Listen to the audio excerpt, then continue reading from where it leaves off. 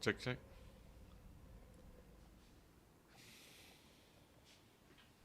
Sorry, 1 second.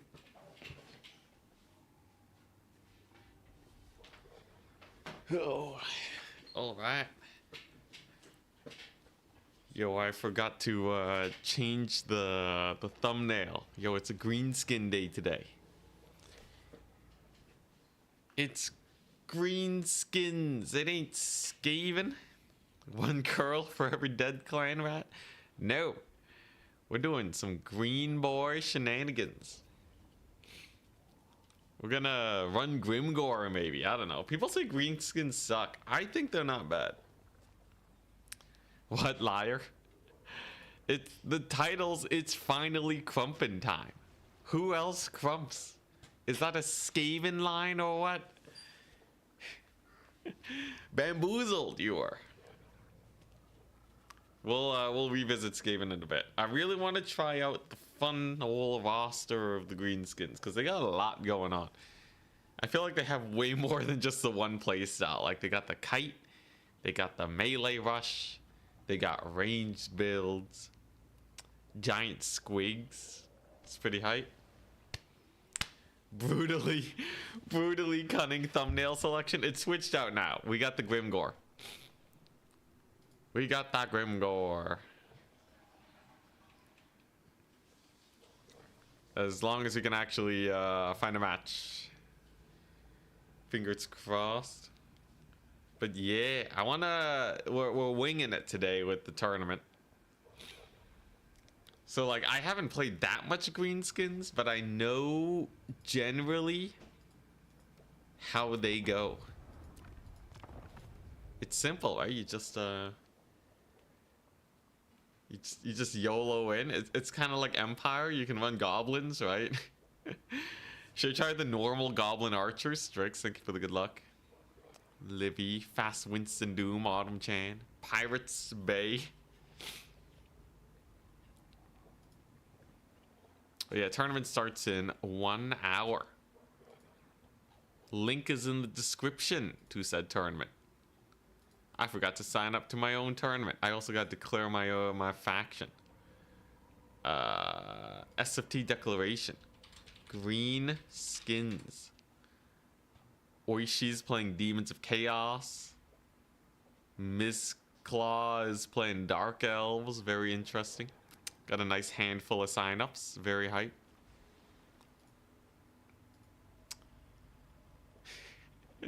You just YOLO in. That's how you play all lords. Okay, Greenskin lords are generally pretty squishy, right? The only one that's not gonna die immediately is like Grom the Paunch.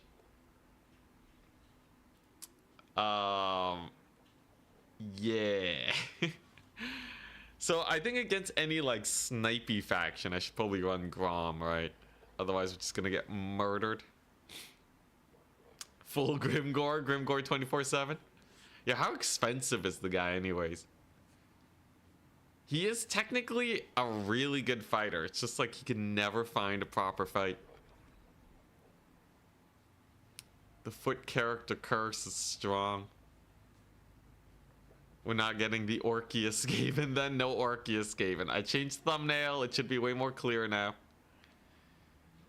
I look, the way YouTube works is like you copy your stream settings. I don't have mods on, by the way. There's just no one on ladder. Charix. We're not Charix. Gravdir. Gravdir, get in here. Great in a fight, but nobody fights him. It's the ultimate curse. While Kalita is a decent melee combatant, and everyone wants to fight her. Black Orc Big Boss looking good. They have AP now. They didn't have AP before. What? Yeah, we're going to be trying out a bunch of stuff. I think Greenskins are a strong enough faction where you can experiment with them. Unlike the Dread Skaven. So, what are the things we got to try out first? Obviously, we got to go for the Grimgore, right? Now, he costs 1,300 baseline. They did buff his Blood-Forged armor. Is it worth? No. It's not really worth. I think the best ability on him is the You're Next. So you can do Grimgore plus a River Troll Hag. Nurgle, wonderful. Grimgore, River Troll Hag. He's just gonna like, oh, Grimgore has 7k HP. God dang. Wait, yo, he's actually pretty tanky. That's like 10 Spirit Leeches to kill him. Let's see here. Yeah, so we'll go with the Hag and then we go Mither, right? So this is the mega loadout. Plus Black Orc Big Boss on a boar. He only costs 950. The Scarvet of the Greenskins. And then let's just play insanely fighty this one. So it's Nurgle, right? But technically Grimgore is a beast. Nurgle can't possibly be that good of a fighter, right? It's just Nurgle. So like, what if we do the ultimate test of the Greenskins and see if we can outduel Nurgle with the power of Grimgore and pump wagons, yeah, and orc boar boys, and the savage ones are bad because they have magic damage, and big guns. And for my single entity, yo, everyone's taking Colossal Squig, but a Ragnarok Spider has way more armor. It's just this guy's a little more maneuverable, isn't it? This thing has Rampage, so it sucks. It's got that nasty Rampage. Idol is surely worth it. The, yeah, Rogue Idol. I tested it against Nurgle. It really ain't that good. It really don't got the chops. You know what? One Ragnarok Spider. Done.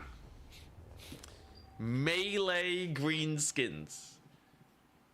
Gork would be proud. Idle OP. Definitely not. Do orcs get any healing? Yes, their trolls regenerate. And Grom the Paunch also has healing. But yeah, Grimgore has 7,000 HP. Let's just see if he can actually get into a fight for once. If you thought Grimgore was slow, let's see. Idle's 36 speed. Idle is 31. Bro, that's like Nurgle speed. Garbage. Hey, what's up, Twitch chat? Madoged. What's up? Rent a cat. Hello. Nurgle needs Furies or Rotten Knights. You mean Plague Drones? Furies can't kill. Oh, Artillery. Oh, yeah. Like, obviously, range builds are better versus Nurgle, but, like, I gotta try the melee Greenskins against them. These first few matches before the tourney are always best for just getting a feel for the faction before we make our deep dive. So, hopefully, we can dig him out.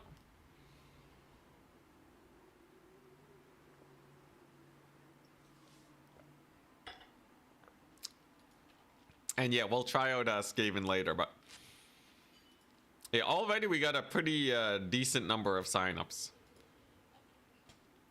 Oishikun's here, Charix is here. There's Bigger Fish, Pontim's Claw. Some spooky names. What are they playing as?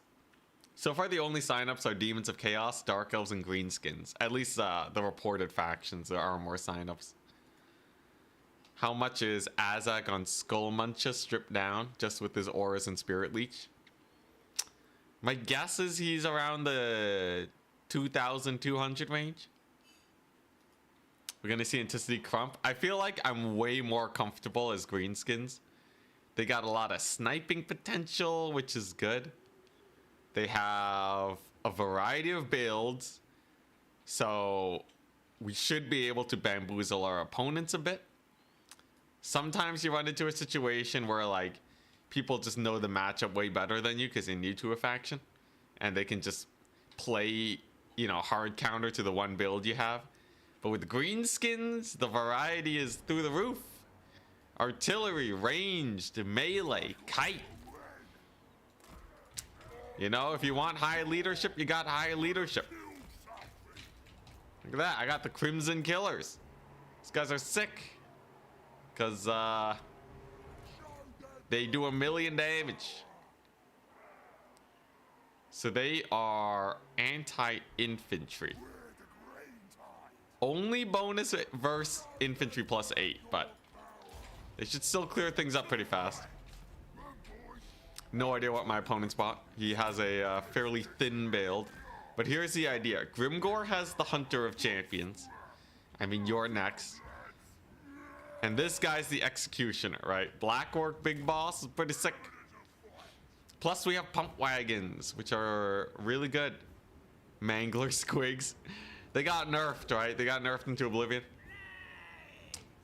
Technically, they're probably still very good versus elite infantry, but yeah, I don't think they'll cook too hard. There you go. Great unclean one. Extra 30 damage. My opponent knows what's up. He bought Kaizek. All right, this is good. What are those? Normal Rot Knights? Normal Rot Knights. Yeah, I wonder how my Boar Cab does against them. I gotta get a good feel for how these units go. Generally, people respect the Greenskin Cav quite a bit, though. Some people say that's kind of their biggest asset. He's green, but he ain't no Green Knight. True, true. What are those? Chaos Warriors. So first things first, Swamp Breath is kind of cool. He's gonna rancid me. Ouch. Swamp Breath with the little mini damage. Grimgor with the You're Next.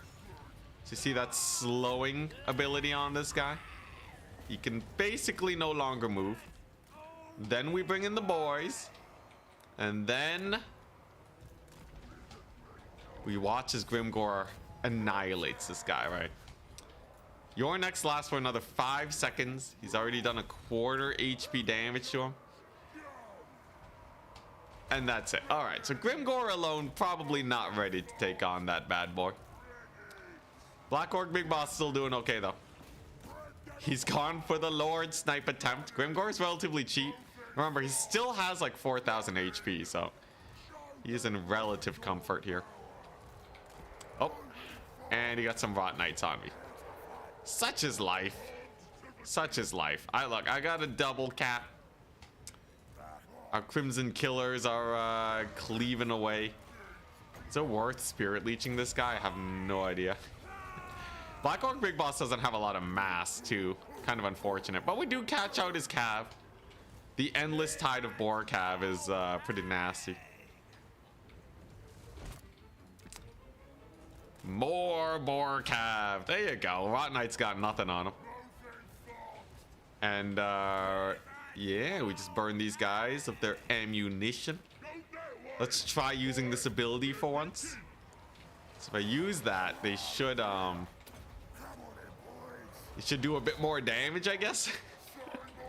It is 50% more damage. In theory, it's a high amount. It's just never really feels like it gets anywhere. Grimgor should be one of the best duelists in the game. He really is. He just kind of has a hard time getting targets. And exalted great and clean ones are quite the menaces too. You know, I think like Grimgor just straight up against an exalted is supposed to be a little bit spooky at least. There's a debuff though. 19 melee defense. Look at that guy. Slow him down. There you go. Grimgor has got him. He got him on the second go. Let's see here. Black Orc Big Boss is on him too. Yeah, it's just a little bit of a team effort that was needed. They got there eventually though. And just like that, as you can see, the Greenskins do uptrade into Nurgle in a melee grind fest. If you play it right, I guess Nurgle just sucks. I guess. Yo, that's kind of crazy though. Like it's not a common occurrence that I can just fight Nurgle. You know what? Man, I really don't know if this is worth it all the time. Why can't I cast that? Can you not cast it when you're like getting knocked down? Weird. Anyways, you can see Grimgor. He's tanking it out pretty well. He has a couple Nurglings over here, but this one's over. Not bad. Not bad for a first showing, I must say. Usually when I play factions, it looks a little sus at the beginning. Don't let Turin hear that. Which part specifically? There we go. Yeah, I feel like Greenskins, I don't know. I feel like Greenskins are sick. Oh crap, wait, these are the damage reflect Nurglings. So whenever they get hit by a melee attack, they do like what, 7 damage back? 10 damage. Doesn't matter though, he taps out. Good start, good start. Yo, if I could just do this for the whole tournament, easy peasy. The Nurgle sucking part? Ah, that part. I guess. Honestly, the foot Tarmacon is pretty crazy. Where is the Green Knight?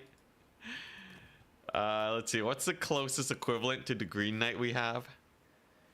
Yo, they gotta make the Rogue Idol cost 1,500, same as the Green Knight. Okay, so that was pretty fun. That was pretty solid. What I want to try out now is a single entity squad, akin to the Shredder of Lustria shenanigans you can pull. I feel like that'd be pretty cool. Is Nakari the current best duelist? It depends on the situation, but generally Kugath is the best duelist on account of his absolutely insane HP pool and healing, along with, you know, just good stats in general. But obviously he doesn't cycle charge very well, so there is that. Oh, it's Chaos Dwarves. I wonder how the double Colossal Squig does in this situation. I could go Colossal Squig Arachnarok Spider. Gobbo Shaman Gaze Sniping and Mortis Engine. Who has a Mortis Engine? Ooh, yo, let's try some Grom the Paunch shenanigans, right? So you get little Grommy in here. You got the Squig. You got the Banner. He's probably gonna have like not enough range units to shut this down, right? So you stack it with the Snotling Pump Wagons. Oh yeah, Grom counts as a chariot. Stack it with the Pump Wagons. See what's relatively fast I can charge in there. You know what? Mangler Squigs got nerfed, but are they really that nerfed? One must test. If we get massacred here, so be it. So I'm gonna try rushing them with the Goon Squad. Magic wise, honestly, Greenskin magic is like one of their lacking points. I guess I'll settle for just a vanilla. You know what? Let's not go too vanilla. Let's get a let's get an Orc Shaman. There you go. And we'll give them Brain Burster to knock down the shotguns if need be. Mass Squig build against Chaos Dwarves. You think we just take 1,000,000 of these guys? How do we kill their cavalry with single entities, right? How do we kill their single entities with single entities, right? You greenies, yo, greenies are hype. They have like one of the more diverse rosters, or at least in terms of playstyle, I feel. Usually you do want at least a little bit of infantry, but like what if I just go mass squigs? What if we just go actually just squig max in it? And the Crimson Killers again, because they're hype. Yeah, anyone know if Fanatics are good anymore? No one's been using Fanatics. You remember when Malice Darkblade was considered one of the best duelists? Those nerfs hit him hard. Did he beat Sigvald before? I feel like he probably did. Sigvald's good, but Malice has healing, 2 HP bars, high enough melee attack to punch through Sigvald's healing. Sigvald's the best duelist when people are tired, though. After a long fight.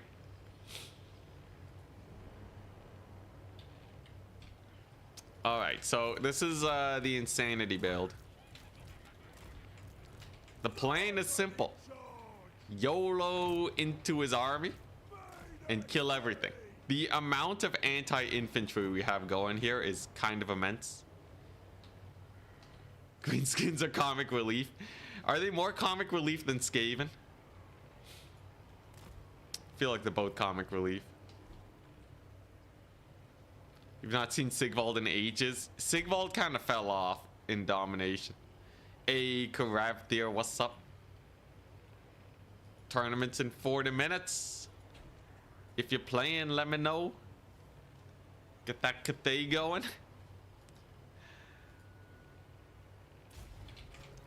Sounds like a true Greenskin. YOLO into his army and see what happens. Yeah, you see that magma cannon? Gonna do nothing. I assure you, this army is very fast. Kind of terrifying. I got my caster in here.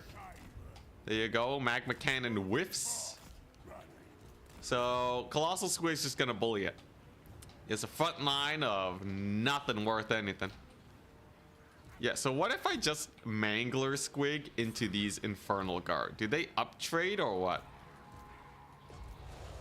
That's what I really want to know. Oh, there he's using the buffed.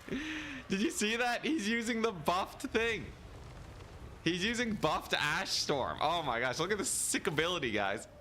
You just see that? You just see that sick Ash Storm? I can never get over. I can never get over it. That's too hilarious. What's Grom doing, man? Yo, 10 out of 10 ability right there. You see that slowing effect? Huge. Absolutely huge. Oh my gosh. I'm shivering my timbers right now at that spell. Woo. Yo, where's Grom at? All right, Grom, you can oh, he's chasing the skirmishers, no wonder. Yeah, let's just continue the murder. This thing has a big old vortex ability that kind of just kills everything around it. The Manglers. I feel like Manglers might be underrated. I'm sure they're not like the best unit in the game, but I feel like maybe you could make them work. Also, yeah, 40k Greenskins are way funnier than Total War Greenskins. Okay, he switched to the Curse of Hashut. I'll just go for the Lord Snipe. Yeah, how much damage are these guys doing? They should have maintained their anti-infantry killing power, right? Yo, honestly, Chariot Mangler Squigs kind of jokes. Just kind of YOLO them in. Let's just take a look at this effectiveness versus the Chaos Dwarf Warriors. So they're not especially fast. How much damage do they do on the charge? Decent amount of damage. I don't know, man. It's okay. It's fine. Jazzawat's getting murdered, though. Colossal Squig's pretty good. You weren't invited to this fight. Yeah, yo, where the blunderbusters at? In more Infernal Guard? This guy. This guy, how dare he? Alright, Mangler Squigs have rampaged. Oh, he's throwing it down again. Look at the Ash Storm. Look at it go. And they get caught in melee before they can get their shots off. Rip. You know, they might have actually done some damage if they were able to shoot. A little sus. Come on, Mangler Squigs. We got one explosion.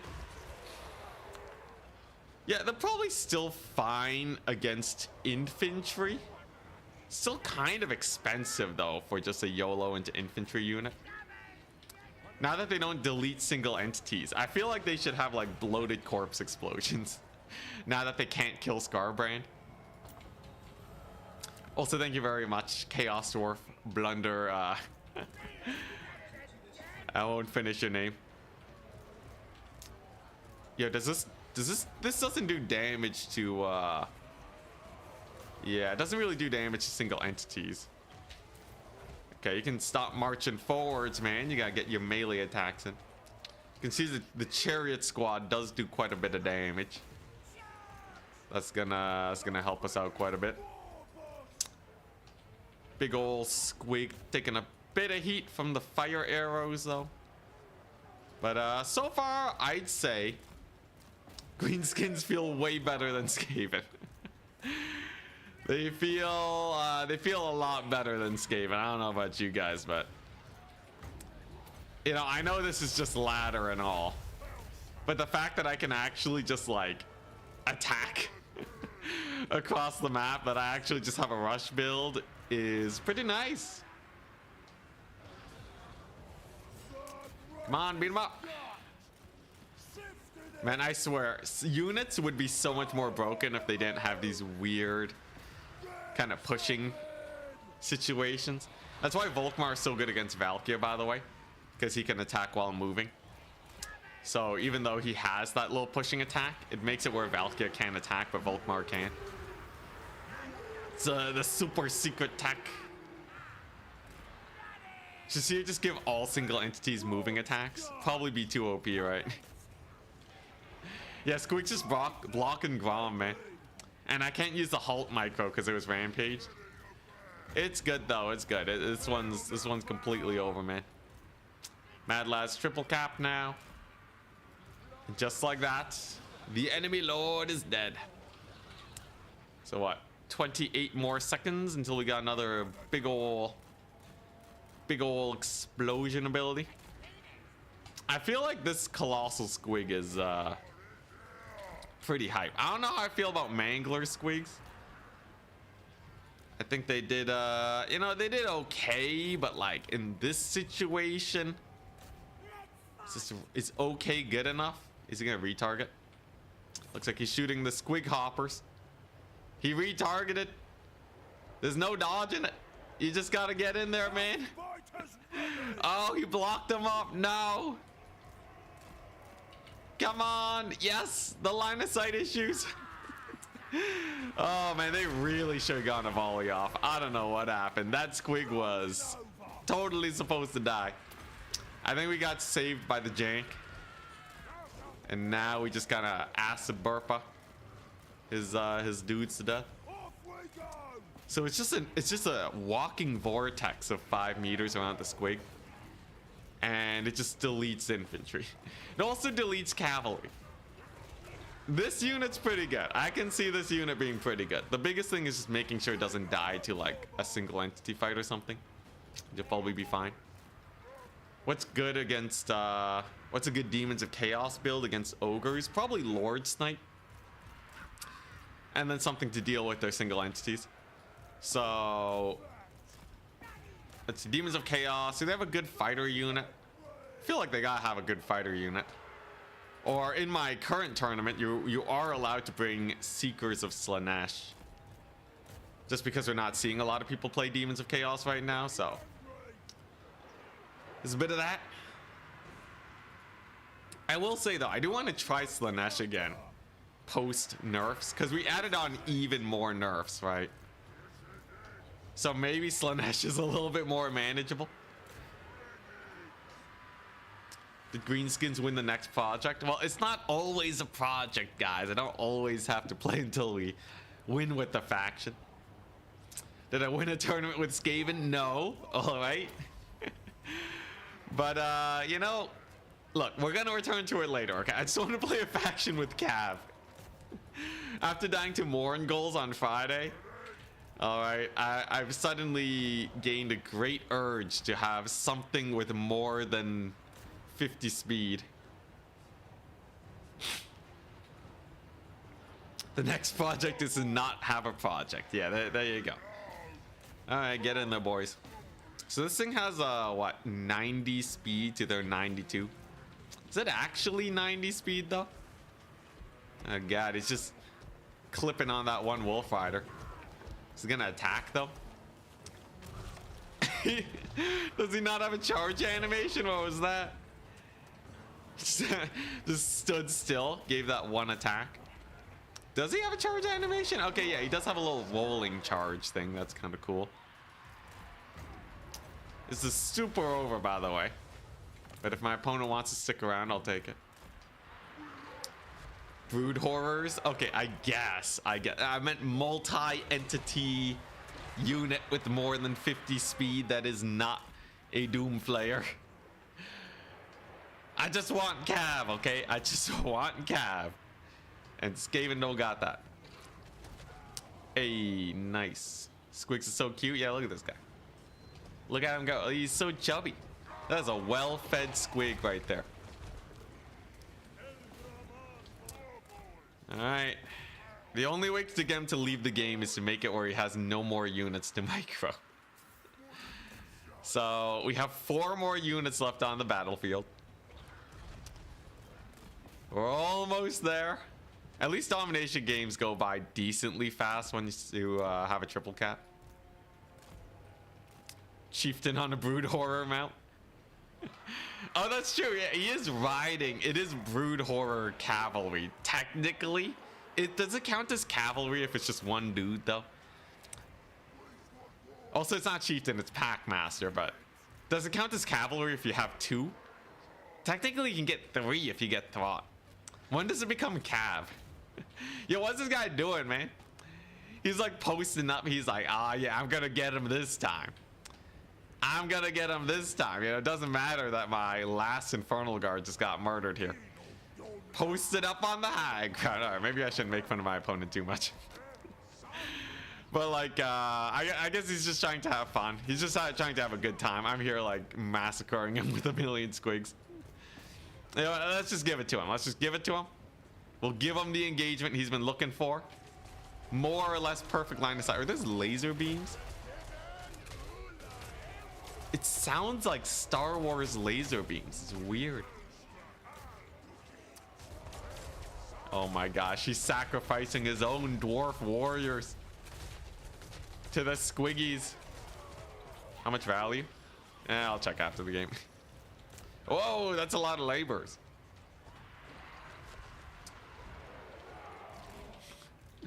Bloodthirsters are less dangerous than a lame goblin. Depends on which goblin we're talking about, okay? And like Bloodthirsters, I feel like if Khorne had more slowing effects, Bloodthirsters would be a lot scarier. They do suffer from being a flying unit. There is a lot of jank. It's why Scarbrand can be quite spooky. Okay, so Mangler Squigs are only okay. Like, this guy is sick though. That crazy AoE. You want cavalry? How about playing some dwarves? The true test. Okay, dwarves have gyrocopter cheese though. I feel like I can make a lot of use out of that. So far though, greenskins are feeling amazing. What a breath of fresh air. Let's see here. You know what I want to try? I really, after the Empire Archer build, I really wanted to go for 1 million archers. These guys are technically expensive. They cost as much as Empire crossbows. But they have a lot of entities. They got a lot of oomph. Let's just see how they do. We're up against the Dark Elves, okay. So probably gonna have Medusas. So we got the Pump Wagon support squad. Let's see. Black Orc, big boss. Yo, what lord should I go for? People said Azag.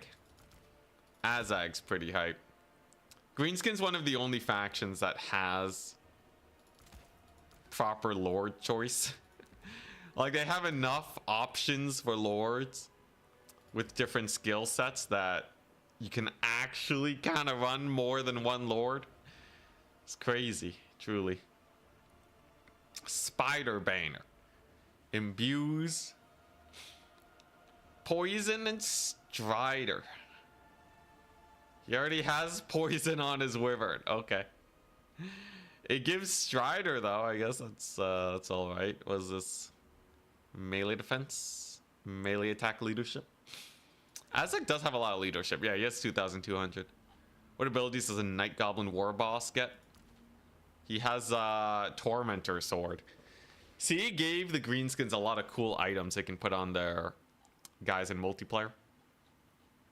It's quite nice. Now, Dark Elves are an interesting bunch. They can get a pretty spooky front line if you're not careful. But this should do. Very light front line we have, but Azag to provide leadership. Then we got the Orc Boy Goon Squad. Just spam a million summons. And do I need a squig for the Medusa? I think if we just win the infantry fight, my Cav can kind of run everything down. You know what? One Stone Troll. It's been ages since I actually ran Stone Trolls. And you know what? One Moon Howler. 'Cause why not? Let's do it. Dang, we got another Demons of Chaos for the tournament. Charx is playing Betonia. Dang, Betonians. I hate Betonia. I hate playing as them. I hate playing against them. If there's a Betonia in the game, I'm gonna lose. Purple Sun Supremacy. Man, if Purple Sun casts a little bit faster, it would be so good. Nasty Skulker is good versus Elves. Not really. Elves aren't that high in armor most of the time. And their slowing effect doesn't usually catch Cav. Well, we got a Nurgle, we got a Skaven, we got High Elves, Demons of Chaos, and Warriors of Chaos. Am I the only green boy? Your performance so far makes me look ridiculous with you playing Greenskins. Yo, it's pretty chill. The thing is, the biggest part about multiplayer is knowing how to take good units. If you have good units, you're probably already ahead of most people.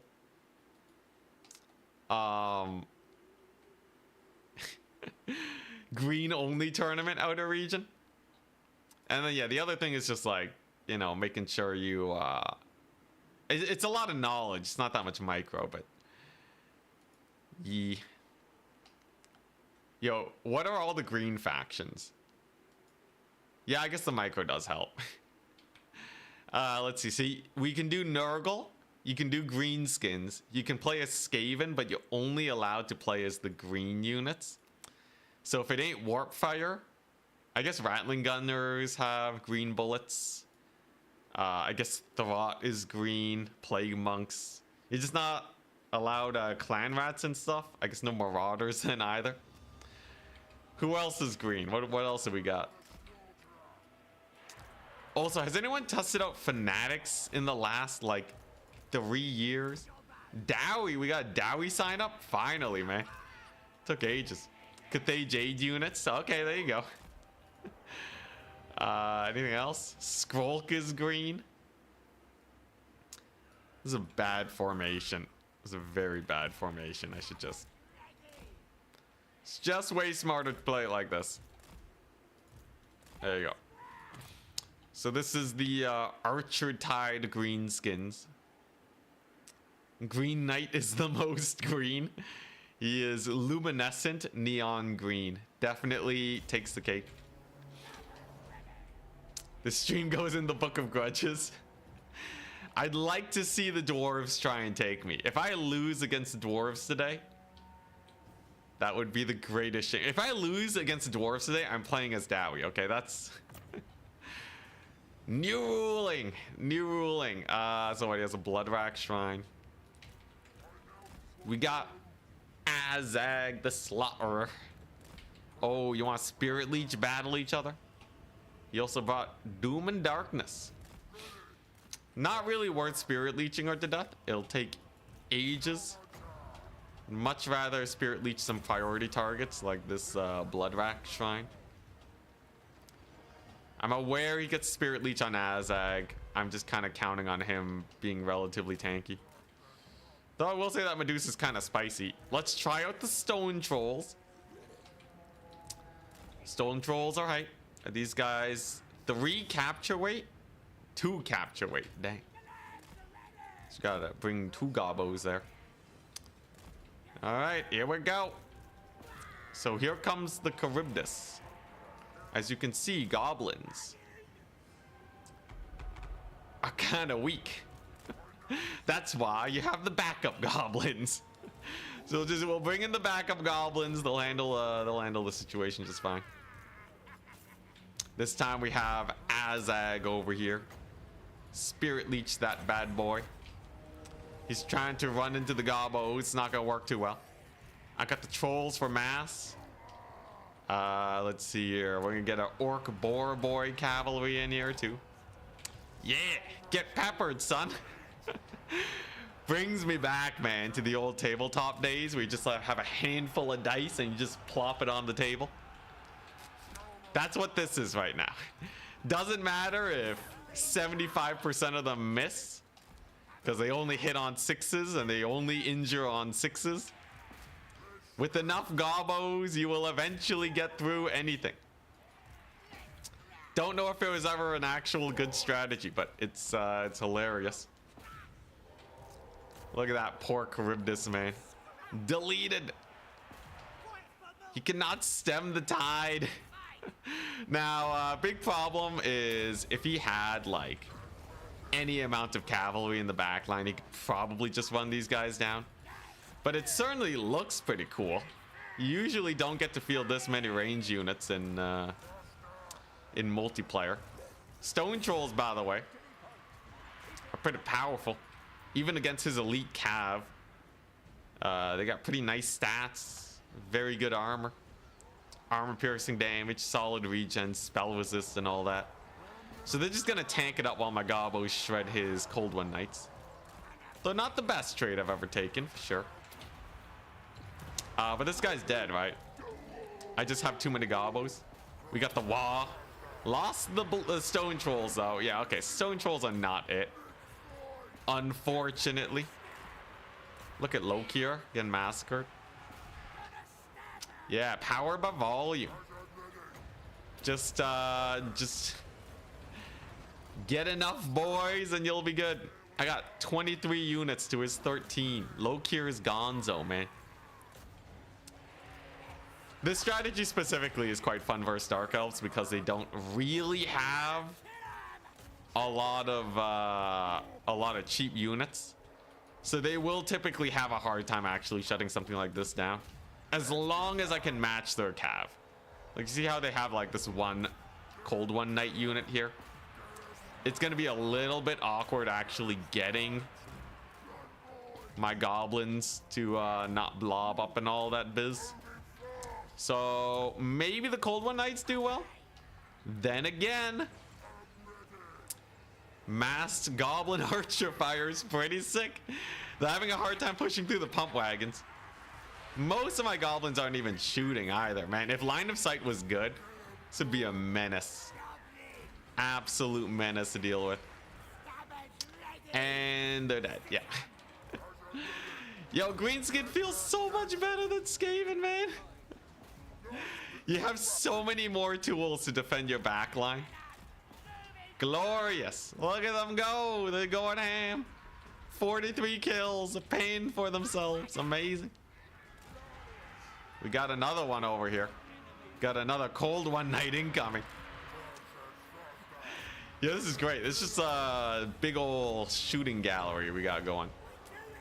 Look at that. So we're going box formation with these guys to help them not blob up. Then we stack up our pump wagons on them. Man, line of sight though. Line of sight's still kind of jank, unfortunately. Some of them are able to shoot, but yeah, you really can't go like mass range builds because like once they get on top of your range, you're kind of screwed. In that case though, it went pretty well. Solid damage on all of them. Front line did all right. Didn't even kill Azag, Charybdis, Omega dead. It's kind of fun. It's kind of fun. I feel like normal goblins, you probably don't want many of them though. Maybe like a 1 or 2 of. That was great. Yeah, it was fun. Hey, B6 playing Skaven again? Hell yeah. Gave that Savage Orc Shaman a try yet? I guess I might as well on this one. So, Greenskins, man, it's going so great. Squig Rush, already did that one. So the Savage Orc Shaman is basically Azag with what's it? The big wall lore. He has Mumbo Jumbo Chant. He is cheaper than Azag. And he has a Discouraged effect. Plus 24. Is he basically Alberic? Mad Mads. Is this guy basically Alberic? Physical resist aura. Sure, that seems okay. And then we're playing against Korn. You know what? Lord Snipe strat, right? So what is the best way to Lord Snipe? We have the Goblin Big Boss. Okay, hear me out. Hear me out. We're cooking. Okay, it's Korn. So we can actually... do I have a slow? Do I have a net? I think I do have a net. Yes, Snagla. Okay. Spiderweb attack. 18-second net. We can buff his damage by 50%. Then we got this guy. They need stab it. 29 seconds, armor reduction, melee defense reduction. Potion of Foolhardiness and Sword of Anti-Heroes. Put him on a giant spider. And then we're just going to delete whichever lord we come across. But we're going to need to distract their infantry naturally. So given that we are playing against Korn, I'm going to go 5 Fanatics to clear up his elite units, right? We take the Night Goblin Spears on the flank. This is an insane build. Nasty Skulker, sure. And then the rest is Orc Boy backup with a couple Squiggies. He might have Skirmishers. We take the Forest Goblin Spider Riders. Let's see here. I'm just going to try to melee Korn. Like, if we can melee Nurgle, we can melee Korn. I got Fanatics.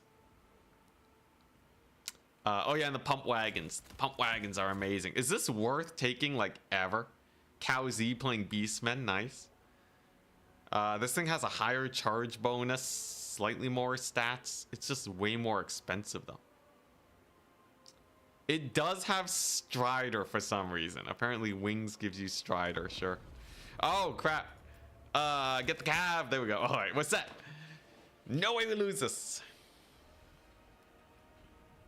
Caraftier signed up, hell yeah. All right, here we go.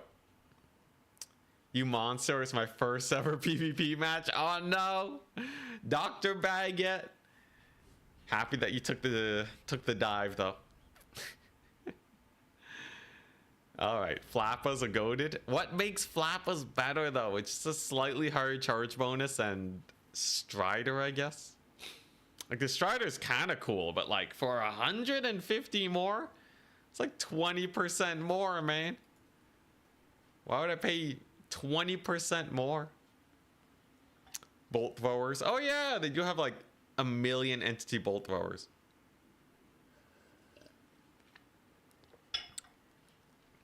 It's Krumpin time. Yo, this tournament's gonna be so hype. Tournament in 12 minutes, by the way. Check in, people, if you haven't. Let's take a look at the signups. How many peeps do we got here? A lot. Bigger Fish needs to sign up. Charix, Cow Z, Ginny, David. They gotta check in at some point. Alright, so the plan is simple. We got a million abilities and we're just gonna Lord Snipe. I'm gonna do this like, I'm gonna do this the Petonian way. At least how I learned Petonia. Bolt thrower accuracy so bad. The cheap though, right? Oh, we got a Korn hype. Egg Specials playing Slanesh still, despite the restrictions. Hell yeah, I like it, I like it. We welcome the people who are ready to test the rules. The momentum helps them get deeper into units while the charge is still active.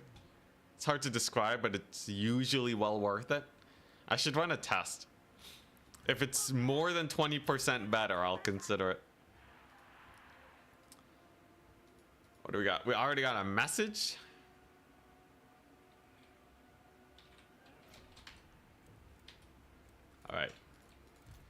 adminning already and the tournament hasn't even begun.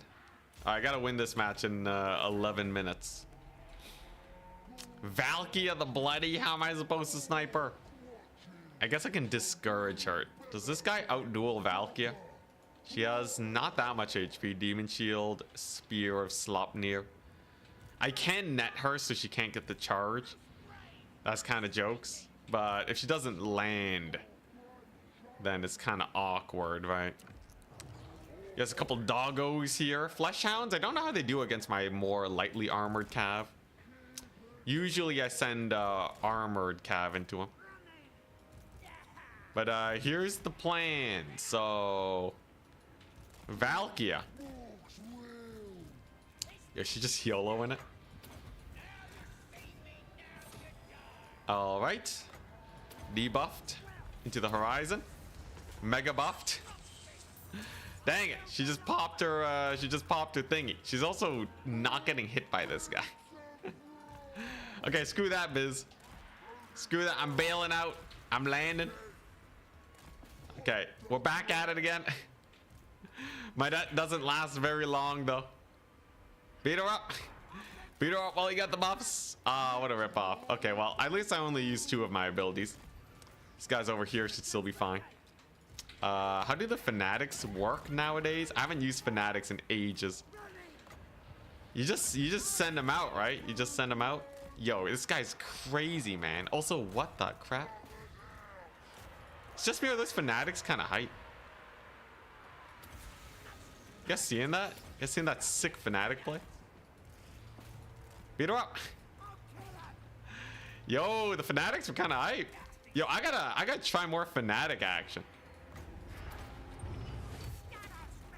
That was pretty sick. Yo, I can just kite back with them and just send them out again. Okay, first things first, so we gotta beat up Valkia. Pop the buffs. All right, here we go. Yo, are they secretly OP? Imagine if, like, we discover the sick Fanatic tech. Like, look at this. Those are Marauders of Khorne. Get Fanaticked. Get Fanaticked, son. And then, yeah, we just send them out over here. And then we just send them out over here. Yo, look at that damage. It's like 50% of their HP in one go, man. Why are people not using these guys? Yo, that's sick. All right, yo, this must be investigated further in the tournament. So you just play super safe with them, right? You just play super safe and then you're good. Let's see, what are those? Skull Reapers? What a crazy mad lad. Okay, I'm gonna need some chariots in here to deal with his boys. Gonna get our slow off. All right, here we go. Let's get another one off. Just spam the Fanatics into the horizon. Have another one over here. There we go. Yo, I can't wait to check their value later. I wonder if they're actually killing it. It seems like they're doing a lot of damage. Like, I'm not crazy, right? Fanatics are legitimately just kind of annihilating right now. Like, look at that. How much value does this guy have? He already has 600 value. Yo, our people have been sleeping on Fanatics this whole time, man. All right, today's a Fanatic day. Should have gotten a Fanatical sponsorship. Get netted, son. Valkia net. So she's super dead now. Yeah, this guy's okay. I don't think he's amazing. The physical resist is kind of cool, but otherwise nothing too crazy. Yo, look at this. Get another one. They got 3 of those charges. So, like, if I just keep them safe and de-summon them, would that not be insane? If I remember correctly, land battle folks put caps on Fanatics for exactly this reason. Dude, all right, new tech. New tech. The age of the Fanatics has begun. Yo, if they're banned in land battle, they gotta be OP in domination. They must be. They must. Chaos Knights of Khorne, it's over. He bought the Garbo unit. Let's hear it. Yeah, roll them up. What are those corn gores? Not a problem. I still have 2 more fanatics. Come on, get there. Get them, boys. Nice. Buff them up. Aw, yeah, here we go. The forbidden deck. Come on, just a little bit closer. Just a little bit closer. It's so janky aiming with them, though. I don't know why the aiming is so weird, but... Behold! The most forbidden of techs. He's fleeing. He's running from it. Yeah, yo, this half damage to the corn gores. That's insane, man. That's insane. I can't believe people haven't been playing more Greenskins. Massive friendly fire? I've never friendly fired in my entire life. Not a problem. Not in the slightest. Look at these Chaos Knights of Corn. They got a 250 value. Top tier unit for sure.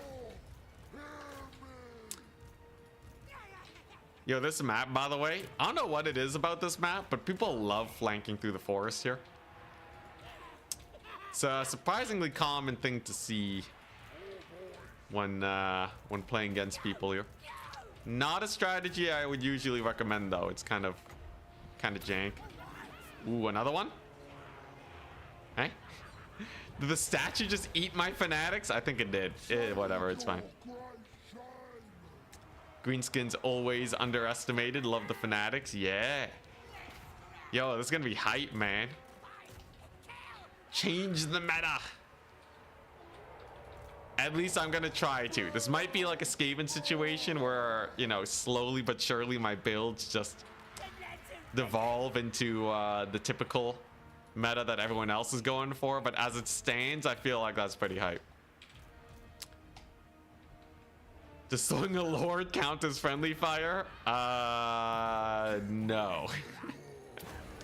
I would never put my lord in a bad situation, and if I did, it's a tactical choice. Thank you.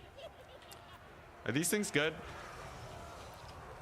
Pump wagons, yeah, pump wagons feel like a standard in the Greenskin roster. I feel like fanatics, pump wagons, maybe some black orcs. It's probably all I really need for most of these guys. There's insanely buffed pump wagons. The damage goes from 2,000 to you know, they're actually not doing that bad. They already got like 150 damage on those knights. They got 37 melee attack. You know. Don't know how much I like the buff spell in the end, but you know, it was something. It was something.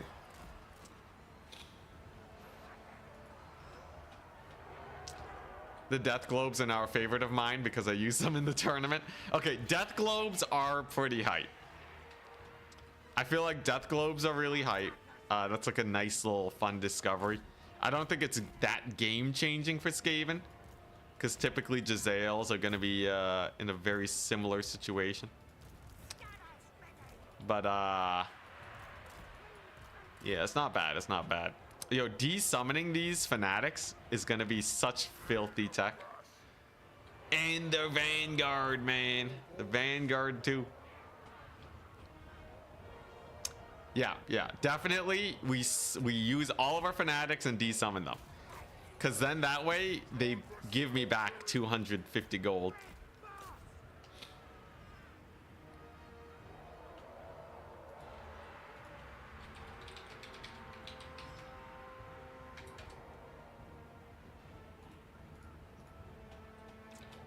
All right, very wonderful.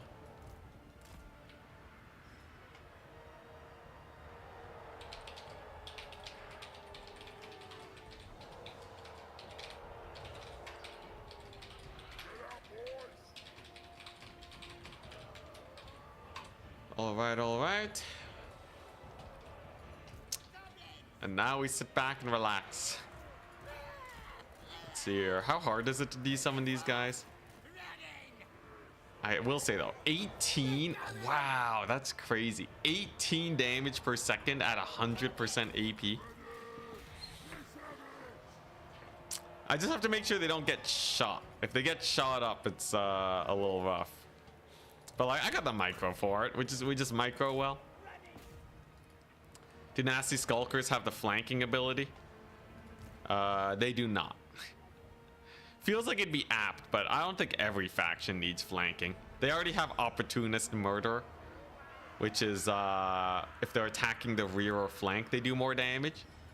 So in a sense, they do have a flanking ability, I guess. Anyways, tournament starts after this one. So let's go ahead and get our win-loss tourney started.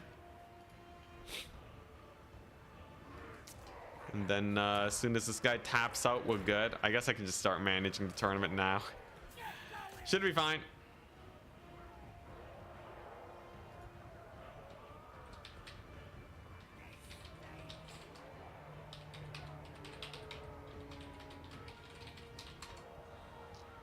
All right. Here we go. The tournament begins now. Tourney starting.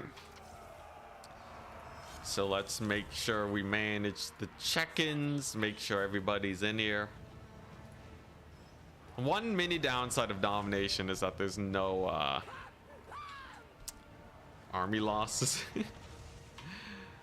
Sometimes the games go on for like a few minutes longer than they really need to, but there should be a thing where if you hold 3 capture points for like, you know, 2 minutes, it's just like, no, maybe it's fine. I don't know. I guess it's not really needed. One of the big things about domination is that it's very friendly to players. See, at Cow, Z, at Jin. Remember to check in and submit factions. Starting in 1 minute. All right, these guys got to check in, otherwise they won't get it.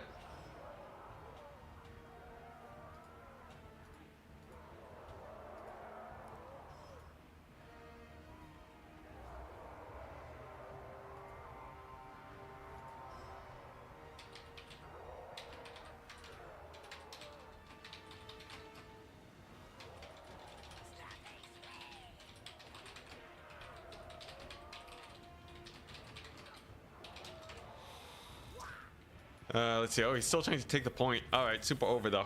All right, here we go. It ain't over till it's over. Yeah, he was trying to capture the point. He was going for it, man. All right, here we go. Let's get these tourneys started. We gotta make sure people are checked in, and then we're good to go. So let's boot up the game with the mod. Head on over to totaltavern.com and we can generate the bracket. There we go. Announcements tourney at Goblins. Goblins. Round 1 starting. All right. Let's do it. Playing as Greenskins. How hard can it possibly be? We should be good, right? When is the Warhammer workout plan coming back? I feel like I've been pretty tired the last few days.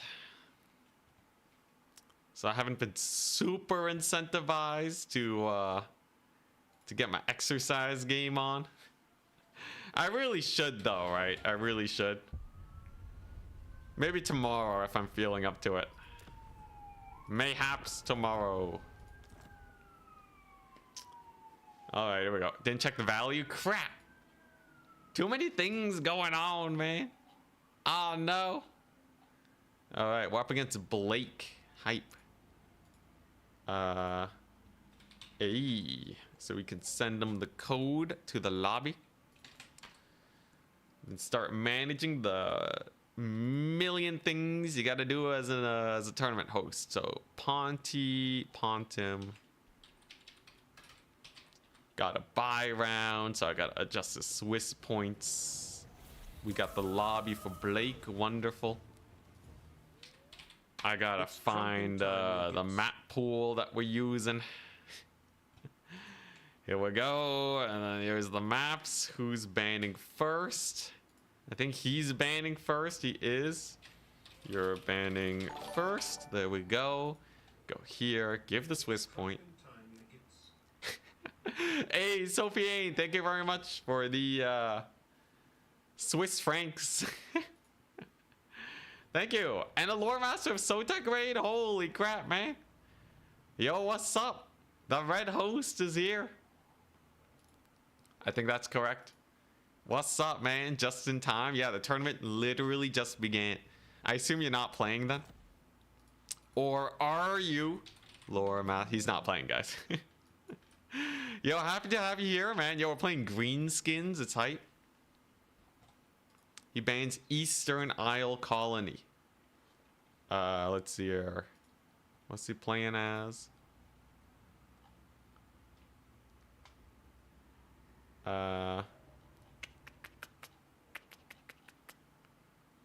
He is playing as High Elves. Oh boy, High Elves.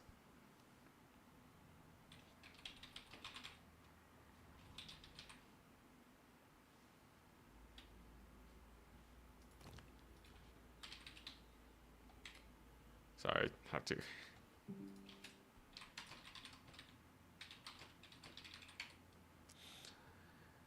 All right, here we go.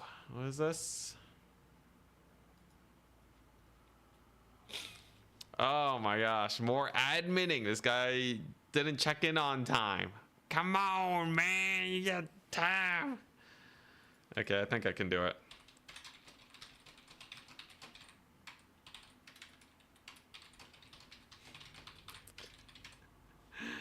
All right, here we go. Look, in the end, it doesn't really slow down the tournament at all much, because usually that's just because people take a long time to finish their games. I gotta be real careful with this though, otherwise I might just break the bracket outright, which would be bad. That would be very bad. So I gotta go here, I believe, and then I gotta add them in. And we save that. Then we gotta go over here. I swear. So much management in these tournaments. Okay, so that's saved. Then we gotta open this.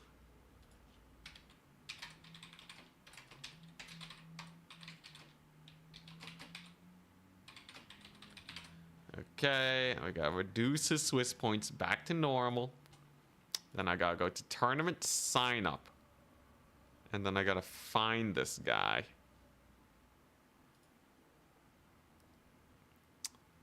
He should be here somewhere.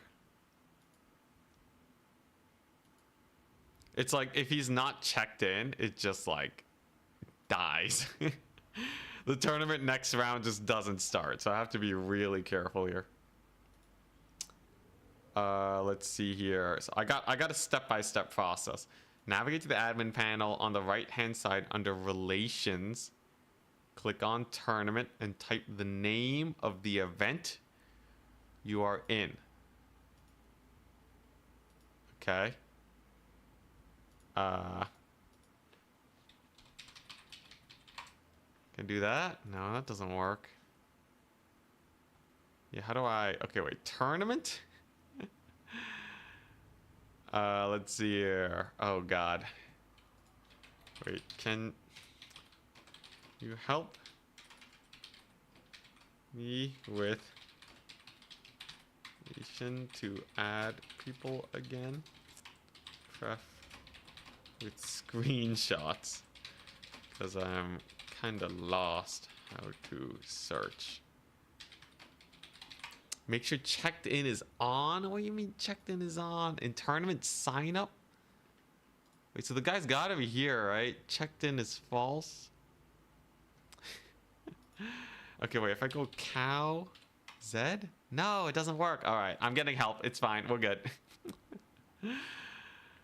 In the meantime, how do we play Greenskins into High Elves?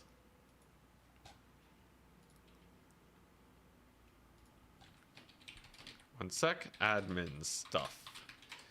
So, Greenskins versus High Elves. This is a video of my gameplay settings. It's pinned on my Discord in the Warhammer channel. Can I sign up now? No, the tournament just started. Let's see here. All right. By the way, thank you again to SoTech for raiding. Sorry you guys showed up at a big old management time. But it happens. Okay. And then, Alright, Greenskins versus High Elves. This should be an easy matchup, right? High Elves kind of just suck. You shouldn't underestimate the High Elves. But generally, their cavalry lose to your cav. They might force you to advance towards them, which would be an annoying issue. What map? So he banned Eastern. I'll ban... Borderlow Landing is fine enough to play against. I'll ban Glade of the Everqueen. Nah, I'll ban Border. So we're on Glade of the Everqueen. That's a fairly open map. That should be to our advantage. He's showing up as checked in and in the bracket.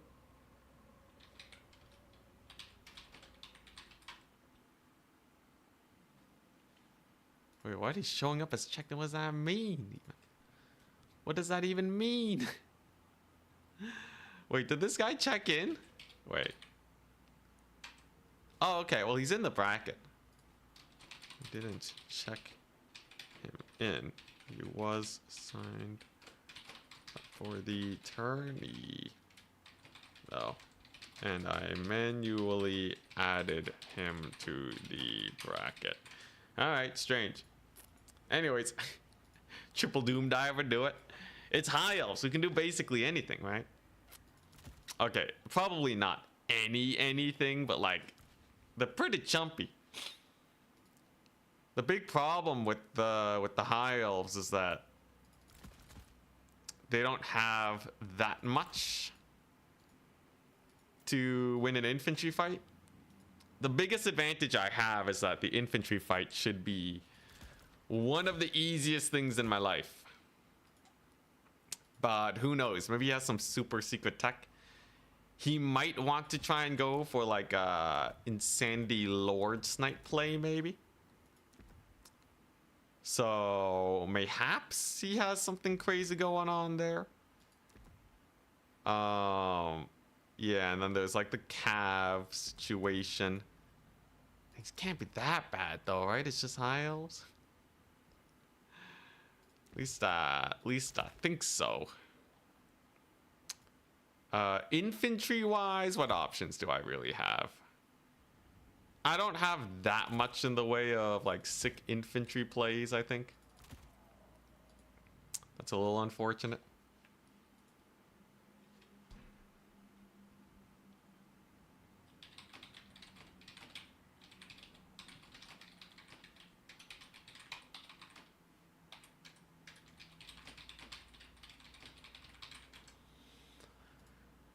Let's see, what else do we want? Hey, Saltech, thank you very much for the Prime sub.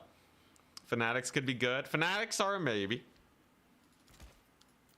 Let's see. What do I want? You know what? One of these is not too bad. All right. Generally, Greenskins, you don't want to take that many range units unless you're going for like a real weird build. Most of the time, though, they do perfectly fine just spamming melee.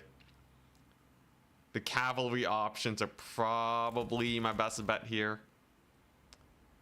There's not that much you can really send my way that would give me issues. Like, honestly, the Boarboy Cav is just amazing.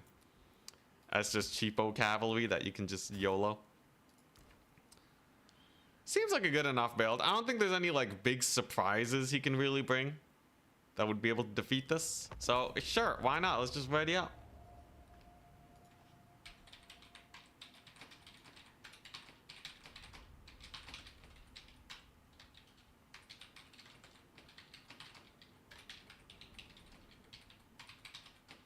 All right, here we go. Greenskins versus High Elves. If I lose against High Elves, that is great shame upon me and my family. What's a single entity monster cap? 3. So big spooky targets you can only have 3 of. But generally mounted heroes doesn't count. So you can go pretty hard on that. How do you show the extra UI of units? Like the green and red circles? Hold space bar. So if you want to show extra UI, hold space bar on the right here. These are my settings. You can either pause now or find it pinned on the Warhammer Discord. I brought Fanatics because I want to try using them today. We got a spooky shaman with vindictive glare. And then just a basic core of some black orcs, an archer, and one of these guys. And a doom diver catapult because I fancy that the elves would not be able to dive my backline. Should be good. He's ready. Yeah, this will be sick. So what does he have? Some spearmen, a techless on his big bird mount. Lots of abilities, lots of magic, a net. So I gotta make sure I don't line up. Gotta offset my boys a little bit because that will shred my face if I am not careful. Vindictive Glare should be decent against them at only 50 armor. Vindictive Glare is a solid sniping tool against that. Doom Diver is pretty good against Techless too. He does have 4 units that are somewhere that we do not see. Maybe Skirmishers. Blind Woozy, thank you very much for the 2 Canadian. Double Arachnarok, Flinger, ROR Idol. Flinger, raw rifle. For $2? Yeah, I might still want to do it though. That's pretty... ROR Idol. So basically it's a kite build. You know, against Khorne, I'll try to sneak it in there, man. I'll do my best. Now, is he gonna try and net me though, is the question. I can give him some cooldowns. Let's get the Fanatics up. The Fanatics are good. You crazy, man. All right, there you go. Dang, that does some damage, man. Yo, this thing does so much damage. Why does don't even try to do so much? Yo, everything on the Greenskin roster is OP, apparently. Yo, where's his cav at? I'm kind of getting nervous. I'm just gonna get 1 cav unit in here. Oh, it's also the Doom Diver catapult. Yes, yes. All right, so that's a solid first Fanatic wave. Techless just received the beating of a lifetime. So he's not looking too healthy right now. We got a Black Orcs in here. Solid attack animation to dodge them arrows, even if it is just slightly. It's another Fanatic volley. Then we pull back. Yo, Techless got super cooked, man. Didn't stand a chance. Can't dodge that. Yep. He's getting massacred. So I got yet more Fanatics coming up soon. And here come the Black Orcs. I got my chariots on the battlefield. There's another Fanatic volley coming on in. These guys can start sneaking along the side. There's another Fanatic volley. It does have pretty good range. So I think it is dependable. Here comes the mobility.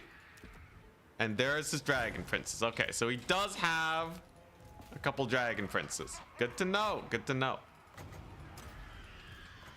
Ooh, that's going to be a good one.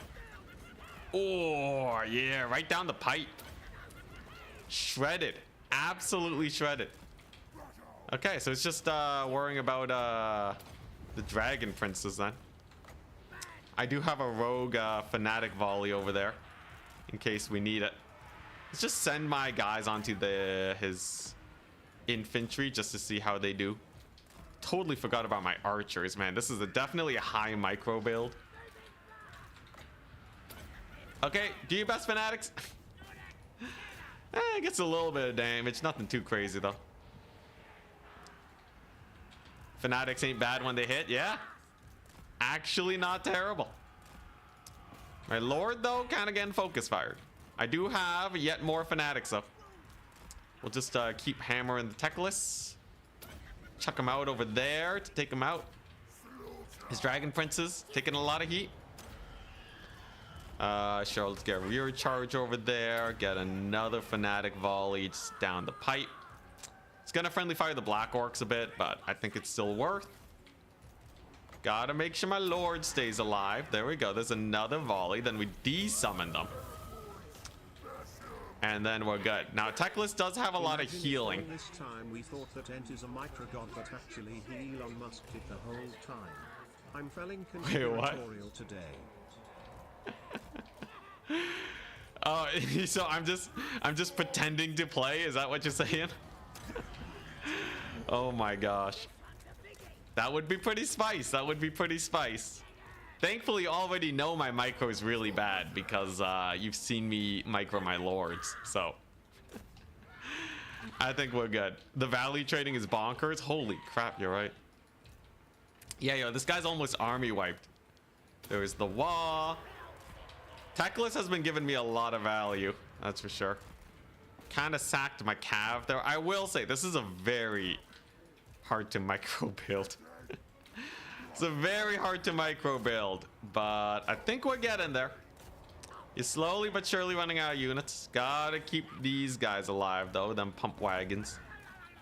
Gotta stay safe.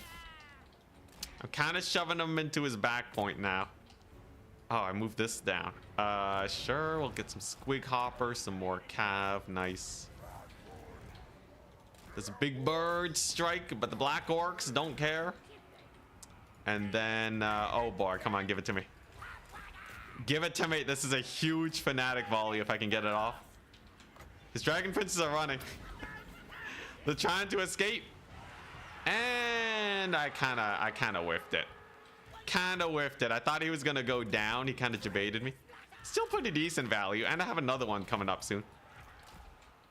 I can start re-summoning Fanatics. That's pretty hype. We'll just get him in there. Do you have any in here? Okay, it's going for the pump wagons. I see. Your artillery's already half out of ammo. Nice. Good to see. Let's just get one of these down. That should shut down his archers. Pump wagons unfortunately get shut down, but the Dragon Princes should be dead now to a squiggy charge. Not the best fight for squigs, but it's good enough. And just like that, we have ourselves a little bit of a shambly victory. I can desummon these guys though. That's pretty hype. I can desummon these guys. The value is through the roof when it comes to Fanatic shenanigans. Techless was surprisingly hard to kill, but overall not the biggest deal in the world. He does finally lose all his cav, and the Black Orcs were amazing. I think the Black Orcs I would highly recommend them if you're playing the Greenskins. They're just a solid unit that isn't gonna die to most things. How the squigs doing? They're doing okay. They should definitely be cycle charging. 5,000 gold advantage going on. Should be able to take out the Storm Riders.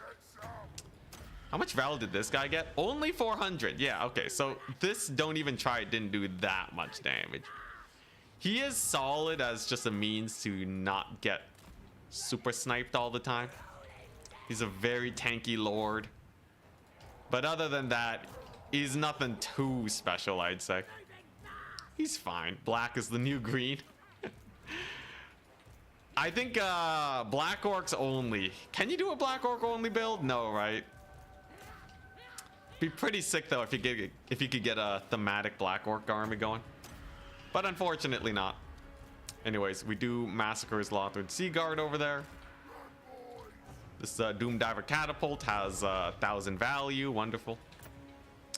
And what do I want next? Probably more cavalry. Cavalry is a really nice way just to secure victories.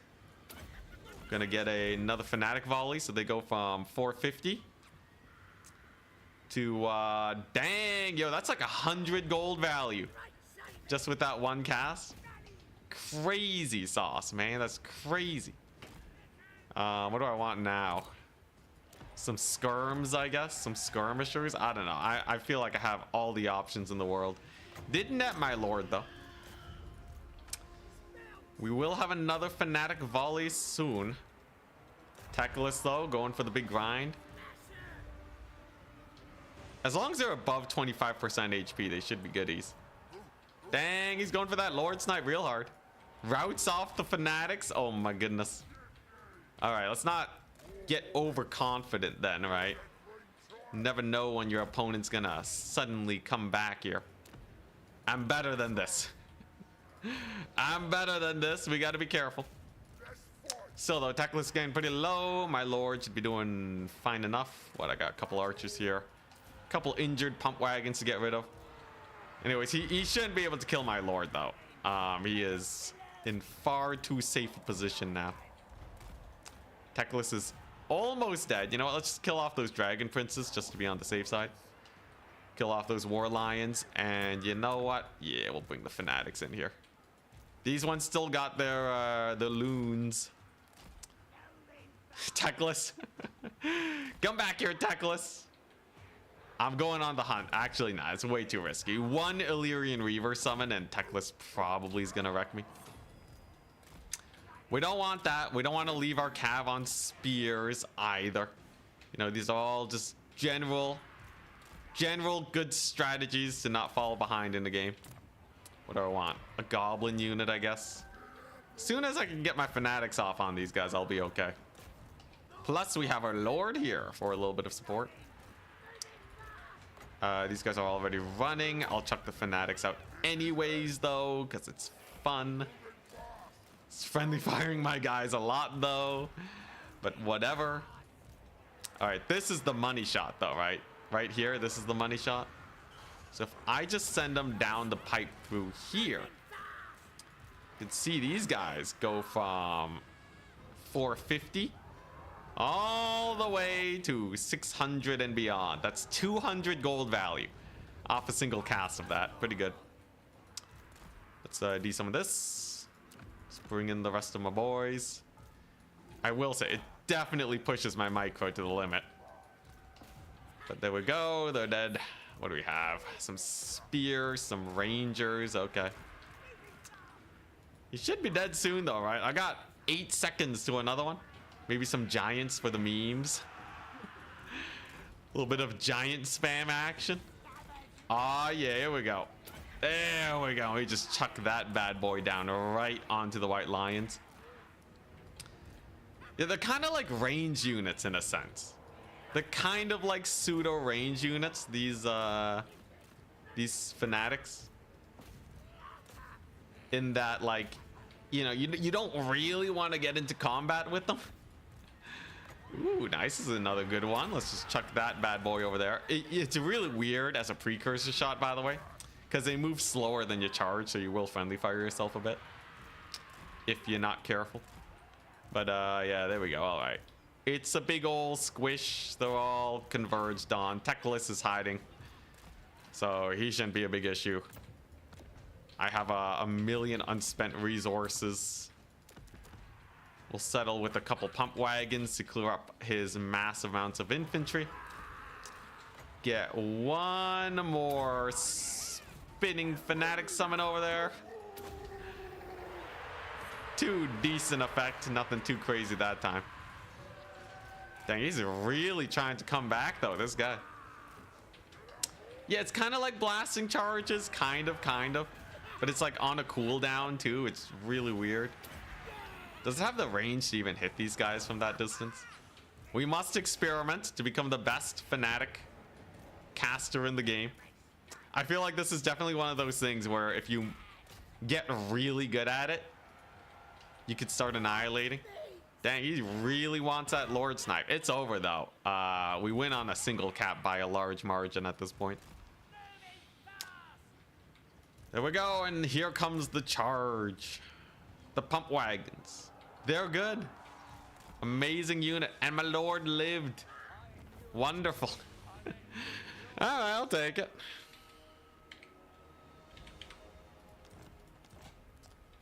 GG, Blake. GG. So, my Lord got 4,900 value. Quite a bit of value, I'd say, considering it only costs 2,000 something. Black Orcs did great. Artillery piece got 1,700. The Fanatics paid for themselves. 566. Remember, a lot of these guys were desummoned. Some of them were resummoned though. 1,060, 780, 460. It's pretty good. Wah indeed, Ethan. Wah indeed. That was a solid one. Oh, he had an Arcane Phoenix in the back, huh? Yeah, I kind of like the build. I think you have to be really careful when it comes to cavalry, but you can also send Fanatics on them too. So probably just Kite is the spookiest thing. I'll take it. I think they're amazing. That was High Elves into Greenskins. Greenskins take the win. That's our first win of the day. A solid start. But remember, there's Slanesh and a bunch of other spooky players in this tournament. There's B6 on Skaven too.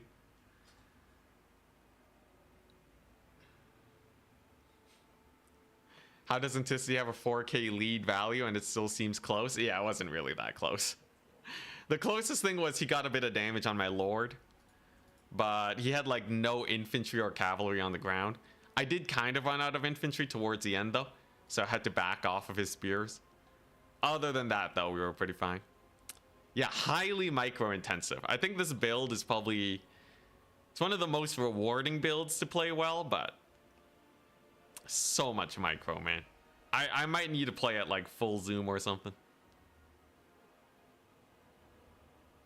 What's it? Oh yeah, I wanted to try out pump wagons.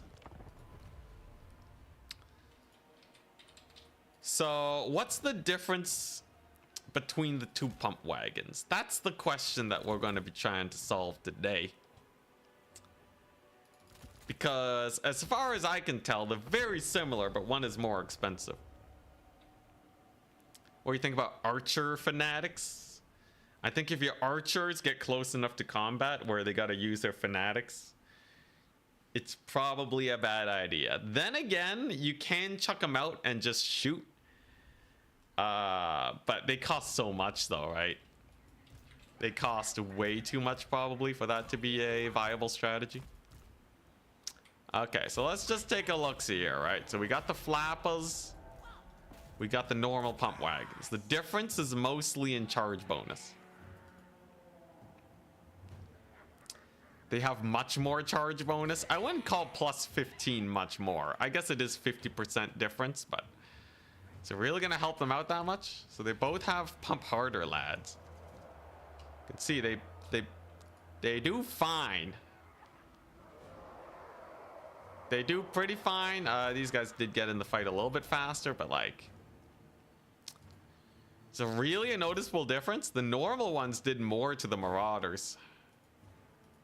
Yeah, it's not worth. It's not worth. Whatever differences they have is so marginal that you won't even be able to tell which pump wagon is better most of the time. Like, how close of a value difference are we looking at here?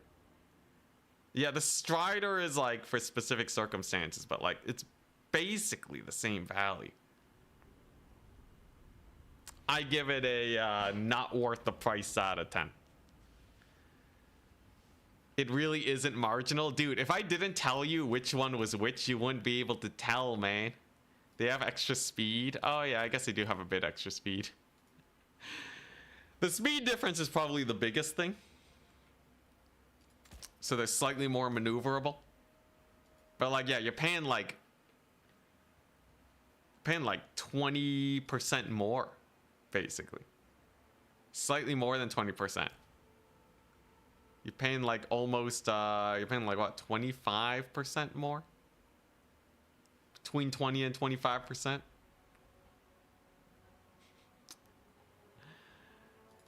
How's the Regiment of Renown wagon though? That's the real question. Logie Bogey Spore Splodas. What a name. Let's just take a look at him. How's it going? Pretty good. I'm liking Greenskins. I like how diverse their roster is. But yeah, it's a pretty minor difference. I would not say it's like, wow, I should definitely be taking the more expensive one. I think they have their use with Strider and an extra speed bonus. But nothing insanity. Now, these ones are not flappers, so they do not have Strider. But they do have giant exploding spores. Look at that speed difference coming into effect. Does get them into the fight a lot faster, I must say. The speed difference is pretty nice. These ones have an explosion effect. Probably not worth the price though, right? I think the way the unit is used, you usually don't really have much of a use for all these little minor benefits. Aside from the speed buff, I think the speed buff has a place. But a lot of these benefits, like usually you send pump wagons in just to do a little bit of damage. Yeah, I think I will stick with the cheaper ones indeed. How's the bracket going? It's progressing. 4 more matches. What I do want to take a look at though. So people said Fanatic archers. So you're paying 75 extra for them to have a ranged attack. Yeah, the explosion's kind of weird because it triggers when units are knocked down. All right, let's try this out. I'm gonna go get some milk. 1 second. And then we'll get the next round.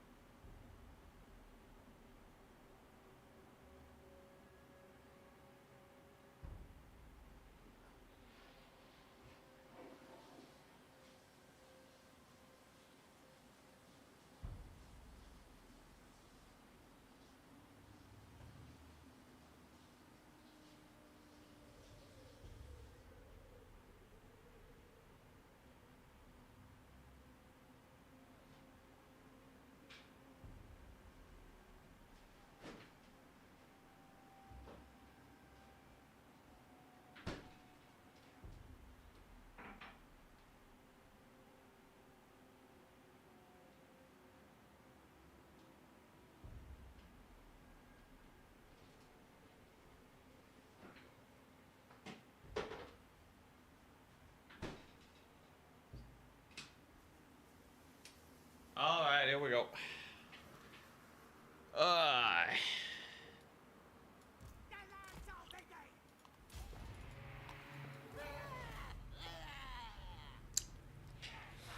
So they are a 115 range unit.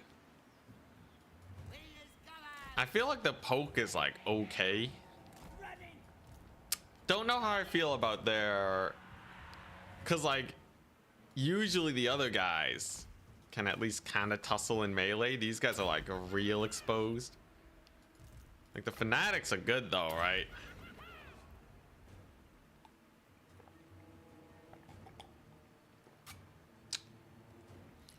But yeah, I don't really have like a lot of shoving power with these guys. And then like, yeah, they can kind of sit around and shoot. But like, you know, I think the main use of the other one is that like, you don't really care as much if they get into melee. Cooldown's very short though. You can basically just spam it out. Like that was mega value. It's kind of like you just have free spellcasters. Poison arrows. Yeah, they got the poison arrows. The other ones have poison attacks. All right, gotta check the thingy-majig.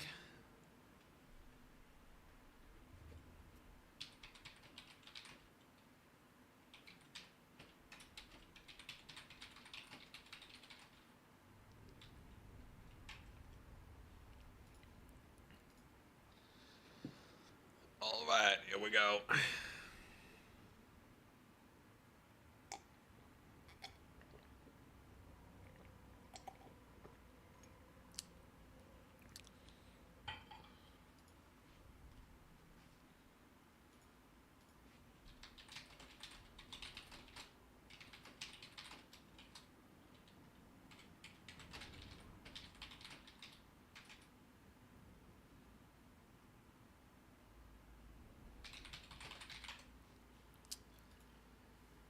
Do Mangly Squeaks suck now? Yeah, they're not too crazy. Chark's still playing his match, the last one. The bribery build. Oh, yes. What was the bribery build? Arachnarok, double Arachnarok, Flinger, Idol. Honestly, not the worst. So, like, you basically just go for just a value trade, excuse me, build.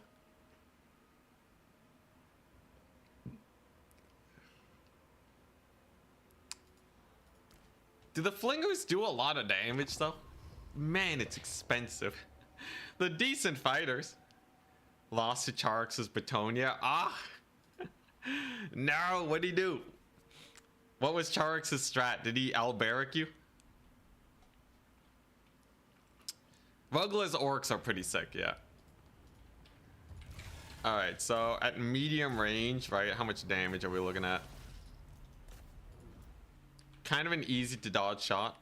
You know, actually not that bad damage though. Remember, these are chosen, right? So you basically get most of your value just shooting at the beginning of the match. You sit around, you relax, start with a little bit of infantry so they can't rush you, and then you take a mainline fight. This guy can give himself more ammunition too. You know, it's not a terrible build. I'll try it out. Lots of cav. He used Faye, Felix, Green Knight combo, huh?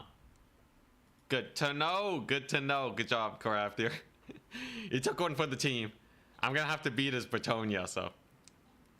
This is the most beautiful build. It's not that bad because at the end of the ammunition, you have a bunch of single entities. But I will have to build around that one quite a bit, that's for sure.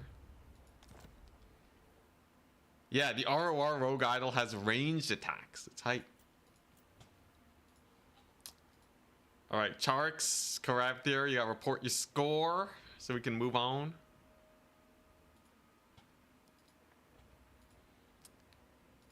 Yes, we got the Rogue Idol, double Flinger.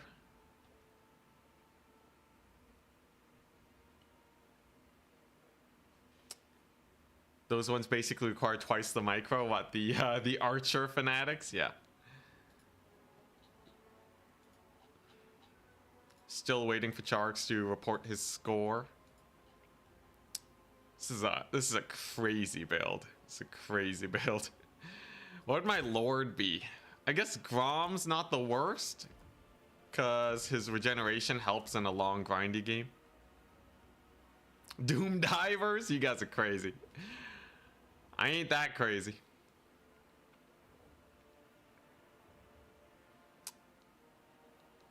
Spiders are pretty fast though, 57 speed. It's the Rogue Idol that's kind of sluggish. Okay, they're finally done, hell yeah. It's time. Advance the Swiss. At Goblins. Round 2. Alright. So what do we got here? Who's our opponent? Son of Heaven. Who's he playing as?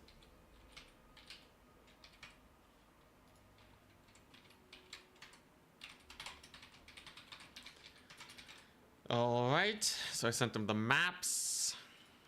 Sent him the lobby code. We gotta figure out what he's doing. Son of Heaven is playing Chaos Dwarves. You know what? The range is not bad versus Chaos Dwarves. The range is not the worst here. Is Snagla all right? He is very all right. Probably wouldn't run them most of the time except for specific situations. Isn't giving the ITP item really good for Grom? What? ITP, it's a persistent effect, language of the boys. Does Grom have ITP by default? He doesn't. Oh, okay, yeah, I guess that makes sense, just so he doesn't terror out. Gives him a bit more leadership. Yeah, I think that's his like other standard item that people go for. So he's Chaos Dwarves. Do I want to play them on Jade Tomb or Dunes of Cain? Jade Tomb probably better. Let's play Jade because it's a really large map. Can be harder to defend your backline against shenanigans. All right, time to figure out what we're doing. So Chaos Dwarves are a little bit scary, right? They got some tools, but I think against you know, spooky rush faction like the Greenskins ain't that bad. But what magic do I want? What magic is actually good here? I feel like Greenskin magic leaves so much to be desired. River Troll Hag is like okay. When am I gonna Buna him to death? That's not gonna do much. Aspect of the Dread Knight, not very exciting. What? Sneaky Stabbing, Vindictive Glare, Itchy Nuisance, Night Shroud, Curse of the Bad Moon, Gorkle Fix It. Gorkle Fix It has some utility in cav fights. Bring the Foot. If only it landed a little faster, I'd be more tempted. Curse of the Bad Moon is no armor piercing damage. Alright, sure. You know what? Let's just do that for simplicity's sake. It's just Chaos Dwarves. They're not that bad. Feet caster OP. You guys are all about Gork's foot, man. You guys gotta calm down. There are other places on the internet for that, but not here. Let's see. Do I want trolls? Are trolls even good against dwarves? No, they're made out of fire damage, so that sounds like a terrible idea.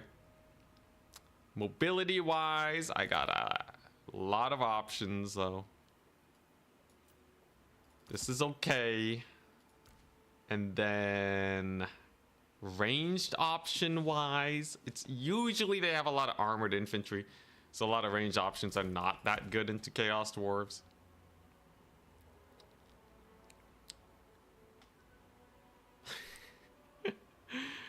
Let's see here. What range options are good into Chaos Dwarves, man? Their artillery is such a menace, isn't it?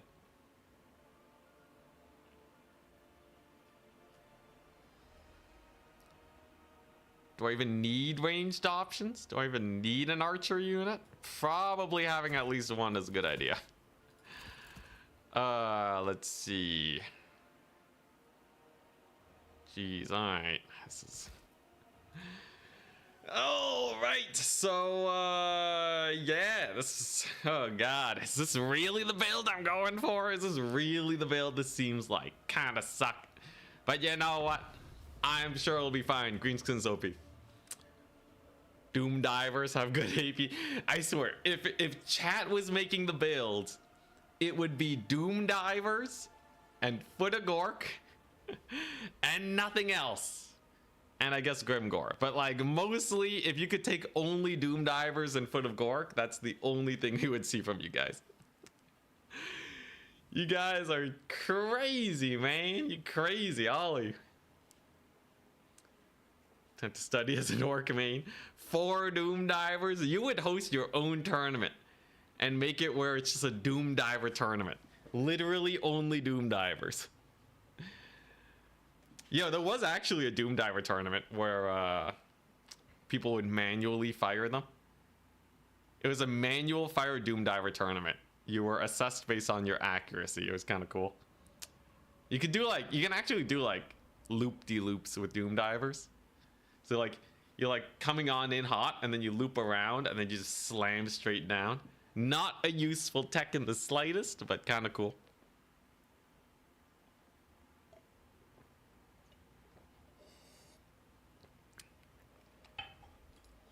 All right, here we go. He'll be ready soon. Find Goblobbers perform better than Doom Divers. It's because Doom Divers are the tool to kill single entities, not infantry. If you're using your Doom Divers on infantry, you're probably better off with Rock Lobbers. Doom Diver manual fire into War Thunder ad. All right, so we got Fanatics for Fanatical. We got manual Doom Divers for War Thunder. The sponsorships write themselves. I actually do need to work on sponsorships at some point. Although I do need to publish a few more videos that do well. The last two are pretty good. But yeah, we'll have to see. How dare Anticity slander chat like this? We would also have Grimgore. I mentioned Grimgore, but the hype around Grimgore is less high than for all this other stuff. Anyways, Blind Woozy, this one's for you. This one's for you, Blind Woozy.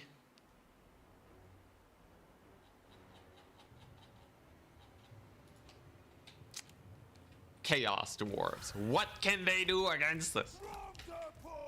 Nothing. Absolutely nothing. So I just value trade into the horizon here, right? Grom's gonna pop off. Rogue Idol's slow, so it can chill around here. All right, this will get chat back on my side. I got the Vindictive Glare caster. And then I'm just gonna cav spam him and hit him up with the Black Orcs. The Snotling Pump Wagons delete his infantry, so. Yee. Yeah, I hope you guys are happy with this one. Get ready for the whiplash, okay? Suddenly, I'm nice. Nice to chat. Yo, this is gonna be sick. He says he's ready. So, I don't know what he could bring that would be spooky versus this. The Dreadquake Mortar has literally no target, so that's kind of jokes. Yo, the mind games. He brought a Dreadquake Mortar into this. It literally does no damage into this army. Get rocked, son. Yo, he's getting rocked right now. He brought the ROR Dreadquake. I have 5 units on the field except for the 1 cav in the forest. Actual best build. Get him, spiders. Beat him up. Alright, so a solid opener. He does have some skirms over here. But we already got a decent amount of damage in. Now, what am I doing with the rest of my army? Probably spamming cav. Probably we're gonna spam cav here. These spiders can just chill, I guess. The Rogue Idol's just slowly gonna make his way forwards. Really doesn't have much to do with the Dreadquake. There go his skirmishers are taking some heat. Spider's already taking a little bit of damage, but overall it ain't too bad. Zaytan though, Zaytan could potentially be a bit annoying. Gets a direct hit on the big spider. Here we go. All right, I'll bring in the pump wagons then, I guess. Yo, can Grom just fight this thing? I have no idea how that pans out. Crap, I didn't get the point yet. Okay, Grom has to pull back. Spooky situation indeed. Get a pretty solid Vindictive Glare. Alright, here we go. I don't have to play that aggressively either. Things can get a little sus pretty quickly if we're not careful here. And I think we're just spamming cav. Yeah, so it gets a little bit of damage on Grom, but like it's fine, really. I got rock chucks over here. Don't really need to get more ammunition or anything. Just smack him in the face with a rock. Does that kill any of them? Unfortunately not. Grom's doing fine though. Got a pump wagons in here. And his bull centaur renders. I don't want to just take a straight fight. I only want to take super advantaged fights for me. Woo, that's a big charge. It's a massive charge. That rock chuck just did 1,000,000 damage to them too. Hell yeah. Okay, let's get in there. Grom can get back in there. Ooh, that's a big charge he just got on me though. It's a pretty big charge. Gonna try to stabilize my leadership a little bit. These guys got slowed, I think. He does get a bit of a friendly fire off on himself though, which is nice. We do have a mild cav surround. Don't know who came out on top in that fight. I think we're doing okay though, especially because my more expensive cav are just kind of chilling. Grom is killing off his character over here. Wonderful. But yeah, I mostly just want to get cav. We mostly just want cavalry in here. How's the capture point going? Yeah, his bull centaurs are. He summoned another one. Very interesting to see. We'll just finish this guy off. Spiders are gonna do their best. Rogue Idol still doing fine. Where's that shot going? All the way downtown? That's crazy, man. Sent it downtown. Gets a Searing Doom off. We dodge it. Almost accidentally, but I'll take it. And yeah, the spiders are just kind of shooting away. Now, they don't do that much versus cavalry. So that's a little bit unfortunate. Woo, that's a nasty hit. It's a very nasty hit. Gonna need to pull back away from his infantry. Trading wise, it's only going okay. The bull centaurs are kind of a menace, right? I don't really have much to deal with them. His train will run out of ammunition at some point though. So I do have 2 spiders. Remember, these are still Arachnarok spiders. They are still decent melee fighters. They should be able to get on in there and possibly get some work done. So Rogue Idols chucking his rocks away. All right, there we go. We got a little bit of a tussle. This guy finished killing off his Lord character over here. Come on. He chucks a net down on me. Okay, that's fine, mostly. How's Grom doing? Okay, so we got his Demon Smith mostly dead. I really gotta help out those spiders, though. One of them's going down. We got a little bit of a pick here. But overall, I don't know how I feel about this. It's kind of sus, right? Spider's taking a lot of damage. One of them's already gone. Grom's taking ages to kill this guy, I swear. They're decent fighters and all that. So it's not the end of the world. He's almost out of ammunition too. Okay, so finally his guy goes down. But losing 2 spiders though? Losing 2 spiders to a situation like this? Don't know how I feel. That thing's gonna shoot in combat. So I'm not gonna stick on it. Let's see if we can kill his big old train now that he doesn't have a heal. Okay. Let's get our magic on it. We got the big gun over here. Popping off. Get a little bit of a clip. It's almost out of ammunition. Very, very nearly. If I can just kill it, then I can summon in black orcs. And life gets exponentially easier. Gets a big shot off. Still, it's taking a lot of damage. Will the spiders rally? God dang, man, this thing. I guess I do still have the big gun. That's pretty hype. It's out of ammo. I think it's basically out of ammo. I think we finally get the black orcs in here now. And I do have my big ol' stompy boy. Grom's doing fine enough. He's doing fine enough. We'll just give him a little bit of a defense. The double spider fight was definitely not to my advantage. But black orcs will be. This thing is out of ammunition now. I just gotta get Grom out of this pickle. Come on, Grom. There we go. He does have pretty high leadership, which is nice for him. Oh boy, those are guns. Those are guns. Run. Okay, all right. He's backing it up. He has ITP. He has a leadership banner. He'll be fine. Okay, there we go. And Grom's doing fine. Woo! Now, here's the problem, right? Come on, man. Oh, he's netted. He got netted down. Oh, no, not like this. Not like this. Yo, is this thing gonna do any damage? Gets one punch in on the demon's tongue. A little bit of deeps. The big gun solos. I think the black orcs are gonna solo. I think the black orcs will do well. Grom routing though is a big problem.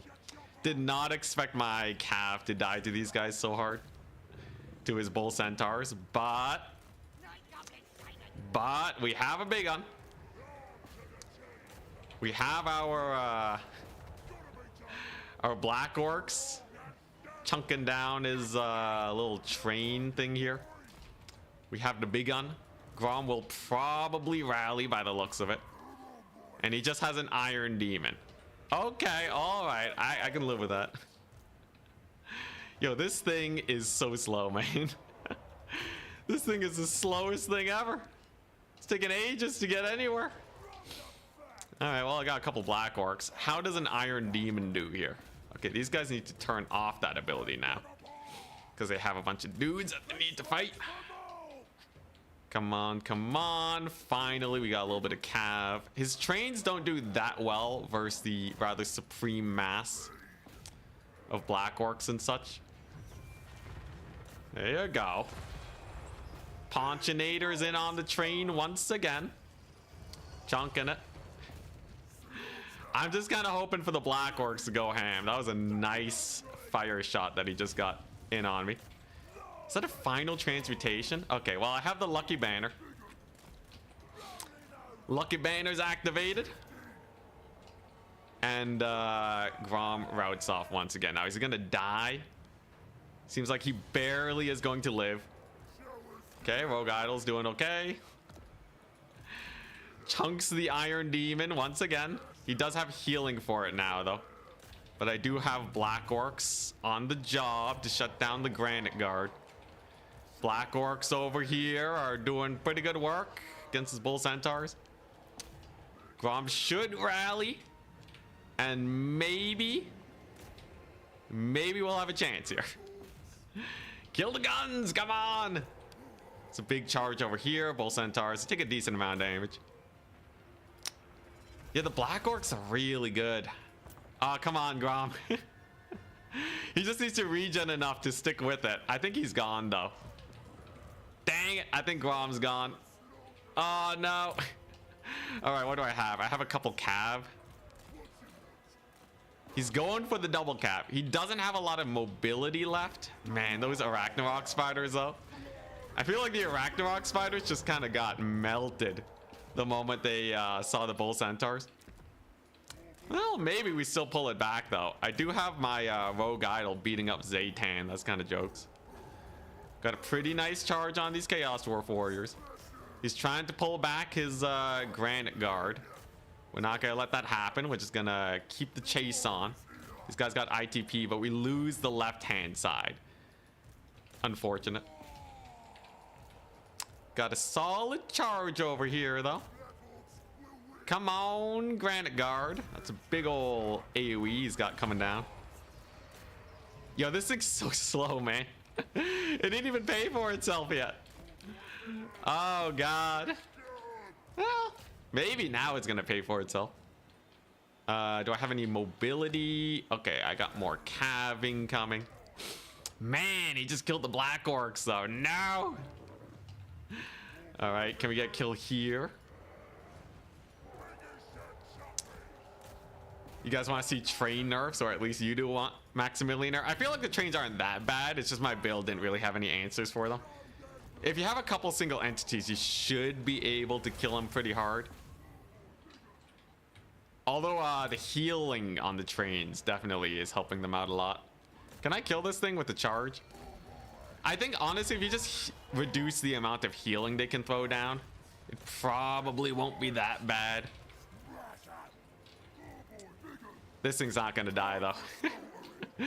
It barely holds now. Ah, yeah, you got me. You got me. I think the Arachnarok spider commit was too aggressive. I really thought they would be able to clap the his stuff, but yeah, might have been able to win it. I think it was gonna be rough either way, but maybe, big maybe. Also, the Granite Guard are a menace. It's such a menace with the changes. All right, come on. Kill the train. I still got dudes. I still have a couple dudes. Man, oh, they have a slowing effect, don't they? Yeah. There's a million slowing effects, so I'm never gonna catch them. All right, that's GG. GG, well played. The spiders, I think, were the weak link. They're so expensive, and they got like 1,500 value. Giants, absolutely not. Now you just replace the spiders with like proper single entities. The big gun was not that bad, but he kind of just fed it value. He could have ignored it. So like for the price of these spiders, instead of getting them, if I just had like 2 black, or like even just 1 black orc big boss to fight his Centaurs, I think it would have been totally just a way different story, man, compared to the 2 spiders. Of course, if he brought a mass infantry build, it would have been slightly better. But yeah, in the end though, I should have had like 1 big boss in reserve though, because you need something that can actually chase the trains, or like a giant squig. It was fine though. It was fine. I think we were very close in the running to be able to steal a win with the build. The Rogue Idol, well, like I also went. I wouldn't run the Rogue Idol. I'd probably, if you're worried about this build, and I think a lot of people have a hard time versus train builds, if you want to actually just murder them, you go for something like this, because the starting train is so expensive. You don't commit your cav into the trains unless it's between shots. You have like a big fat rushdown supported by a bunch of skirmishers. He's never gonna catch the skirmishers, and then they just shoot the trains to death. That's how you deal with it. And you can also take like a giant squig if you want. You know, if you don't want to go for the cav, you can do this. Yeah. Idols. So the problem with the idols is they only have 3 capture weight, which kind of makes them suck. Have you tried the Night Goblin War Boss? I have not. I have not. Fermented Fungi is pretty jokes. The boss's loons is pretty jokes. Spite of the Bad Moon is like a mini Alberic cast. He's not bad. He's not bad. He's just really snipeable, so you need something to counter that. Can you poison the train? You can. You can indeed. There's options. There's definitely options. I think it just came down to build select, where I just didn't have a build for dealing with it. But yeah, this guy's a utility lord for sure. Super duper cheap. Lots of nets and pin downs.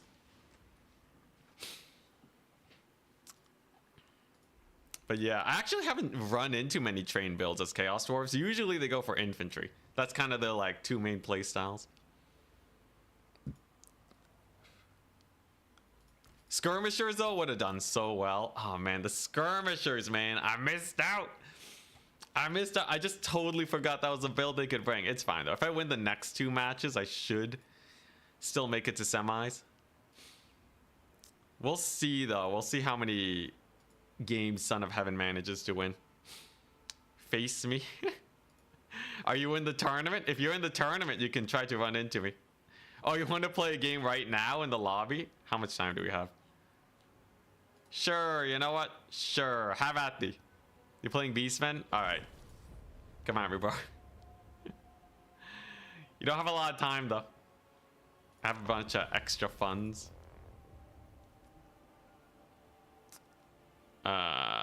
You know what? River Trolls. Do it. Do it, mate.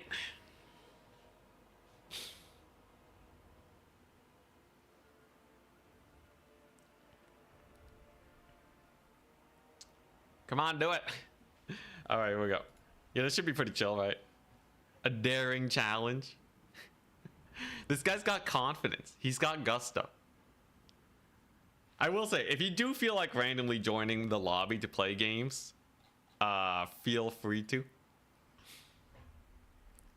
Otherwise, we're just kind of waiting around for our next match. Alrighty. Man, I feel like I coulda beat that Chaos Dwarf build so easily. Even with the build I had, I was way overconfident on the spiders. The bull centaurs annihilated those poor things.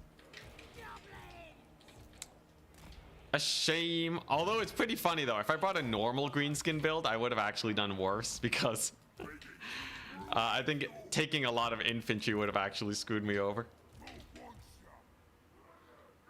All right, here we go. So this is the single entity fighty style of the greenskins that can go quite well. You have the acid burpa. He has the Sigvald the Magnificent Blob. All right. Against such things, typically what you do is you just ignore the guy. Just completely ignore the guy and just capture points behind his back. I do have the acid burpa to kill off all of his infantry. I think all his money went into Sigvald and the aspiring champions. Okay. Here we go. And yeah, I'll just spam pump wagons, right? Yeah, this will do. This will be fine. This will be just fine. Whoops, I did not mean to do that. Let's see here. Here we go. Gotta get the hotkeys. I swear, greenskins with the hotkey business. I'll just trigger the acid burpa now, just to get it on cooldown. The more times you use it, the more value you get, generally. Instant route on those boys. Oh, actually, okay, well, should have saved it for the Hellstriders. He did dive in a little bit too early with them, though. Though, still quite a bit of damage. This is why this Lord is amazing, by the way. See that? He tried to disengage, but we just got the net on them. Now who are we spirit leeching? The Chaos Sorcerer, Lord of Fire? Maybe. Maybe. Squid Cam. Oh, yes, doggos? What a mad lad. I think the doggos die to a counter charge, though. Squig just ignoring all the infantry to chase this poor sorcerer down. Should be able to get a pretty nasty charge in here, too. Squig's going ham. Squig's gonna annihilate. I have skirmishers going ham. Lots of carnage over there. He should go down relatively soon. Especially if I can get a focus fire. I'll get the anti-large on these guys just for those marauder horsemen. And then you see how we're just kind of ignoring poor Sigvald here? It's kind of the big downside of taking infantry lords. They can most definitely be ignored for basically forever. The bullying. The absolute bullying. Hellstriders get slowed too. It's pretty good effect. We rampage them to keep them in the fight, so they definitely can't escape. Yeah, this guy's hype, man. As long as he's not getting sniper-rooed. If he's getting sniper-rooed, then life just kind of sucks. Oh my gosh, poor Sigvald. He has like 5,000 gold just sitting here while the rest of his army just dies. It's a little unfortunate. Acid Burpa does have its thingy back. So we just dive back in on his Chaos Sorcerer. Wonderful. He has a couple more doggos here.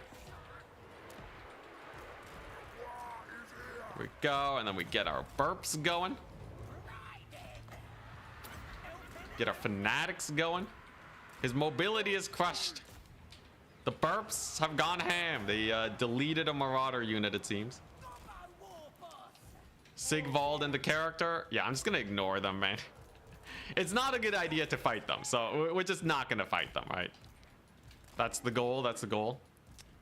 Gotta pull back just a dooch. Did these guys win? What if I debuff them?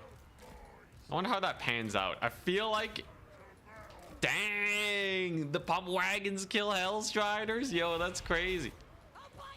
It's like some Warhammer 2 business. With the chariots just killing them. Alright, so there go his skirmishers. Then we can start spirit leeching his lord. Acid burper, sleeper OP. It's not even sleeper OP. A lot of people run the thing. It's fairly common nowadays, I'd say. In today's meta, its AoE attack is just insanity. There we go. So we win the grind over here. Let's just pull our skirmishers back into position. Where are my black orcs at? You know what, let's get another one. I feel like black orcs and reserve summons terrible. They're definitely way too slow and way too expensive to make a meaningful impact when you try to bring them in. Oh, they're over here. I'm probably never gonna take them in reserves, but otherwise they're probably okay. Is the next bracket started yet? Nice. Next bracket started. Advance the Swiss at Goblins. Round 3! Exclamation mark. It's time.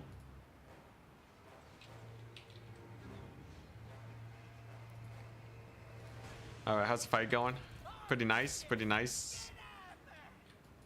Yeah, yo, pump wagons are hype. Oh, more Hellstriders. Alright, who's my opponent? Gonna have to figure out some stuff real quick while we close out this match. Let's see here. Sure, and get more black orcs in there. My opponent is Asmodeus. Alright. Asmodeus. We'll hit him with an A.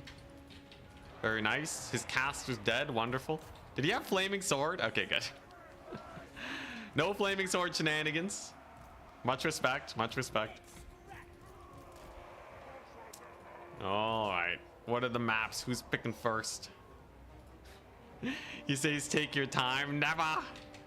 We're rushing. Let's see here. What's your faction? Alright. Or we got just some Hellstriders here. I will say, I'm really surprised how well the Bull Centaurs did. He's Demons of Chaos. Oh, God.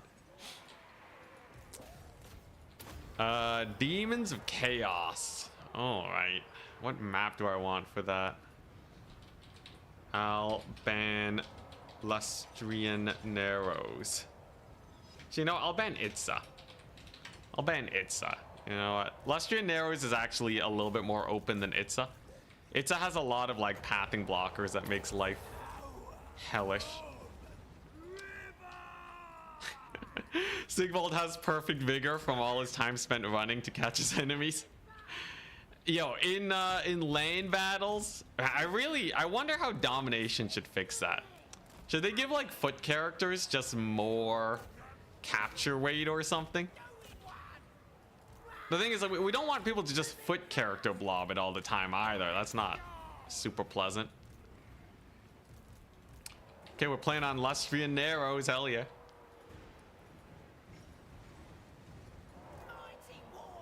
Alright, I think we can finally kill Sigvald. Mad Lad needs a stomping. The time has come for his death. So I got all the debuffs on him. We got all the boys right-clicked on his face. Sigvald is weak to high amounts of DPS.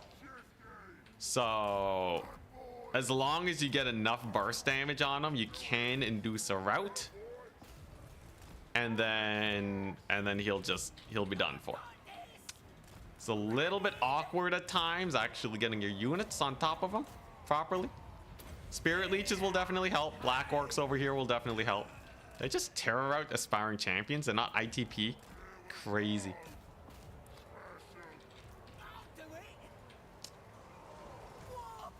And yeah, there we go. He's dead. Great success. All right, so we're doing Lustrian Narrows. So Demons of Chaos. What am I doing? What am I doing versus Demons of Chaos? I feel like Demons of Chaos are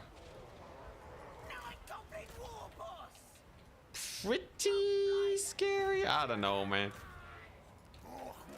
Also, yeah, if you're still watching the stream, by the way, we have tournament games to get to. So unless you really feel like you still have a chance here, we do want to get to that. Then again, we're usually the first one to finish tournaments anyway, so it's fine. I might as well finish it though. We're almost done. I just got a triple cap him. Just got to triple cap the guy. GG. All right. It's time. Demons of Chaos. I think we have a good Demons of Chaos build. I should be fine. Thank you, thank you. It was a fun match though. I enjoyed the Sigvald kite. Here we go. Have you tried Squig's Summoner?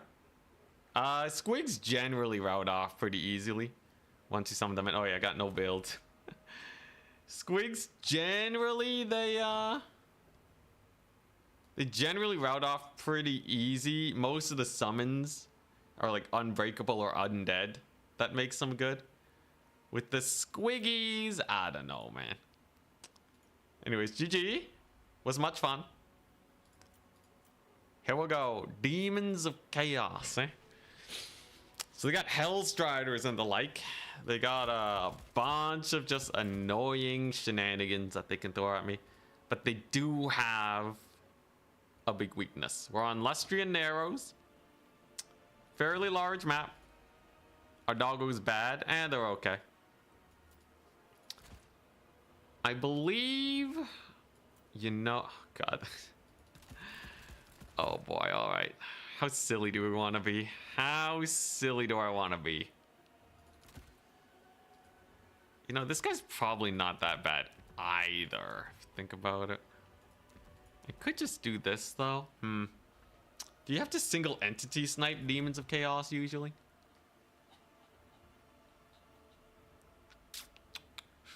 Okay, actually, this is legitimately pretty cool.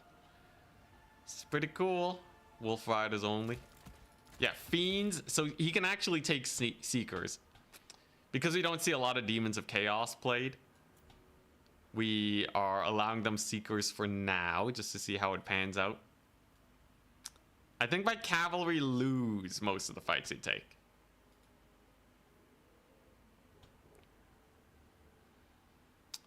My Cav, so I gotta be wary of that.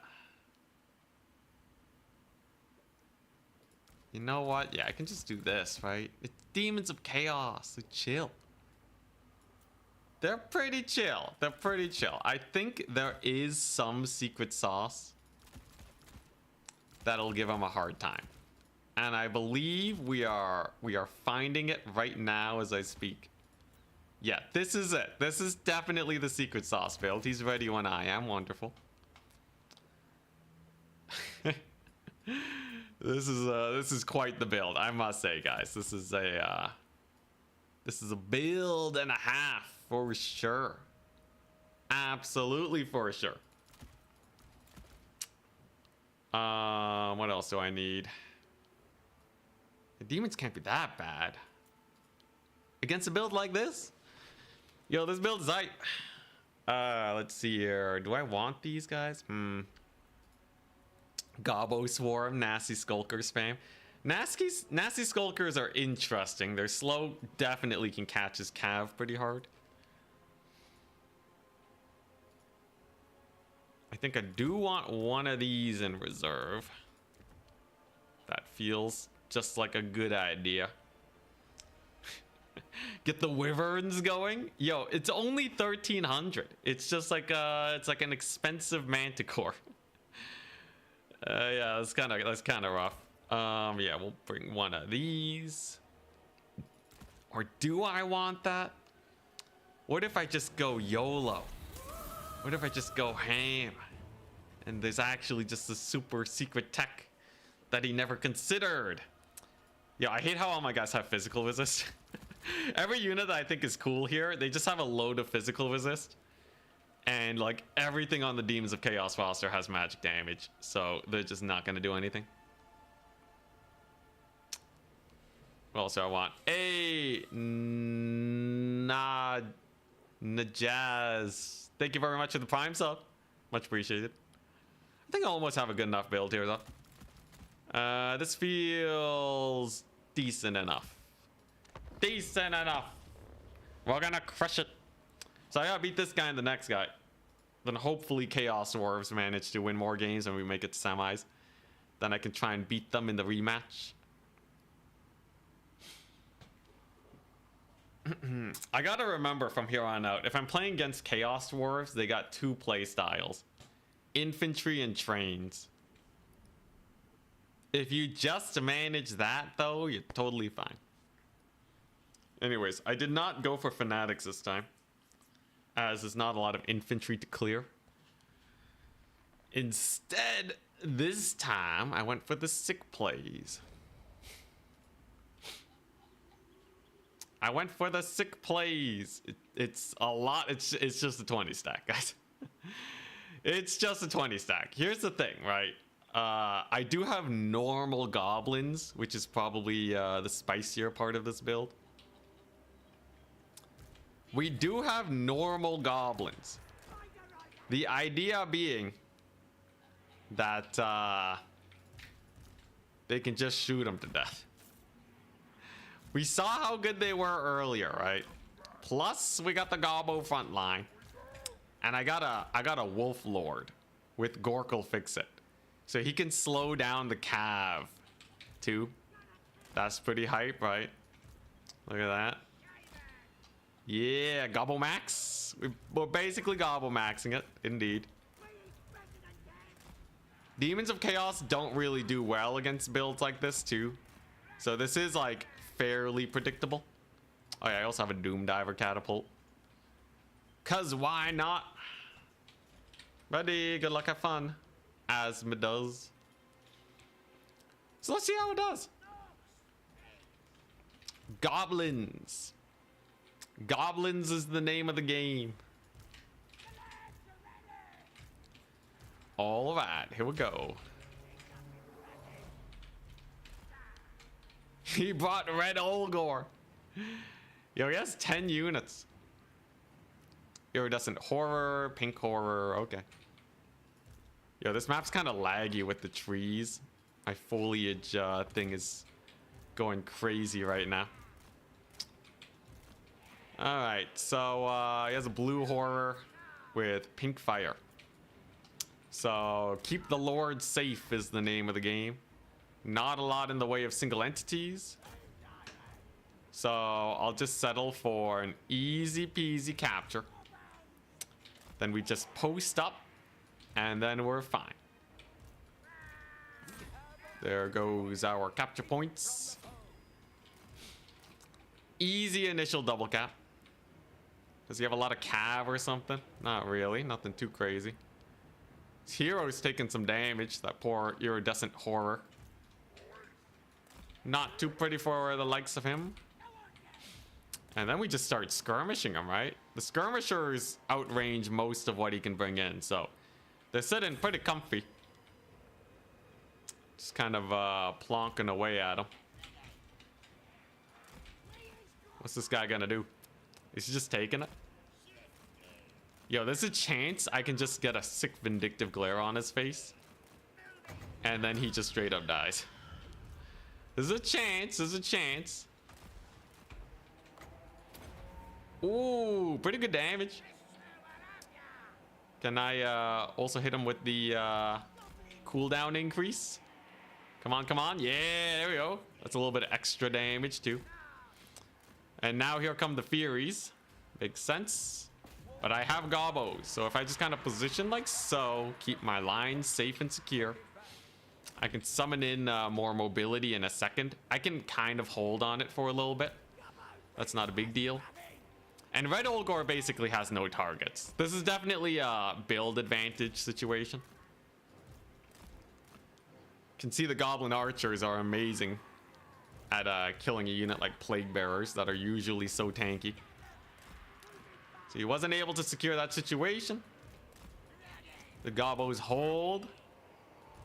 Seems like he's not too aggressive. It's not really going for a big fight or anything. Got the chromatic aberrations here. Definitely want to just shoot them up. Focus fire does really well for demons because when they run out of leadership, they have a pretty bad time. And focus fire damage is definitely the way to go to achieve that. We're still saving up our money for if he brings in like a seeker or something along the flank that I gotta deal with. Because most of my value is just going to be in defending the archers anyways. I don't really need cavalry out here to support just yet. That's a melting. Okay, so they're gone now. Very nice. This caster's hiding in the woods. Red Olgor about to get sniped. Wonderful.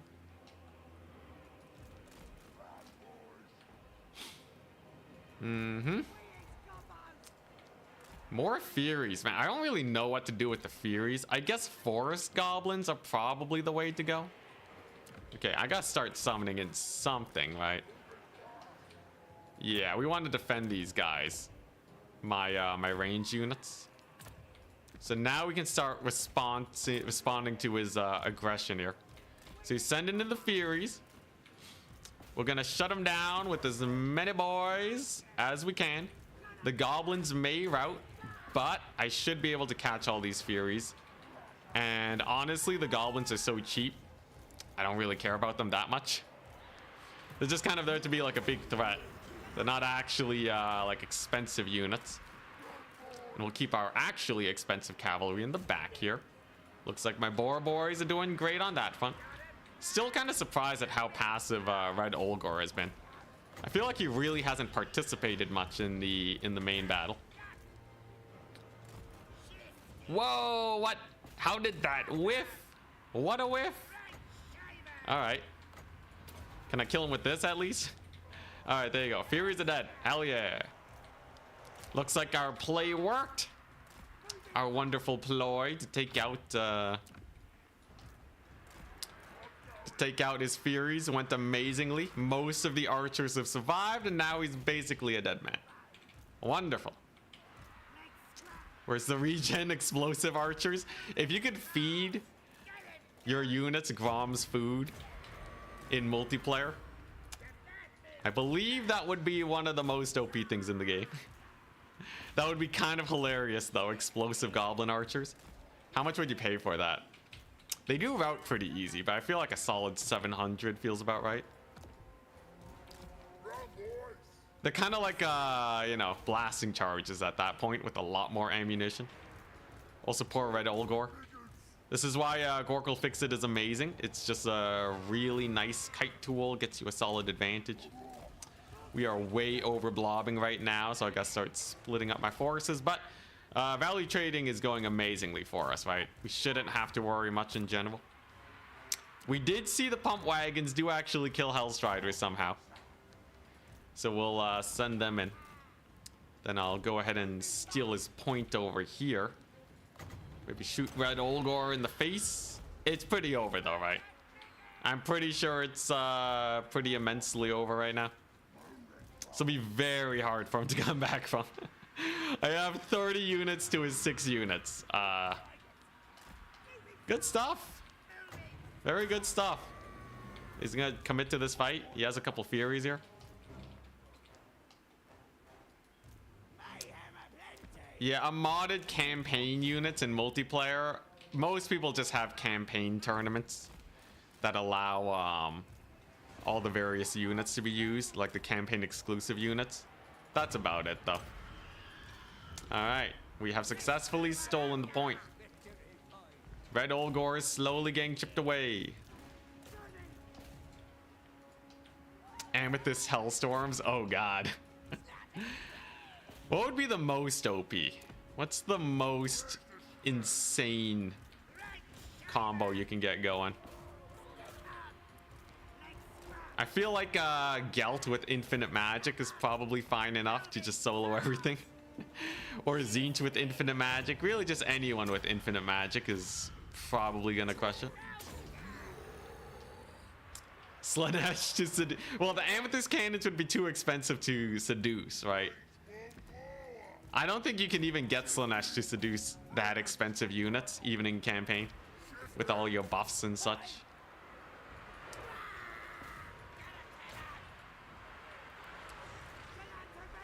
Chaos Dwarf armament buffed trains. Yeah, that's good, but I still don't think it's like a hellish buff compared to some of the crazy things you could see. Like, we're talking about, like, you know, just hell, Sword of Cain to get like 100% ward save is already pretty insane. Like, you don't really need to go further than that, right? You know, we want the insanity stuff, you know? I think like that and like the magic spam is probably where the juice is at.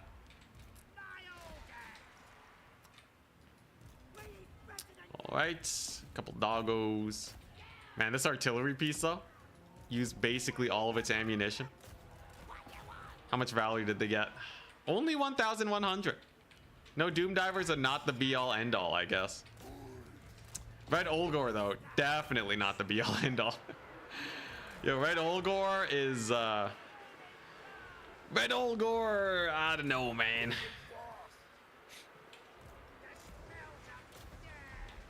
Has he ever done well? A lot of people are taking these like Corn Lords instead of like the other Lord selections. But I feel like, you know, like a Zinj Lord is so much better than Corn. These Demons of Chaos players. Honestly, even Changebringers could have been a little spooky here. I guess I did have a lot of archers, but I think Changebringers have a place to be spooky. Aw, yeah, get looked at. But yeah, Gelt with 700 Winds of Magic still loses to like someone with the Sword of Cain though. Sword of Cain trumps all because the ward save you get makes you basically indestructible. And like it's ward save, so like nothing can actually take you out. What's basically a Shredder of Lestria class unit that can get Sword of Cain? Because you just need something that can clear units quickly, right? Oh yeah, just give it to Nakari. Just give a 90 ward save Nakari against literally anything and you probably just win. Like nothing can kill that. It doesn't matter if you have like flying units or what have you, right? It just does too much deeps.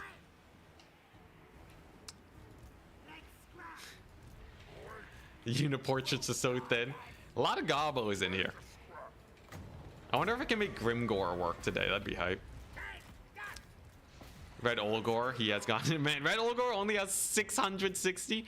Dude, my Goblin Great Shaman did better than Red Olgor.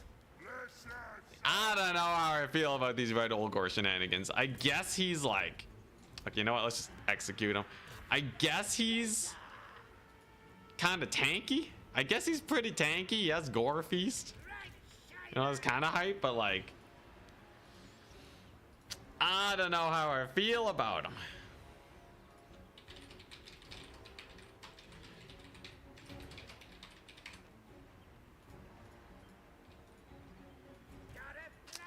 Grimgor too slow for the current meta? Yeah. I would love to, you know, find a faction where he works, though. Maybe against Dowie. But then, like, why not Grom the Paunch, you know?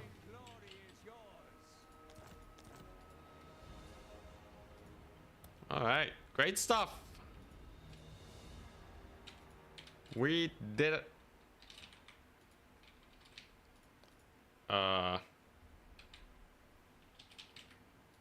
Greenskins versus Chaos Demons. Greenskins did good. Pretty solid. The skirmish, he just really didn't have any tools to deal with this. I think he was just not ready for like the kite and like the Doom Diver shenanigans. Yo, Doom Diver against Chaos Dwarves might actually be pretty good. Think you can outshoot Chaos Dwarves with the Doom Diver? And then the trains just kind of suck.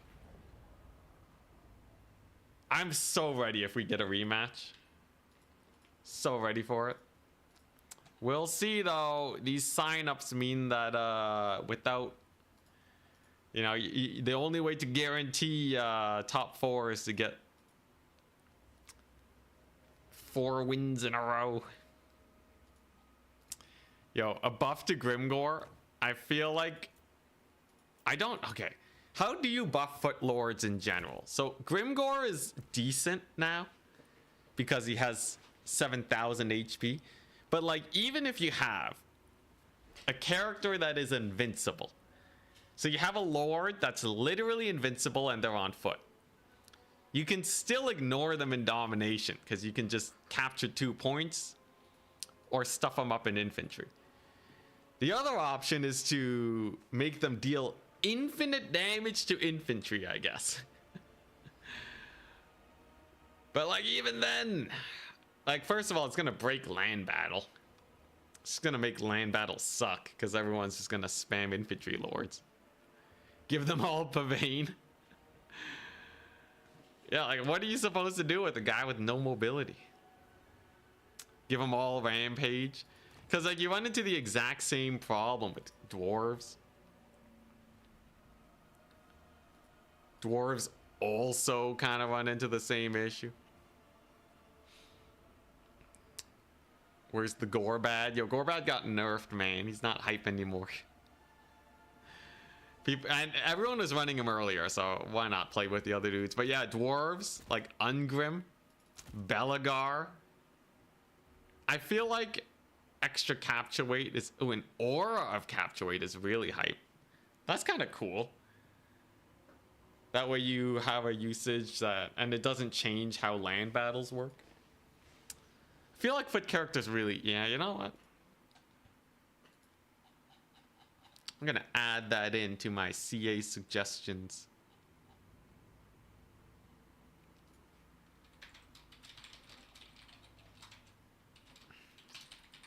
Lords. Haven't seen much at all. They could probably use a capture weight buff back to what? To like 5 maybe? I feel like 5 capture weight's a good start.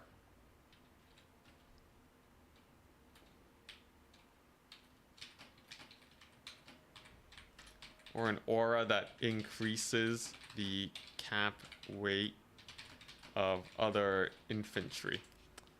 Yeah, that'd be cool. That way you can leave your lord and like 1 infantry unit on a point and they'll actually hold it. Yeah, that'd be real neat. I'm gonna submit that to CA next time I give them my meta report. Dwarves, ew, yeah. Gotta stay green. Gotta stay green. Yeah, I feel like Doomdiver Catapult. Yeah, honestly, if I feel like a rematch against dwarves is like the easiest thing ever, man. Chaos dwarves, there's no way they can kill a Doomdiver. 400 range. What's their what's their death streaker at? 420. Dude, the Doomdiver deletes this, man. Deletes it. Yeah, oh my gosh, Gorok. Also, what's up, Sotek? Happy that you're still here. Yo, Gorok is like such a cool lord. He's such an amazing fighter. 60 melee defense. It's like the Sigvald of Lizardmen. No one takes him because Mazdamundi's faster. Or maybe they have like a middle capture point that ticks twice as fast, you know? And then that way, the thing is, the moment you start doing that, you encourage way more blob fights and domination. Not everyone would like that. Where am I in the bracket right now? Let's double check. But yeah, it's an interesting idea to play around with. Son of Heaven has 3 Swiss points. Let's go. Come on, Son of Heaven. So if Son of Heaven just wins 1 more. If he just wins 1 more match, then we're guaranteed to make it. Sick. All right, and then we just rematch him. That's a pro strat, right? You throw against the person that's good so that you can hide your build. And then when you get to the semifinals, you bring out a real build and then you murder them.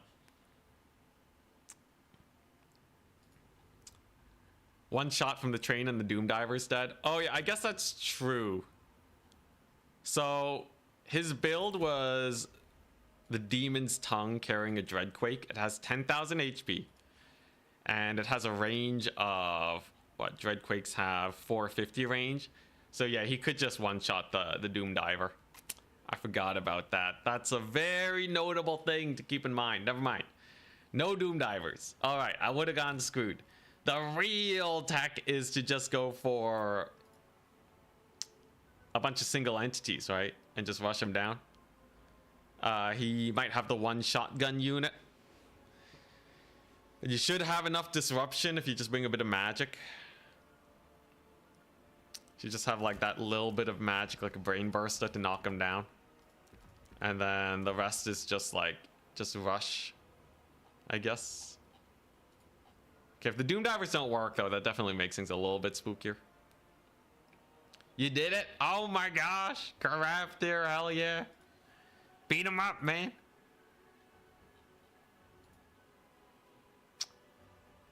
So like a Foot of Gork. Okay, the real strat is you take Foot of Gork and Snagla, right? So not only can Snagla net the trains, he can also net infantry for Foot of Gork. The thing is, Foot of Gork doesn't even do that much damage anymore, man. It used to one-shot infantry. What have they done to the spell, man? Here we go, Craftier. Let's see, what else? I could just take 1,000,000 pump wagons to start. So if he does summon in a range unit, you just pump wagon them. And then the rest is like big single entity dive. It's like you get the acid burpa.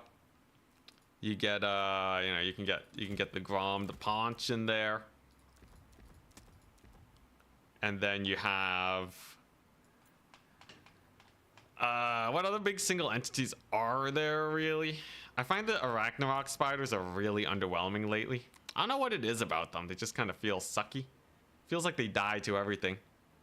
Yeah, this thing has the same combat stats as a normal Arachnarok, and it kind of just sucked. The Goblin Ballista. Doesn't have that much range, but as a reserve summon for trains, maybe. Trains are kind of good at dodging, though. They're fast.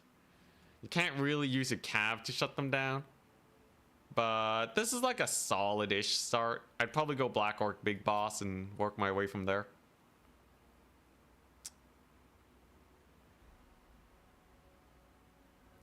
What if Footlords generate supplies while they're alive on an objective? I think people would tech really hard onto Footlords then. I don't know. It'd be a weird meta. It would change things up a lot. Extra supplies is huge value, right? So you got to be really careful with that. And the thing is, it might just become like a Footlord meta where people just ram their Footlords into each other. And then may the best Footlorder win. Because the moment you kill off the other guy's Footlords, you have the capture point and you're generating value. In fact, CA, you know, they experimented with various mechanics. So we've been through this. Anything that increases or reduces your tickets can and will be abused to the max. So yeah. Yeah, Dark Age Rush. I saw Craftier did it. Don't you worry. Who's the most unkillable Footlord right now? Vlad. Let's see here. It might not actually be Vlad. Sigvald's pretty spooky, but I think there might even be others that are even harder to kill. Like if you look at Vlad, he has a lot going for him, but he doesn't have that much. Mad Lad is yeah, he has self-healing. He has a Von Karstein ring, which is only 22 seconds of invulnerability. Only 50 melee defense. Sigvald's definitely harder to kill with all of his stuff. Morgur is the ultimate in you can't shoot him to death lords. He's pretty nice. Garbrand's technically a Footlord. Very killable though. Let's see. There's got to be another one that's more unkillable. I swear there was another one. Is Kugath a Footlord? Absolutely not. He has a mount. And that is a floating toilet bowl. You know, Tyrion's actually surprisingly okay on foot. 60 melee defense, 75 melee attack, Heart of Avalorn healing. No HP though. Does have 2 defensive abilities that'll keep him alive for like 40 seconds and a bit. Some Nurgle dude. I don't think there's a lot of Nurgle foot characters though that have high survivability. Oh, Tarmakon. Though he was not the tankiest, though he's definitely one of the more dangerous ones. He is a foot lord. But infantry size foot lords. Astrogoth is surprisingly annoying to kill because of his speed and mass. Infantry character with 2,500 mass. He's a heavy boy. Gotrek is made out of paper, man. If you've ever used Gotrek, it is a struggle keeping that guy alive. Ungrim too, man. Yeah, they're both garbage. In fact, they're both worse than Belagar, who has armor, a shield, and melee defense. And even Belagar is not anything compared to Sigvald, man. Yo, these guys are miles away. Are you kidding me? Ungrim? Freaking Ungrim? This guy, 5,500 HP, 50 melee defense? Dude. Imric? No healing. Let's see, the Dark Elf Demon guy. I think Sigvald still takes the cake. Because Sigvald not only, like, you know, he is weak to burst damage. But I think all foot lords kind of struggle against that. The thing about Sigvald, though, is that when you really deck him out, he has -5 melee attack AoE. So he has effectively 65 melee defense. Highest out of everyone in the world. You can boost that by another 24 to get him to almost 90 melee defense. He has armor that heals him at 0.2%, which is twice the speed as a troll. And then he also has some pretty good damage too. Also perfect vigor, so his melee defense will never go down. 110 armor and a silver shield. What else could you possibly want? Does Durthu count as a foot lord? Technically, Durthu might actually be stronger than Sigvald. Wait. If you count 2 feet on the ground as being a foot lord, that means Kolek doesn't count, thank you very much. Durthu can get Earth Bloods on him, which will technically heal him up. He has 10,000 HP. He has a lot of damage abilities. But yeah, he has 10,000 HP. The Mad Lad has 10,000 HP, okay? He's insane. Maybe Golg. But he can't heal in combat. Why doesn't Sigvald have magic attacks? Because he's a Warhammer 1 Lord. And magic attacks were way less common back in the day. It could also be a downside because spell resist was just magic resist before. You're gonna say Durthu? Durthu's pretty insane. Rocking the 110 armor. 20% physical resist. 52 melee defense. But like 10,000 HP is what takes the cake, right? You can't kill Durthu like you can kill Sigvald. Only downside, way weaker to shooting. So Durthu takes the cake in the heavyweight championships for Footlord tankiness. Sigvald wins the lightweight championship. And Morger wins the missile resist championship for for lightweight and heavyweight.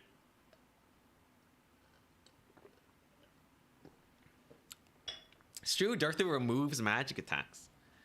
So he effectively has like 1,000,000 HP. What was it? You gotta do 10,000 divided by 0.02. No, that's not right. What was that? What's the equation? Oh, wait. Divided by no, it's 0.02 divided by 10,000. Is that how you get the right number? No, that's not right. Let's see here. HP amount 1.2 Divided by 1.2 times 1.2. It's not times 1.2. I know that. God dang, it's been so long since I did math. Don't tell me. Don't tell me the way to calculate. Okay, wait. So if you have 50% physical resist, it doubles your HP. So it's divided. Oh, yeah, yeah. Okay. Yeah. It's 10,000 divided by 0.08. So Darthu has effective 12.5 thousand HP. Okay, we're good. We're good. Multiply it by 0.12 doesn't work because the HP that you save from your resistances will contribute to your next HP. Right? So, yeah, there you go. We're good. We did it. We mathed it. We mathed it. Yeah, it's your HP divided by how much resistance you don't have. So like if you look at Morgar, right? You want to divide it by 0.25 to get his effective HP. I think. So like you would do, you know, 6,000 divided by 0.25, yeah, to get 24,000. There you go. Math. This is what a minor in math gets you. Gets you simple calculations that take ages to do. We did it. Anyways, yeah, floating characters don't count as foot lords in this case.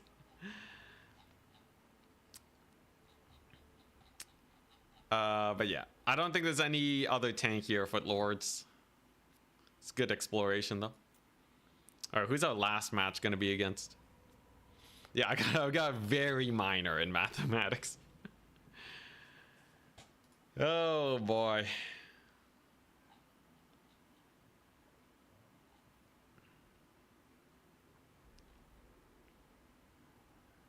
What about dragon characters? What about dragon characters?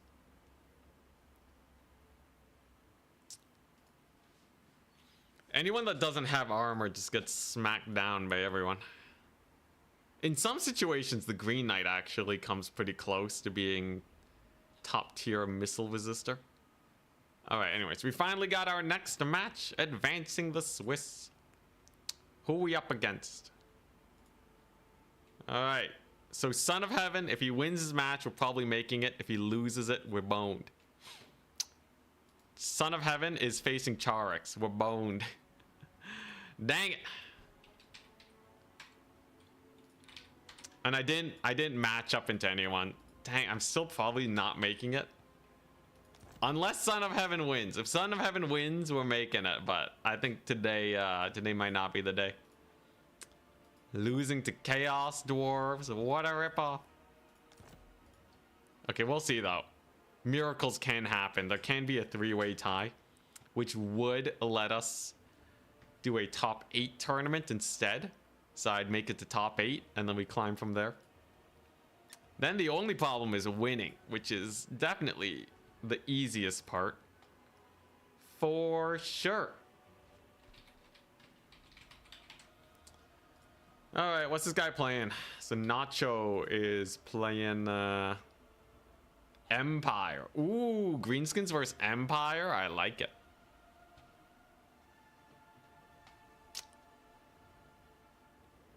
Yo, Crafter up against Oishi. Oh my gosh, the time is now.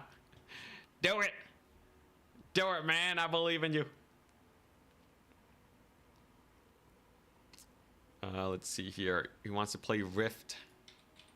Rift at World's Edge. All right, here we go. The Empire. Yo, Crafter for semis. Yo, if you win, you would actually have a pretty solid chance of making it to semis if you're at 3 wins. If you're only at 2 wins, oh yeah, if you are at 2 wins right now and you win against Oishi, you have a pretty good shot. Oishi is in the top, right? No, Oishi actually only has 2 wins. Never mind, you got ripped off. You done got ripped off, man. I don't know what to say. How tanky's foot Cetra? Not great. Not great at all. You can tell because no one runs them. So Rift at World's Edge against Empire. Empire generally can have a tough time versus rush builds. We know that's a thing. But is that what I really want to go for? Is that what we really want to do? I feel like that's pretty boring, ain't it? What's a spicy build I can do versus Empire? It's like a spice build. If this is gonna be my last game, I want to win with something good. Of course, we'll still be casting the semis and finals, but what to go for? What to go for? Full troll spam. What matchups is Sigvald good in? If you're worried about getting sniped, Pigtonia. Pigtonia's pretty jokes. Against an Empire 20 stack, that was kind of jank. Footlord build. All the foot characters. Technically, if you take Skarsnik, you have 2 Footlords. Pretty huge, I know, right? Is Skarsnik good against Empire? He has a few things that are actually not terrible into them. He's also relatively tanky, I guess. Skarsnik's really not the way, though. Skarsnik's kind of jank. Luminarch, dude, the Luminarch's so janky, it like doesn't shoot anymore. Don't know how I feel about them Luminarchs. Full Gobbo. The Gobbo Max. I have to like beat their cav though, you know? It's the Empire Cavalry that gives me pause. Which gives me an idea. That gives me an idea, actually. Does the Empire Cavalry give me pause? What if I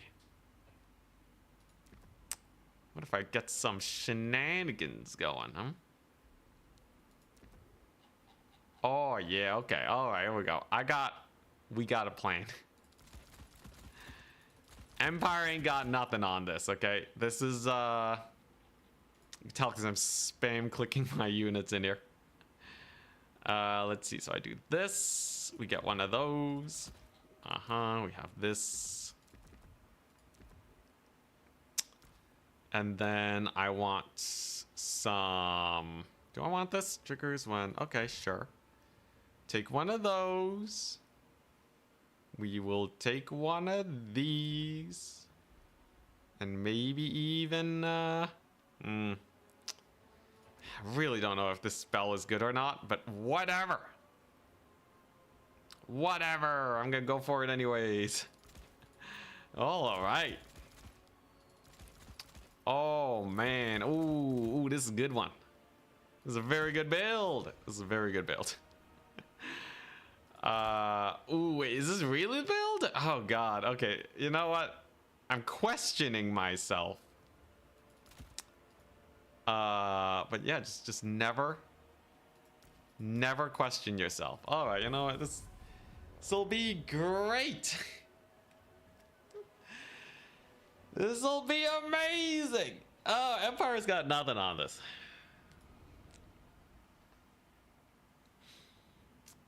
Okay, there's a lot. There's a lot they could bring that would probably kill me. But there's a chance that he's just completely not ready for this build. Gorbad pig calf spam? Nah. I got an amazing build. Prepare yourselves. No doubt only Krump. Actually, we went real Mork heavy, okay? That's my hint for the day. This is about as Morky as it gets. Behold. Ultimate power. Now you might think I'm insane. And to that I say, I am. So the idea is they're all pretty good at fighting. They're all pretty good at fighting. I also have 2 nets. I also got nets. So I'm just gonna spam cav and pump wagons to kill his infantry. And then everything else is dead. It's pretty sick. It's pretty sick build, right? The no orc greenskin build. This is very orky. Brutally cunning build, if I do say so myself. Yeah, this is gonna be great. Because you can't infantry rush as the Empire. And if you bring in the Cav, you're just gonna get countercharged by boys. What is this even? It's beautiful. It's the most cunningly brutal.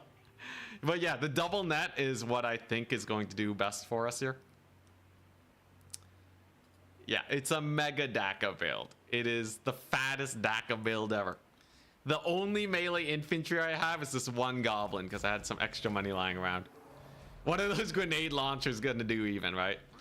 He does have a hammer of the witches. He has 2 cannons. Okay. Should be fine as long as we dodge it. He has Boris. Now, if Boris gets netted and shot to death, my day will be made.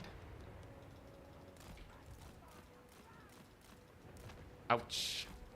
He's focusing, my lord. He accidentally hit Boris. Classic Empire maneuver. Straight up accidentally hit Boris. I'll take it. Doesn't have a lot of cav yet, but I suspect he will bring them in shortly. Whoop. So we just push this. Yeah, we should just be able to push this and get value. Slowly but surely. Just keep dodging, just keep dodging. Here we go. He doesn't have shielded spearmen. Hell yeah, alright. He doesn't have any shielded spearmen. Get him. Get him netted. Beat him up. 10 more seconds of net. 10 more seconds of net. Come on. 3, 2, 1. Beat him up. Get him dead. Pepper him. Come on. Let's go. 2 more seconds of net. Yeah, there we go. Boris at 1/3 HP. There we go. So we got the fear in him. That's a good start. Then we just pull back with these guys, shoot at the flanks, and then I should be okay. Yeah, what if I just commit these archers to melee and just give them the fists? How does that pan out? Or those Empire Knights? Not a problem. I got my cav flank coming on in. There you go. Archer boys are going insane. Is he going for this? Looks like he might be. Okay, yeah. Melee archers, definitely a no-go. I do have Macav in his back line, though. I don't have much in the way of, like, ways to shut him down, however. Boris kind of got a mini route. But we do have Here We Go on my Cav units. We do have some pump wagons in here. Trade-wise, it's still pretty even, though, so I gotta be wary. Hey, look at that. Boys doing amazing. These grenade launchers are doing their best, but looks like they should go down. I love it. Empire just trying to rush down Greenskins. There we go. He gets another pretty big, nasty burning head. I will say his magic is definitely far superior to mine. Gotta play this carefully. He's been nailing these burning heads on me. For sure. Flagellants, too, are a big pain in the butt. But he doesn't have a lot of cav on hand. He's mostly been sending them in to take these fights. I do still have a whack load of archers, too. How's this guy doing? Inventory of hatchlings, sure. So we got the hatchling summon. Let's see here. I do have a bunch of archers on Boris. You know what? Net him again. Just keep netting him until he eventually goes down, I guess. And then, yeah, I think he overextended with his infantry too. Wonderful. Boris is getting absolutely clobbered. Gets another sick burning head, but is it enough? Come on, shoot the man. Just everyone's on Boris. Look, if we kill this guy, it's over, right? Empire can't hold without the Boris. Without Toddy. He's getting low. He did tear out. He did tear out Warzag, which is kind of rough. Beat him up. Come on, boys. Just shoot him. No. Oh, that's unfortunate. Well, I also took a lot of damage on the Warzag. That's definitely a little brutal. Boris is like, you know, he's beat up and all that. But he's probably gonna rally. Thankfully for me, though, he doesn't really have a lot to keep my guys, to keep Warzag running. Not just yet, anyways. How the pump wagons doing? Pump wagons are doing okay. I do still have a double cap on them. That's nice. It's grenade launchers, though. No, Warzag, why are you routing that direction? Worst route directions ever, man. Oh my gosh, yo, Warzag routing? Why couldn't Boris route this way? Yo, what a ripoff. All right, well, at least I can get vengeance on this wizard finally. Wizard's gonna go down. I got some, I got more boar cavalry coming on in. Unfortunately, Boris is gonna rally. And, and he rallies on top of Warzag. What in the ripoff is this? All right, well. He has a bunch of free company. He is losing a lot of stuff over here. And it seems like leadership is not the biggest issue right now. Seems like leadership we can mostly handle for the time being. Did the wizard just route off my dude? I think it's because we lost our Warzag. Oh my gosh. Well, at least we got pretty swift charge on these huntsmen. That's gonna bully them pretty hard. Nice little bit of damage over there. His free company are gonna die.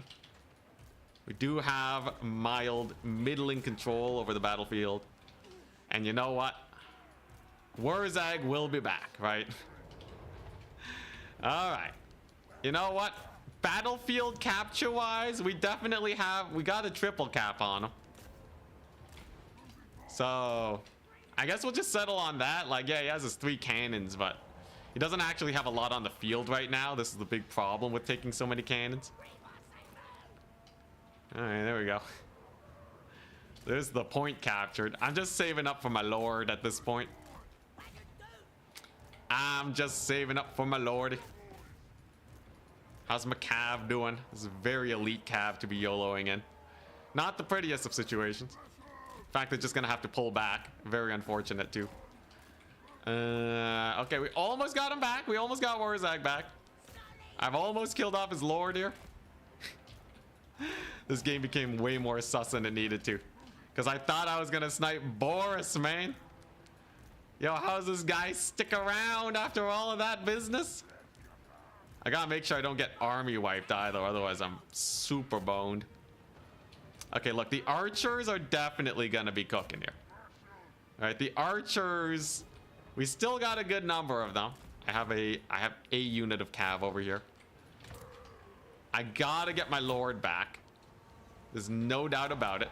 Okay, and now we just slowly play the value game, right? There we go. Leadership is back, baby. We got the leadership back. He charges in his cav over there. Got some cavalry in this direction. Suddenly all my forces are starting to rally. Thank goodness. All right, there we go. And now for the last time this battle. Oh, don't tell me you disconnected, man. Not after this. Not after this, man. Don't you dare disconnect. Stay in the battle, man. For the last time, I'm going to kill Boris. It is that simple. God dang, his wizard came back. What is this empire leadership, man? All right, come on. At least his outrider grenade launchers are in a bit of a tough pickle. Okay, maybe I can kill off his caster now. You know what? Screw the Boris. Just don't let him capture points. All right, I have a triple cap. I have a triple cap. It'll be fine. I just gotta kill off this wizard. Come on. All right, there we go. His huntsmen are going down. The archers are still alive. That's a decent charge at least. There you go. All right, we got his wizard routed off again. That's decent, I guess. How long can we stall him for? Technically, these guys are holding the point. Those grenade launchers are a pain in the butt, though. He's hard focusing the Wurzag. But can he stop me from just hunkering down here? Just making sure that he never captures anything. Those cannons are brutal, man. These cannons are so brutal. Let's see here. All right, de-summon you guys. Your leadership's too low. Those guys just routed. What? In the butts?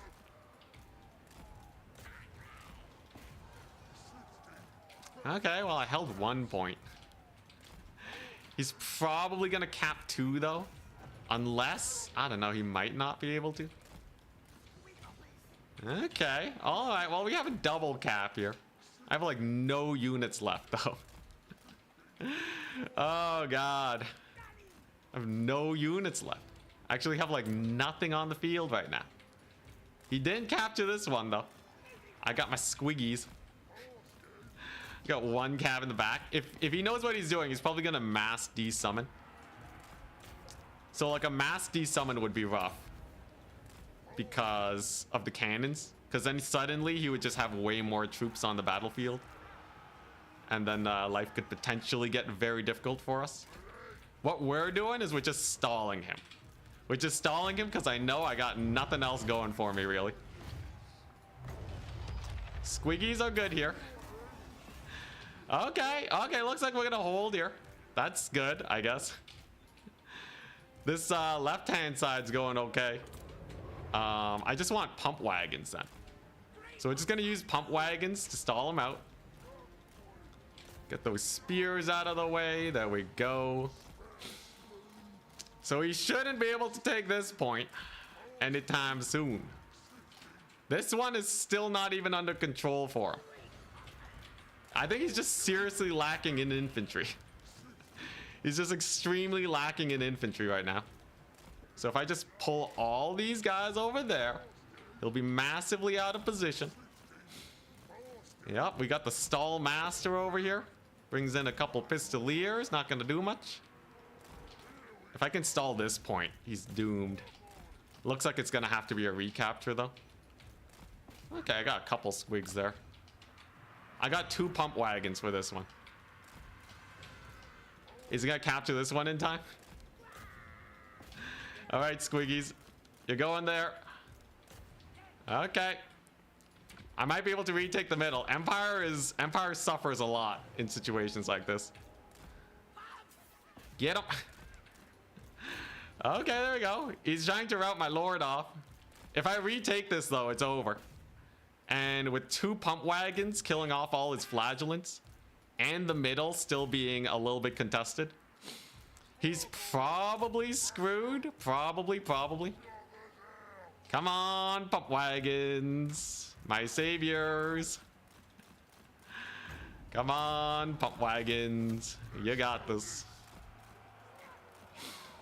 I just gotta retake the point for 1 second. 1 second is all I need, and it's basically over for the poor Empire that tried so hard to win against the Archer Tide.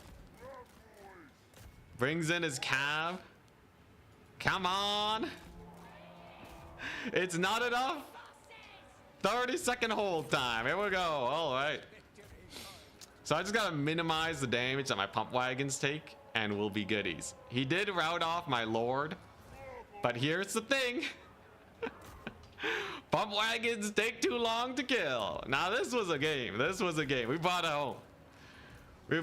He barely gets the capture weight, but it's not gonna be enough. It's too little too late. It's over.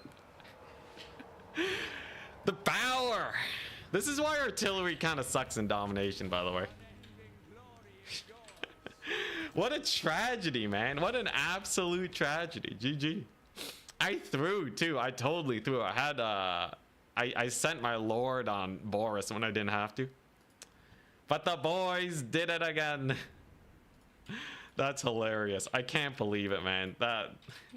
I did not deserve that one at all, but I'll take it. The Greenskins did it. Yo, Greenskins are actually pretty hyped though. I feel like that really shows how powerful they are. Just they can like switch to a stuff 'em up style so quickly. Like sure, his cannon's got like infinity value, but like it was not enough. He just didn't have enough melee. He had like his only melee infantry was his starting army. Usually when you go for like a kite build, you gotta be a little bit more careful, but god dang. That was pitched. Very fun faction. I like how we can actually succeed with different play styles here. It's crazy. Way better than Skaven, that's for sure. But did Son of Heaven beat Charix?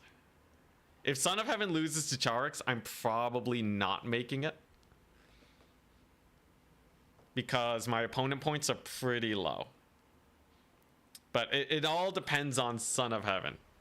Did Scrambled Eggs finish his game? Scrambled Eggs lost to Attack Speed Enjoyer. Yeah, I'm probably not making it to semis unless there's a big tie. I'll settle for a tie though. I'd happily settle for a tie. But it happens, it happens. That's a fun build though. That's a very fun build. In general, you bet on Charix winning. He is playing Batonia, but he did win as Batonia last time. Attack Speed Enjoyer won his game. So if we refresh right now, because Attack Speed Enjoyer won his game, Scrambled Egg Special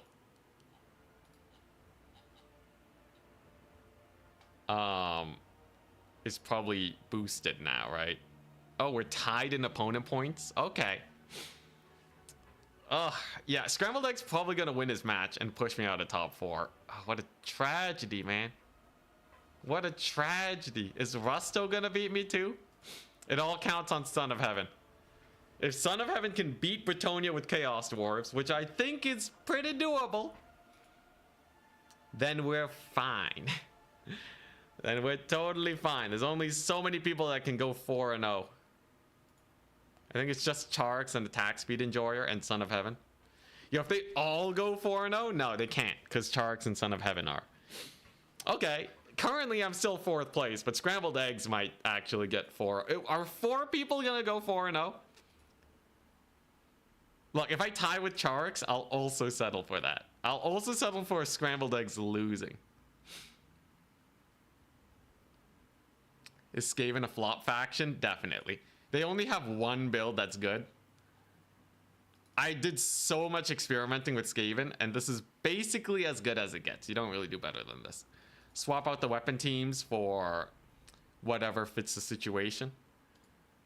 But make sure that you just have a bunch of Skaven slaves, and you're probably done. That's the whole build. Skaven are like really boring as a faction because without cavalry, most other playstyles just aren't gonna work. If you don't have cavalry, you need ludicrous amounts of infantry. And this is the only way they can do it. And their kite kind of sucks. And the weapon teams aren't strong enough standalone. And without cav support, you can't go a mass weapon team build.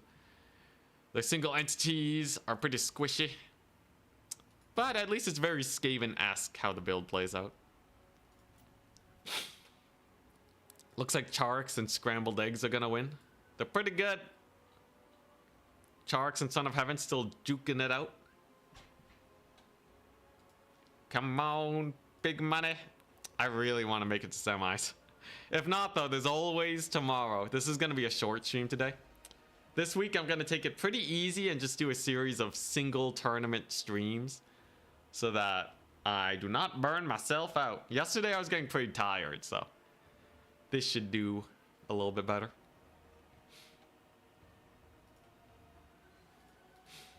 Man, I really wonder these signups.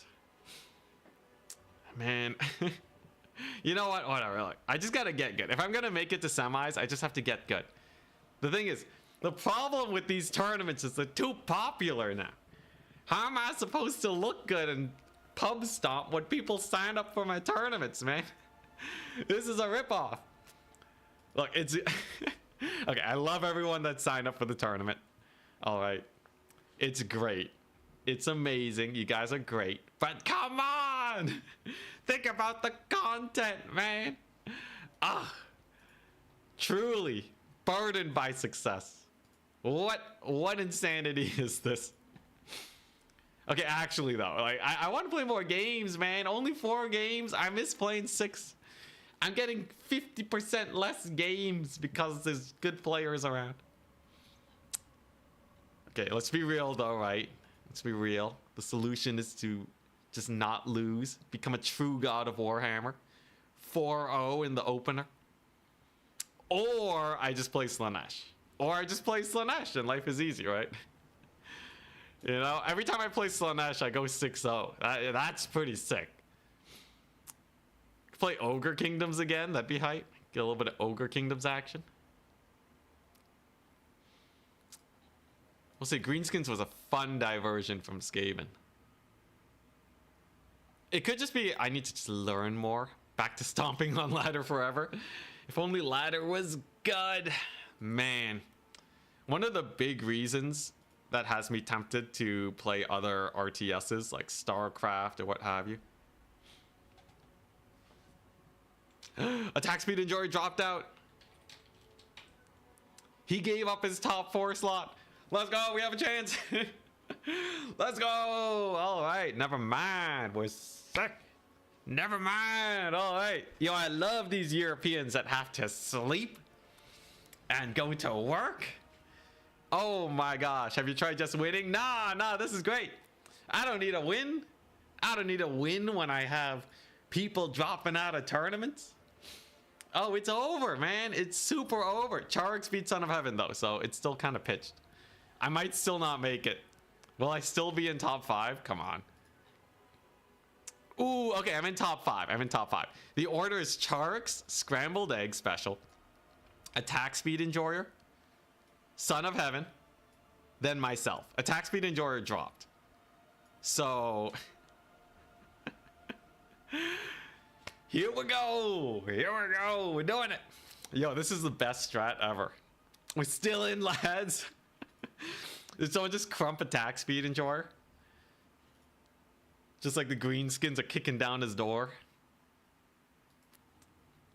Greenskins don't backstab, though. They would never do that to get out of a fight. Would they do it to get into a fight, though? Maybe.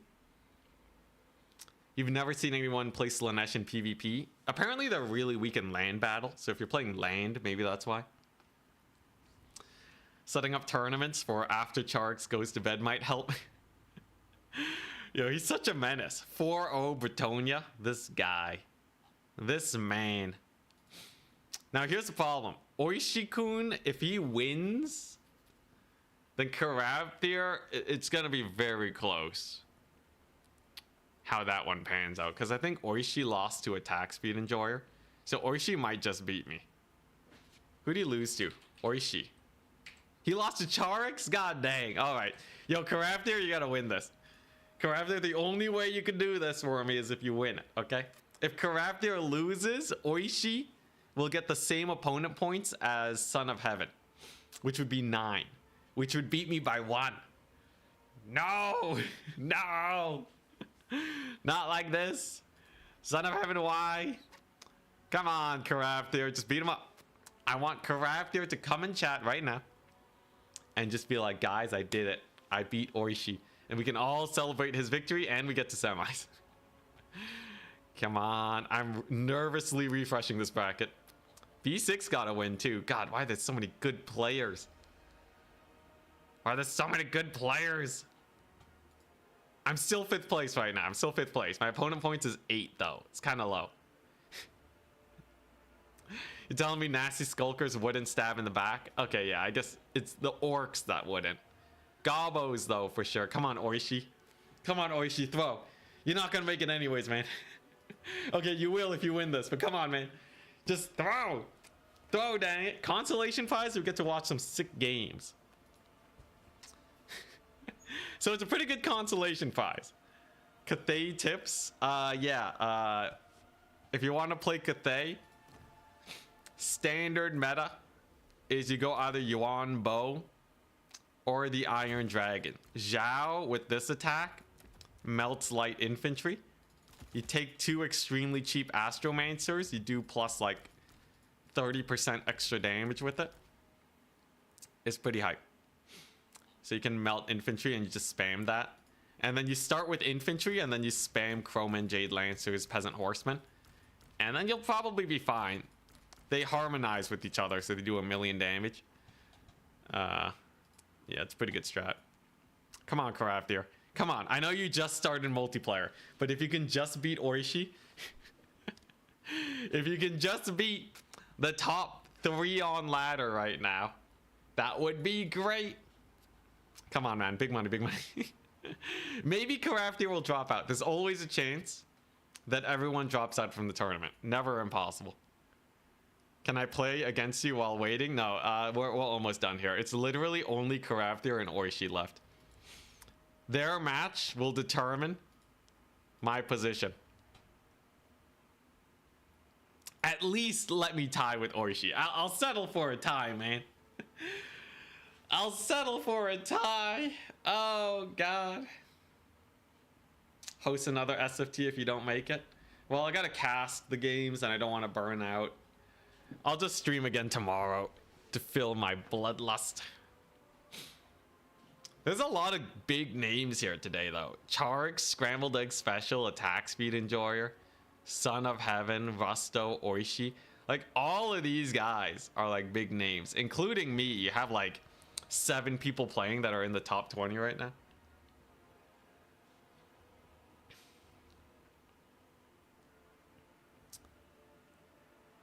All right. Yo, I don't know what's up with Oishi. Oishi's, like, always playing all the tournaments, man. Oishi's insane. They finished. Craftier, no, he lost. He lost. Did I at least tie? No. Off by 1 error. God dang it. All right, Son of Heaven. This one's on you. Ah, brutal. This is what I get for not just winning, man.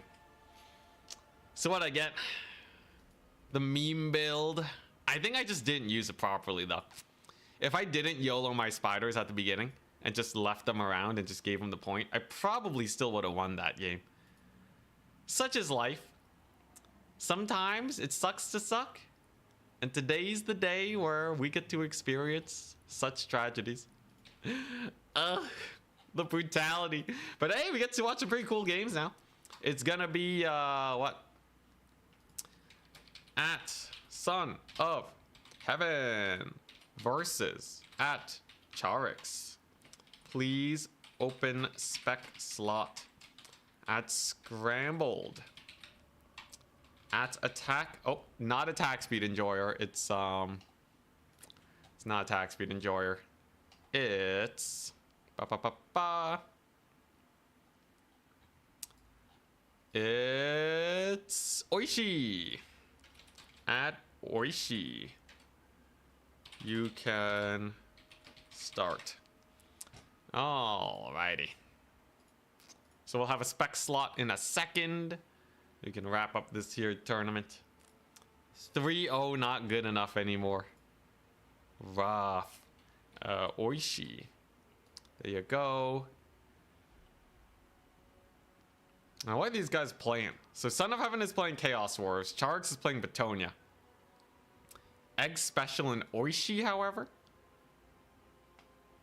Egg Special is playing Slanesh. Oishi is playing... Man, not even Navigator made it? What the crap? What is with the stack tournament? Oishi's playing Demons of Chaos. Ooh.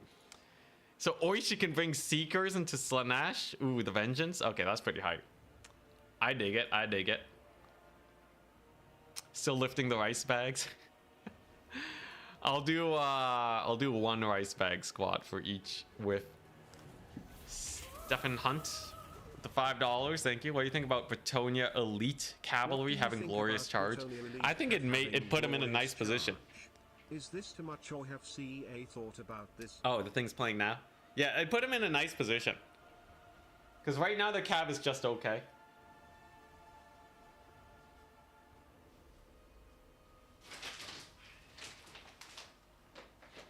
Alright, you asked for it. I don't know why people are so into me doing rice bag squats, but here you go.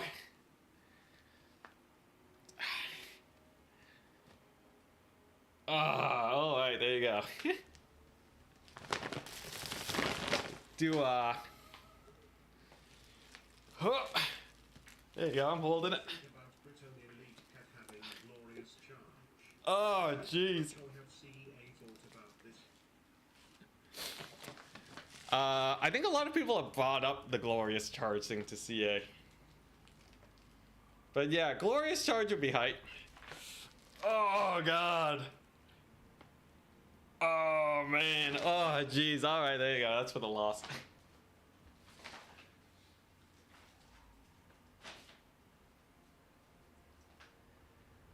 Jeez Louise. It's not even, it's just 12.5 pounds, that bag. I heard Rice, what's up? Yeah, we're just getting, yo, are these guys gonna host or what? Oh, okay, there we go, they hosted. Join with code. Here we go. Chaos Dwarves versus Charix. It begins. Well, you know, it's Son of Heaven versus Charix. Yeah, you guys think Petonia can beat him? I wonder what Charix is gonna do. Here's what I bet's gonna happen. Chaos Dwarves are gonna be doing pretty good. And then Charix is gonna be pretty pitched, right? And Charix is gonna come in with the steel chair. And just rip his face off. He's gonna Lord Snipe, or he's gonna manage to kill the artillery in an interesting way that I didn't expect. And it's gonna annihilate. Glorious Charge doubles the charge length. How does it interact with Charge Reflect versus all? Interesting. I don't know. I have no idea how that works out.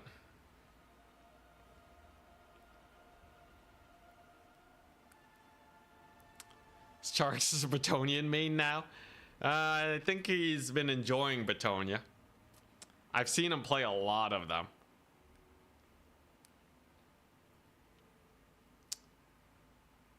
The Ogre Charge lets you get a charge bonus against Braced Infantry, yeah. But like you still take a lot of damage. Okay, one second, I need to get some water.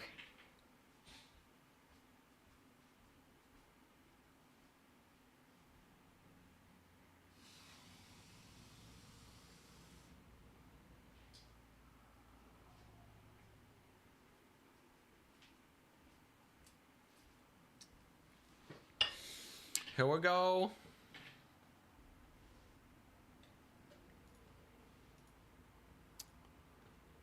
While they ready up, we should be good.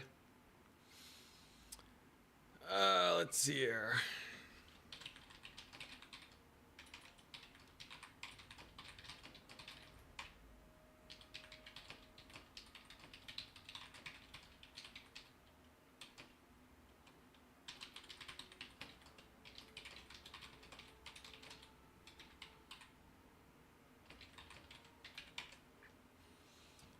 Here we go.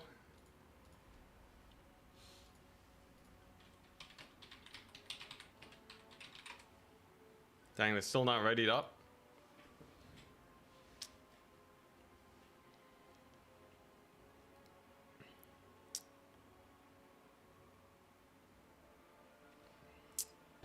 Are they really playing on Celestial Lake too? Dude. Celestial Lake? I don't know how I feel about that for Petonia. I think Petonia's dead. I'm calling it now. Charix gets murdered by Dwarves here. Unless he gets like a sick Alberic play. But I think if the Chaos Dwarves play safe, there's no Petonia build, I'll just be like, wow, that's a crazy good build against Chaos Dwarves. He kind of just has to play to his outs. How much longer is the stream going? The semi-final match and then the grand finals. You bet on Charix? Charix is pretty good. He's pretty good at getting the snipes. But like, how do you kill the big train? I guess like you need Alberic. He's probably gonna have the Green Knight. Are you betting Charix? I'll do a poll.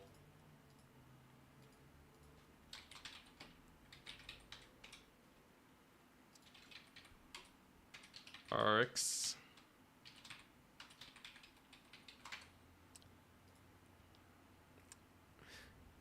Doubting Charix. Twitch chat knows what's up. You believe in Alberic's anti-large? I'll do a poll, chat. I'll do a poll for Twitch too.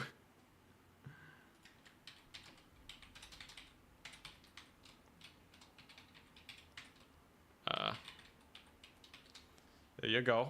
Place your bets. Seeing 70% for Charix. 67%. Back to 70% for Charix. Lots of votes coming on in. 65%.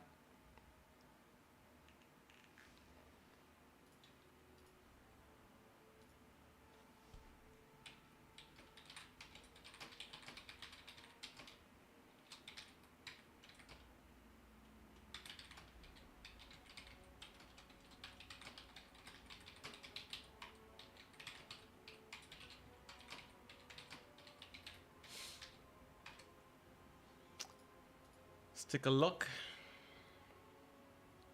Everyone on Twitch voted for Charix. Dang. Everyone's voting for Charix. Dude. Everyone? You guys are crazy. Britonia OP? Dang. Look at that. Yo. Okay. Charix won by a pretty heavy landslide. It'd be pretty hilarious if he dies now. I still think Chaos Dwarves are fine as long as you don't like lose their lord to Alberic or something. Yeah, Twitch with a massive sample size of 4. Huge. You've seen Charix come back from crazy disadvantages. It's usually he's really good at exploiting opponents' misplays, and he's really good at avoiding big misplays on his own end.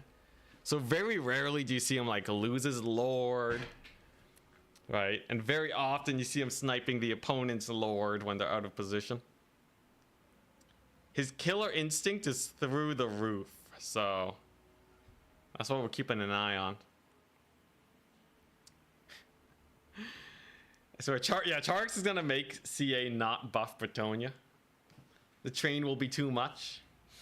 I think the trains will be too much because Alberic doesn't have an easy time charging them, and Bull Centaurs got buffed recently. So they're way cheaper. Based on how well the Bull Centaurs did versus my Cav, I feel like they would wreck shop here. Yeah, I would never lose my lord. Never. Yeah, Charix is probably one of the best players mechanically right now, I'd say. But we shall see. Double Kadai and a big old cannon. Doesn't start with the train build. He went Fey Enchantress Felix. So Charix is basically saying, I'm gonna have nothing to deal with anything. What is this build? What is this build? What the crap, Charix? Bro, you're supposed to carry the Bretonian banner. Everyone's watching you. Yeah, the map is terrible too, which is probably why he didn't start with any Cav or Alberic. This is a really bad map for Bretonia. But really? The Felix? Okay, let's take a look. So we have a Sorcerer Prophet. Final Transmutation. It's over. You cast this, overcast on Felix. He's a dead man. Yeah, this is just bad, right? Searing Doom for the Cav summons. It's just Jover. It's super Jover. Death Shriek Rocket Launcher. Maybe he dodges each and every single one of its shots, but like, can he even kill Kadai with Peasant Bowman? 10% physical resist, 80 armor, almost 8,000 HP, maybe? What spells does the Fey Enchantress have? Just Earthblood. and flesh to stone. Okay. So he plans to flesh to stone his calves so they don't take so much damage on the main charge. And he has Felix with the Blood Oath. So yeah, that's about it though. Yeah, I would say this is bad for Bretonia. This is very bad at this point.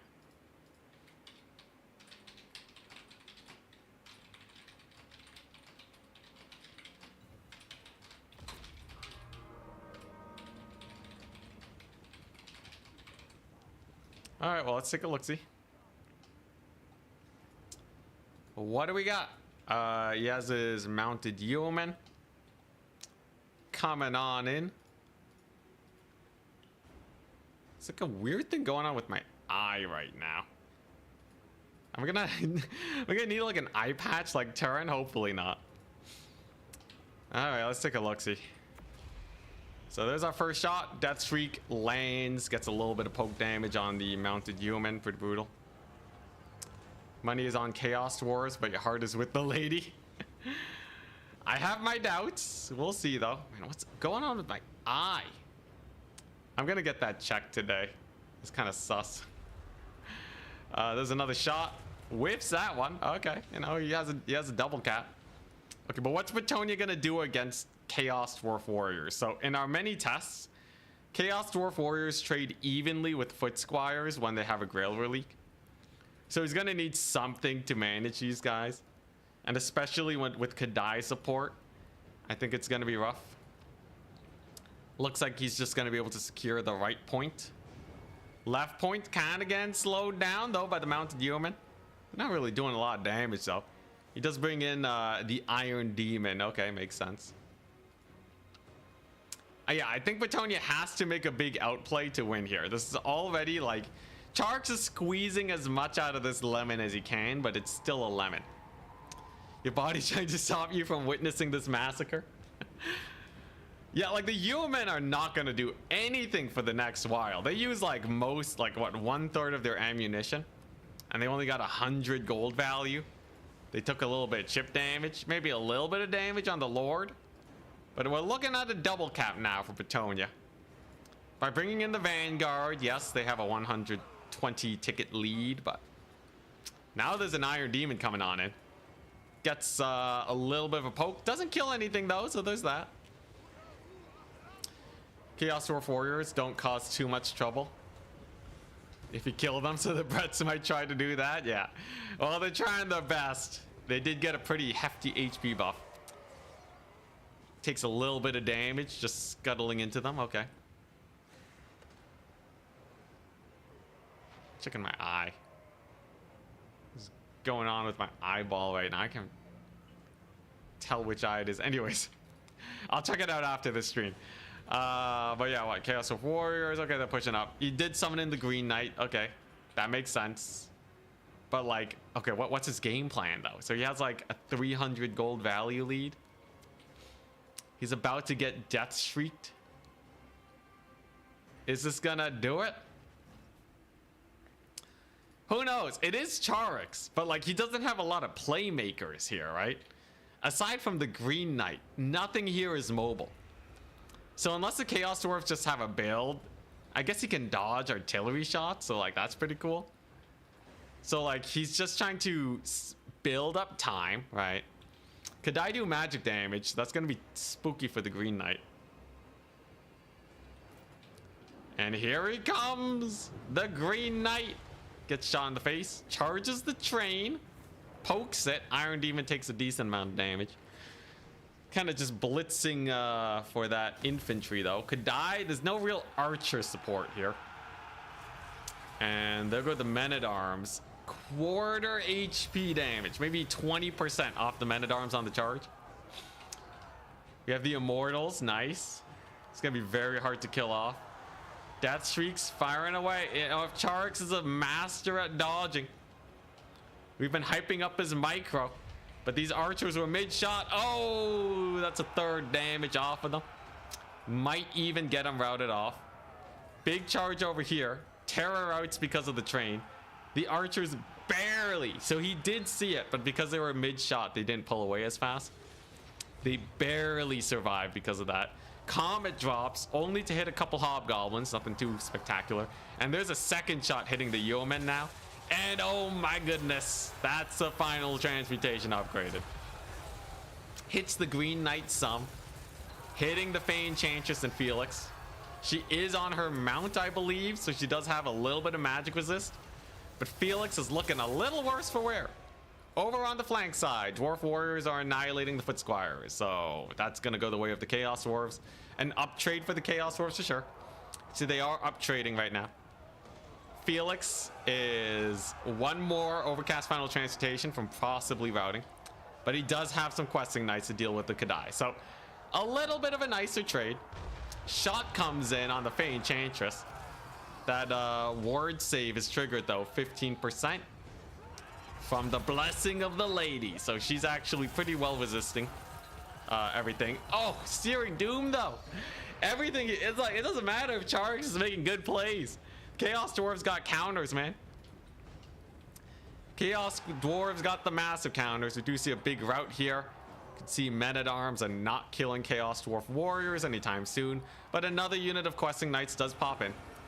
The Green Knight does get a pretty solid catch on the Iron Demon. That's good. You know, Charx is doing okay.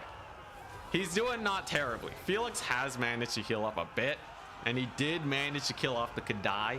All he has to do now is get like one Comet on the Immortals, and maybe he has a chance of winning here. Killing off the Grill Relique, though, is pretty massive, as there isn't another one on standby. But there's potential here. Now, I'm not going to say the Fey Enchantress is going to die to the Sorcerer Prophet, because we just got to hope, right? Couple Questing Knights charge the artillery piece. They get blocked by Dwarf Warriors, but this is a fight that they actually do okay in. If he trades, if he just loses the Questing Knights though for this pick, it's kind of rough. The Immortal still grinding away. Fey Enchantress is taking massive damage, down to 1/4 HP. Her resistances do not really apply for the Lord. Oh, and he barely takes off to the Questing Knights. Intentional? If that was intentional, that would be a sick play. I think it was not though. I think he lucked out. But I would expect another final transmutation to come on in. The Questing Knights miss the charge, and the ones over here get caught up by some Kadai, but most escape. Fey Enchantress up. Totally gone. Charx, not looking. Eats the Searing Doom. And that's going to be half HP off the Questing Knights. Though, mayhaps the Lord has overextended. He's looking a little bit squishy right now. The Champions of Quinnell are coming on in. He's trying to escape. If he picks off the Chaos Dwarf Lord, that would actually be amazingly good for Charix. The fan favorite, Deathstreak, did manage to survive, so it's still pounding away. It's focusing the Fey Enchantress, so she don't come back. Dwarf Lord getting low, though. 5 leadership. Minus 16. Holy crap, he routed him off. Yo, what the crap? What the crap? He did it. He actually routed off the Lord, the overcommit, and the Cav surround. Oh my gosh. Disaster strikes. And I think that's going to be it. The overcommit to kill the Fae. He had it in the bag, man. He didn't even have to kill the Fae. She was routed. He could have just lifted off and escorted her off the map. He's doing it. Holy, the Lord throw. You guys are right. He gets a heal on his mobility here. Artillery piece. Hits her though. Look, if he kills off the Fey Enchantress, still a chance. It's a little sus. Hobgoblins come on in to try and slow the Green Knight. He does not give a crap. He's hunting this guy down whether you like it or not. But he still has the Immortals. Now, if our Chaos Dwarf player misses this, that would be a huge potential to come back. Oh God. Not like this. Oh boy, that's a pretty massive hit. Didn't hit that many of them though. Okay. That's both of her comets gone. And now the big grind begins. So Chaos Dwarves have 600 tickets and they almost have 2 points. Charx has 750. He did lose his Lord, which is going to hurt quite a bit. And the Fey Enchantress is on the verge of routing. If she shatters here, that'd be real bad. Felix too, getting routed off. Point being lost. And Betonia is not really good at pushing this point. He has a bunch of archers, but that's about it. Fey Enchantress is running for the hills too. She has damage by artillery, -10. Oh, and the snipe! She's dead! Holy crap! So it becomes a Lord trade? Now obviously the Green Knight is a true Lord of Bretonnia. He's gonna go and slam into that artillery piece and finally shut it down. But what does Charix have to recapture a point? Chaos Dwarves have an Iron Demon. Charix has 2 units of cavalry, Defenders of the Fleur-de-Lis and Questing Knights. Has another unit of Questing Knights here. But will it be enough? There's a lot of Dwarf Warriors left, which take ages to shut down. The Green Knight does kill the artillery piece, which is a value train, but we know that if this point doesn't get taken, it's gonna be pretty sus. Some Kadai show up. They got the demonic crumbling. Without the Lord, it's gonna hurt them quite a bit. As they're just gonna crumble way faster than usual. Iron Demon's just annihilating these guys though. The Green Knight has a lot of work to do. That's the only thing that I'd be worried about if I was Charix. The Lord kill for the Chaos Dwarves is huge. He may even be able to resummon back the Fey Enchantress. Felix lives somehow.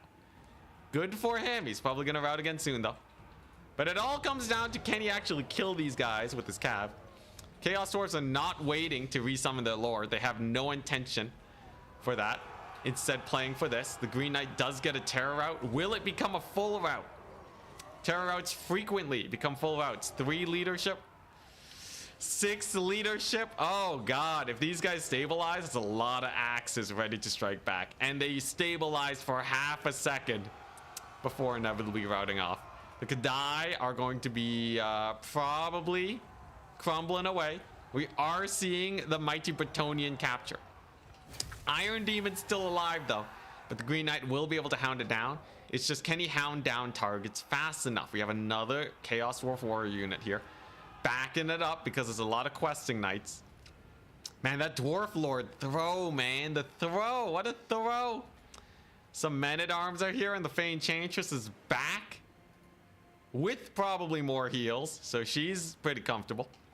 In fact, I believe she even gets to keep her Blessing of the Lady despite routing. Makes no sense, but that's how resummons be. Oh my gosh. Honestly, both players played it pretty well. I think the Chaos Dwarves still fumbled hard by losing their Lord, trying to snipe the Fey Enchantress. But I've made that mistake 50 times at this point. It is a very easy mistake to make, let me tell you. You get the Bloodlust, you think you got the Lord dead, you get comfortable, and then suddenly your Lord's gone. It's a rough one. It's a rough one.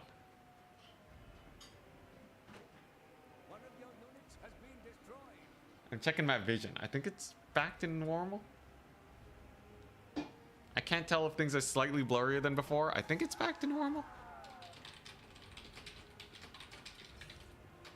Definitely gotta get it checked, but yeah, Chaos Dwarfs are dead.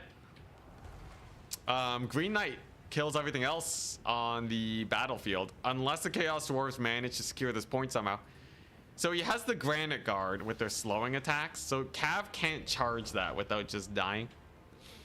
Ticket wise, it's getting really close. Immortals will definitely hold this point forever, but the Green Knight and Cav can definitely steal it. He is killing the Iron Demon.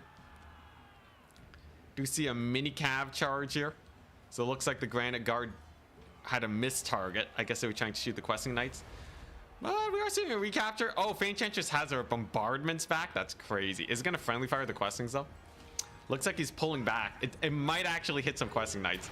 Oh no, Charix. You do not need that one right now. Questing Knights take a lot of damage. Is still pushing on in though. Chaos Dwarves gonna get routed off by the Fey Enchantress with the Mists of the Lady. Oh my gosh, the Bathwater takes them out. He has a Trebuchet to get the leadership debuff. It routs the Men-at-Arms, unfortunately though. But he does have another Questing Knight unit that will probably outweigh these dwarves. I think he's done it. Holy smokeroos! Charix actually did it. With the huge surround on the Lord, that's all he needed. He just needed the one surround. Imagine if there was a Chaos Dwarf Lord here, just like causing terror, healing back up to max, final transmuting everything. He only got one final transmutation off. Oh, what the crap? We got a raid. Thank you so much, Little Lee. What did we just witness? Dude, if he lived, Charix, the master of the Lord executions, he doesn't even need Alberic. He just got a Cav surround. Never bet against Charix. That's the new lesson. Crazy play. Absolute crazy play. This guy. He did lose the Fae, but she was cheap, so it didn't really matter that much. And then the Green Knight just kind of clapped. Dang. Chaos Dwarves do lack a lot of tools to deal with the Green Knight. I will say, though, his maneuvering with the Green Knight was impressive. He actually held him in reserve. He held the Green Knight in reserve until after the Bull Centaurs were kind of done and dealt with. And he knew that the Green Knight could kill the artillery piece. He never sent him in early and got him surrounded. Very, very good play indeed. Well played to Charix. He will move up into the grand finals. And that means we should be good to go.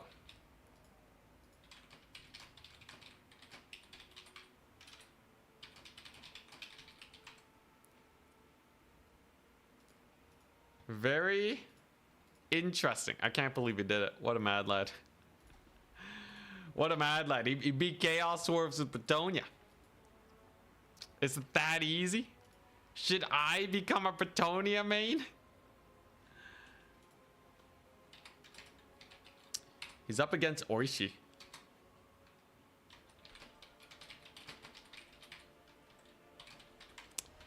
Oishi versus Charix. Classic matchup indeed. I will commit myself to the lady. Bretonia OP, please nerf. Okay, if they did make the Green Knight more expensive again, I think Charix still would have won that. He actually won that quite decisively after the Lord kill. He just needed the one charge. Imagine doubting Charix.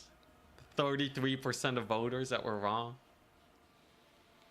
You've never seen so much Bretonia. Dude, that was crazy, man. That was crazy. If the Chaos Dwarf Lord just sat there and double overcast final transmutation, though, I feel like he would have been pretty boned.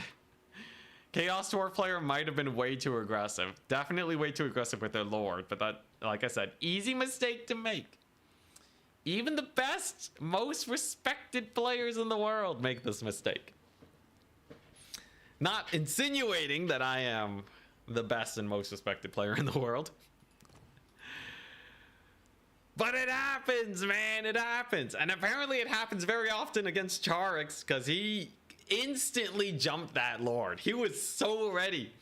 Even when the Lord accidentally picked back up, he landed him back down, got surrounded again. Cinema. Truly. He's literally Falcon. Yeah, he's just Falcon with another account. Nah, I would recognize a Falcon. Falcon would never go for the Fey Enchantress. He likes his big dragons, man. Charix, Falcon likes his kite and his dragons. That's how you can tell. Charix doesn't like dragons as much as Falcon did.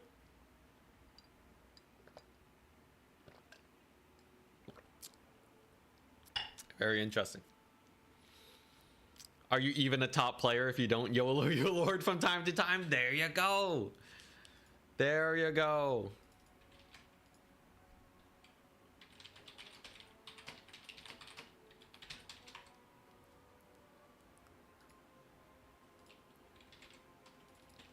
Okay, or she's not able to join this lobby. Well, in that case, we join his. So, yeah, Oishi's playing Demons of Chaos versus Bretonia. What a finals. We did it, guys. We did it. Slaanesh is no longer an auto win. So Oishi just defeated extremely nerfed Slaanesh.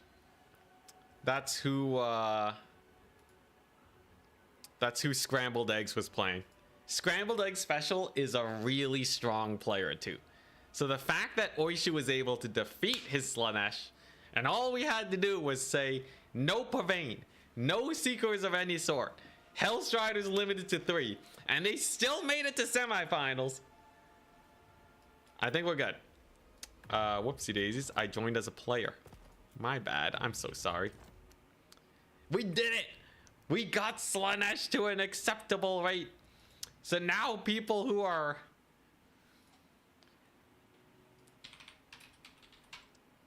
Now people who just like to play Slanesh, they can now play Slanesh. Amazing. Very good. I think the no Pavane hits Slanesh really hard because then they become really susceptible to kite. Wonderful. Now, how did Demons of Chaos fare into Betonia? I feel like this is actually a nice matchup for Betonia. Not only can the Fey Enchantress get 25% spell resist, 15% ward save, and another 15% missile resist, bringing her up to 55% missile resist, she's not gonna die to your usual blue fire spam. Now, they do have Hellstriders, though, so Demons of Chaos can do that, but we have seen Knights of the Realm dumpster light cavalry.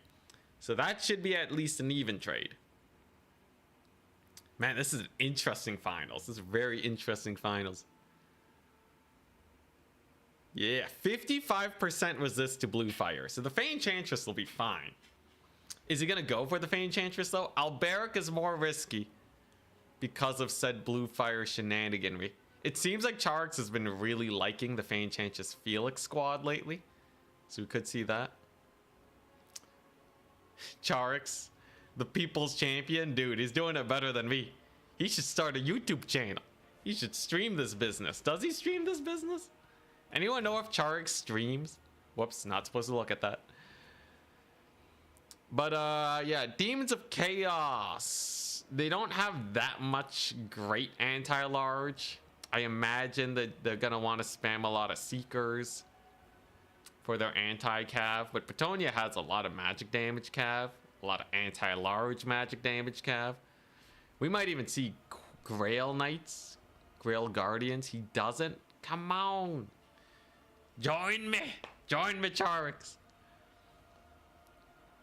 Yo, he's crushing it. Charix all the way. Yo, he's a Chad. Winning with these sub-factions. I should challenge Charix to only play Skaven until he wins a tournament with them. Then make him suffer for 2 weeks. Maybe I should do that. You know, I feel like that's a thing big content creators are doing right now. You know, actually, though, that challenge kind of skyrocketed my viewership. I don't know if you guys realize, but it was about the time I took that challenge that, like, the viewership just went like, whoop. Turin knows what he was doing, man. He knows how to start a series that people are interested in. Actually insane, which is why Charix should play Skaven. It'll also make it where he stops stealing my semifinals in my tournaments. That would be kind of nice, at least for a time. Until he learns Skaven eventually, because he's obviously a god tier player. Oh my god. Yeah, imagine he just wins Skaven in one tournament. There's no way. B6 has been at it for ages, man. B6 didn't even make it to semifinals, okay? If a Skaven main is suffering, then you know it's bad. Actually, though, is this guy becoming a Betonian main?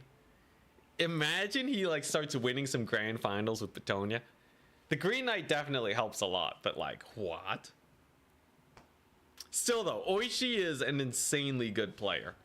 We know Oishi. Oishi's regular top 4. All right. Regular 4-0 victory guy. He's only held back by the fact that he likes Norska. And Norska gets abused by a lot of factions. So we'll see. Demons of Chaos is completely unhinged right now. In fact, Demons of Chaos is basically the Slanesh of everything, right? Because, like, you have your Pavanes, you got your Seekers, right? Sure, you can't Marauder spam, but you don't need that to play Slanesh. So what's it gonna be? It's a simple kite with 2 yeomen. And he brought the unit that I refused to take, Royal Pegasus Knights. What is this madness?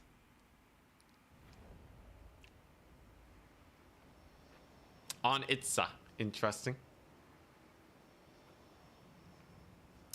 Charik single-handedly delaying Bretonia buffs. Imagine CA just nerfs Bretonia. They only nerf the Green Knight and nothing else. Okay, I did tell them that the Green Knight, if they do nerf the Green Knight, they should probably buff up everything else just a little bit. Specifically their anti-armor capabilities. But what we got here? Lord of Shield of Thorns, are you crazy? What are you supposed to do with this? Okay, so this is clearly to win the cavalry fights. Hellstriders, Heartseekers, and Seekers do so much damage that we know Shield of Thorns is pretty good, right?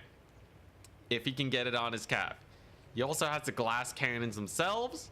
These guys will run you a solid, what, 1,600 gold? But they do pretty well against Demons of Chaos. If they're not dying. If they get charged or prevaned, it's over. And boy does he have Pavane. Because Oishi over here, he's got it in spades. Also Acquiescence, Ballet of Blows. He went super hard on the Slaanesh Lord here. Just as they like it, but it does mean that they're going to be pretty expensive. Almost 3,000. We know Human delete these guys like no tomorrow, so could potentially be spooky for our Slaanesh player here. Hellforge Bellows coming on in. Fairly pricey too, but can definitely get a lot of deeps in. Can ward off skirmishers. Something Slaanesh can't do.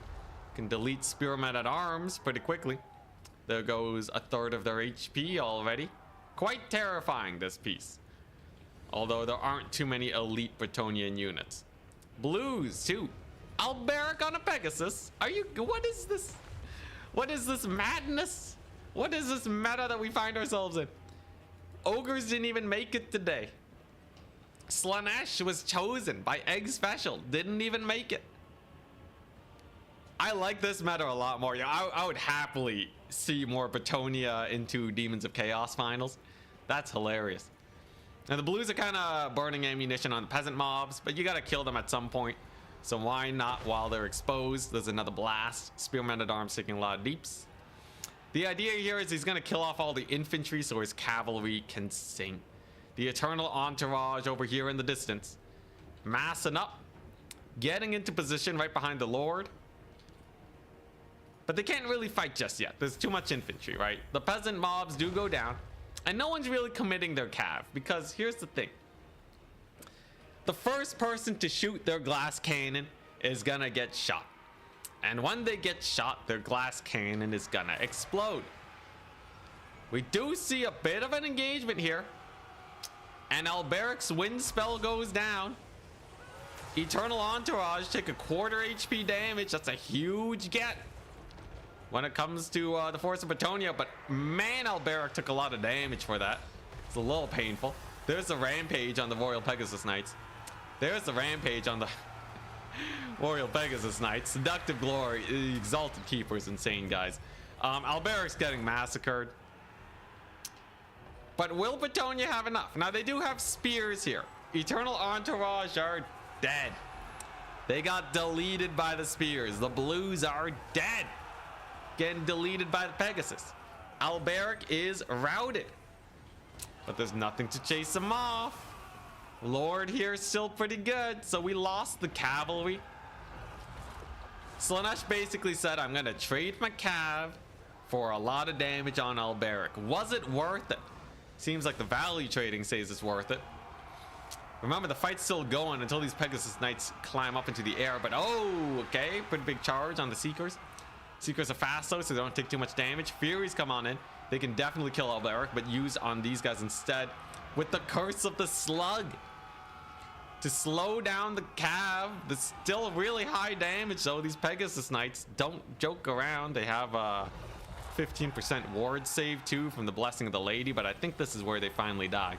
Overextending past The Spearmen at Arms, completely unsupported. One of them gets completely deleted. The other one gets back into the air. But the balance power, gold damage value is starting to stabilize a little bit. And it seems like it's not that bad either way. Still a very pitched battle, anybody's game. We do see another Fury Summon coming on in, a big Pegasus Knight commit. And now with the support of the Spearmen at Arms and the Grail Relic. This is good overall for the forces of Slaanesh. I mean the Demons of Chaos. For the Demons of Chaos that are using Slaanesh Furies and Slaanesh Cavalry and a couple blues. But like the Rampage now, this is where big plays are made, right? If the Exalted can snipe Alberic, it's over. An Alberic death is absolutely devastating. But another wind spell comes on in. That's going to crumble the Furies. Barely into the crumble zone. They're not taking 150 damage per tick. They are completely gone from that wind spell. Definitely worth. The Valley's going up for Bretonia now. No Green Knight just yet. Massive hit on the Exalted Keeper of Secrets. The Pegasus Knights are going ham. He did it. So Charks basically went for the mega bait play with Alberic then. Sends him back in. Exalted Keeper is healing because we do have a routed unit here, but the Hellforge Bellows really isn't doing that much. Massive hit on the Exalted Keeper of Secrets, but Alberic's still in a little bit of a sus position. We could see a wheel around and a charge on the Alberic. Do we have the buffs? We have a couple buffs coming on in. Feasting on Fear is active. A hit on Alberic. He's super debuffed right now. Only 16 melee defense. This could be a throw. Alberic's getting super low. He gets hit by the Hellforge Bellows. He routes, but in which direction it appears? Towards the right. That's definitely a very suspicious direction. He is slowed, but he does take back into the air. But is there anything to rally this Lord? If a Fury Summon comes on in, that would be devastating. But potentially we may see a rally. The Keeper of Secrets is in the forest now, just kind of hiding. Looks like he's trying to stay close to Alberic. He's almost outside of the range for rallying, but he's at -6 leadership. Faster and stronger enemies nearby, -16. I don't know why they're not that close, but now his flanks are secure and he rallies. He rallies, dude. Dude, you could have chased him with the Heartseekers, man. Oh, he thought he was gone, but he came back. At a knife's edge, Alberic rallies, pops a Foe Seeker, and starts trying to get away. He's at 1 leadership. He's at 1. Holy crap, 5 leadership. You sniff this guy, he stops existing. He has 200 HP. Massive shot from the Hellforge Bellows, which is still alive, mind you, and gathering massive value. 170 kills is quite insane. What a match. We see a huge Seductive Glory on the Cav, but they still do quite a bit of damage to the Heartseekers. Still an uptrade for Slaanesh though. Remember too, if a unit routes towards Alberic, that may also trigger a route from him. Blues and the Lord coming in here to beat up the Knights of the Lionhearted. Looks like the Heartseekers want to prep for a little bit of a wheel around here. You want to kind of swoop back and get a little bit of a charge in on those questings. The Exalted Keeper probably isn't going to die either. And that's a middle capture with the ROR Nurglings. ROR Nurglings, pretty good versus Cav because of the damage flick. Damsel kind of chilling. I suppose she probably wants to heal Alberic at some point. But definitely a pitch battle. Jeez, what a match though. This is an amazing match. Oh my gosh. I should lose games more often. I should use this to justify my losses. Actually though, these players are way better than me. Very consistently, they do better than me. I can beat them sometimes, but these guys are pretty chad.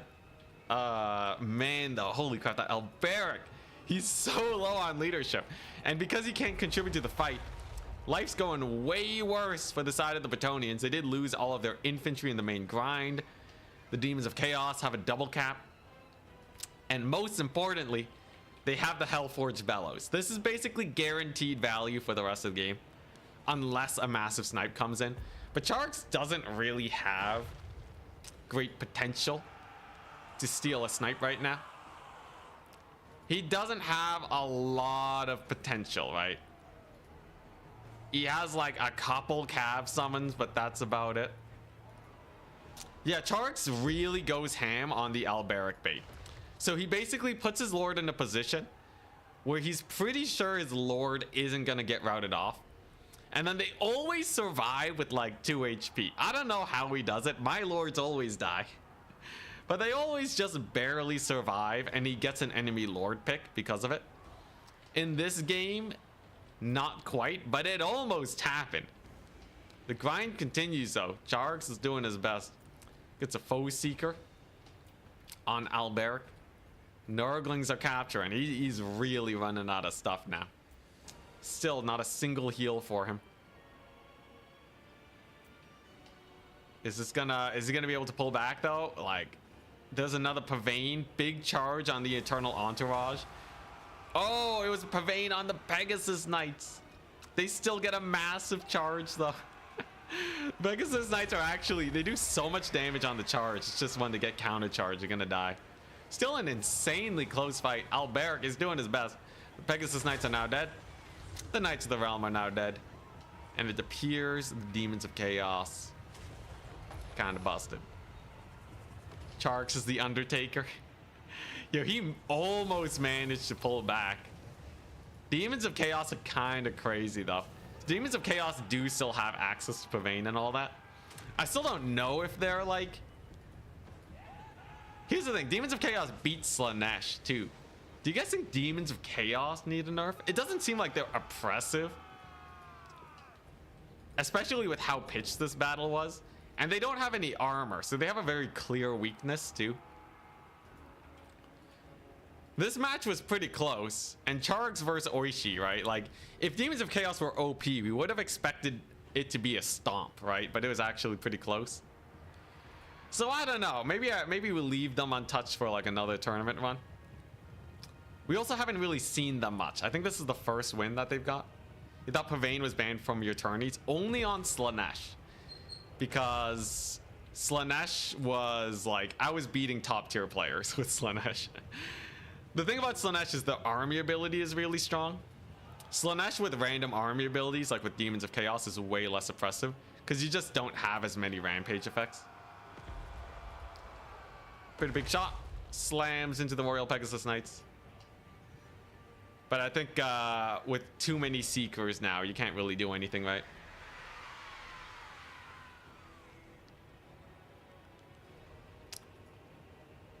Yeah, I don't know. Well, I'll keep an eye on it. Because Demons of Chaos has been unrestricted for almost the whole time now. And I haven't actually seen them stomp, right? Slaanesh, we were stomping pretty hard. Even though, I guess, like, you know, we were playing against Skaven. Yo, is he going to actually kill the Lord? Yo, he almost killed the Lord. Only 1,300 HP, but he taps out. GG, well played. I guess we can ask Oishi about it if they have free time. That's a pretty pitched battle. The Cav did really good at the start. 2,700 value. Seekers of Slaanesh. Honestly, the Seekers didn't do that much. Eternal Entourage was summoned in twice. They only just barely paid for themselves. It really wasn't that. It was more like the Lord was doing more of the value. Still extremely pitched. Both players were making big plays. But Charx gets taken out.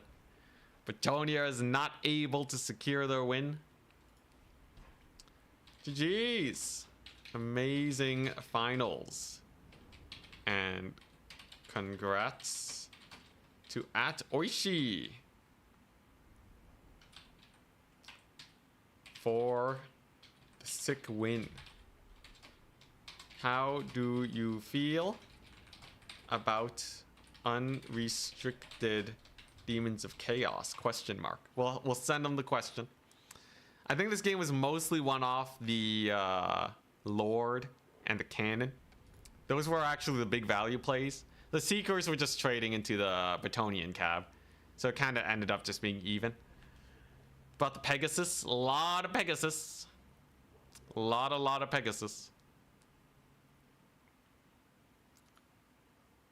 Pavane's pretty OP. I think Pavane is like pretty bonkers. We might just need to ban Pavane in general. It does hit Warriors of Chaos, but like it's pretty spicy.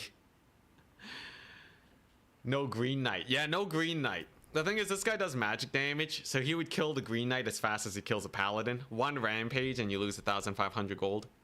Can't afford to have that happen. Solid match indeed. Honestly, great finals.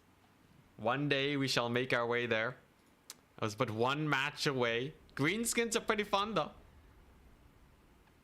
Isn't the one of the, what's this? Pavane, look, Pavane is one of the strongest spells for sure. The only thing that isn't stopping every faction from running it is that not every faction has access to the lore of Slaanesh. But like, you know, if you just look at the ability. So take a look at this. It is 14 winds of magic to rampage a unit for 17 seconds. There's a 17-second rampage. If you compare this to the Lore of Light, Net of Amantok costs 9 winds of magic for 20 seconds. You're not charging into the enemy. And this also does like 2,000 damage.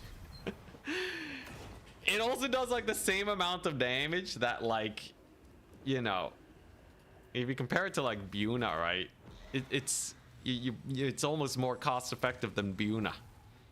But like it also does it all at the same time and reduces the vigor by like 30%. It's like everything, man. It's everything. I think CA, I don't know, maybe they're like severely underrating how crazy Rampage is. Anyways, they really got to do a big spell rework at some point. Well played to Charx up with the second place. Oishikun did amazing. Yeah. That was a solid Lord bounce around. Oh, we have Charx in chat. You overcommitted hard on his Lord. And he just healed and got 4k value. Yeah. I saw your big play where like the fight kind of went down. Kind of just got Rampage. You killed off like one Fury, which was good with your Wind Blast spell. But not finishing the job was what did you in. That was kind of your big out though, I think. It was sick plays though. The Chaos Dwarf win was amazing. Dude, people were cheering you on for the Chaos Dwarf win. People love that game. Yeah, that was sick. Amazing snipes on that Dwarf Lord. Good stuff. Yeah, Pavane should cost way more. In fact, all of these direct damage spells should cost way more. Like, or no, I don't think that. No. I think Pavane should cost more. Malkoth's feels like it's in a good place. Enfeebling Foe should be as good as Malkoth's. People run Enfeebling Foe, but you don't actually see them use it when they bring it. It's like a very specific situation where they might want to use a spell. But like, look, if people could bring 2 Malkoths, they would. In fact, sometimes they do that as Wood Elves with the double branch rate. Also, yeah, the Pegasus Knights could have been a bit tankier. I feel like they could really use a buff. Maybe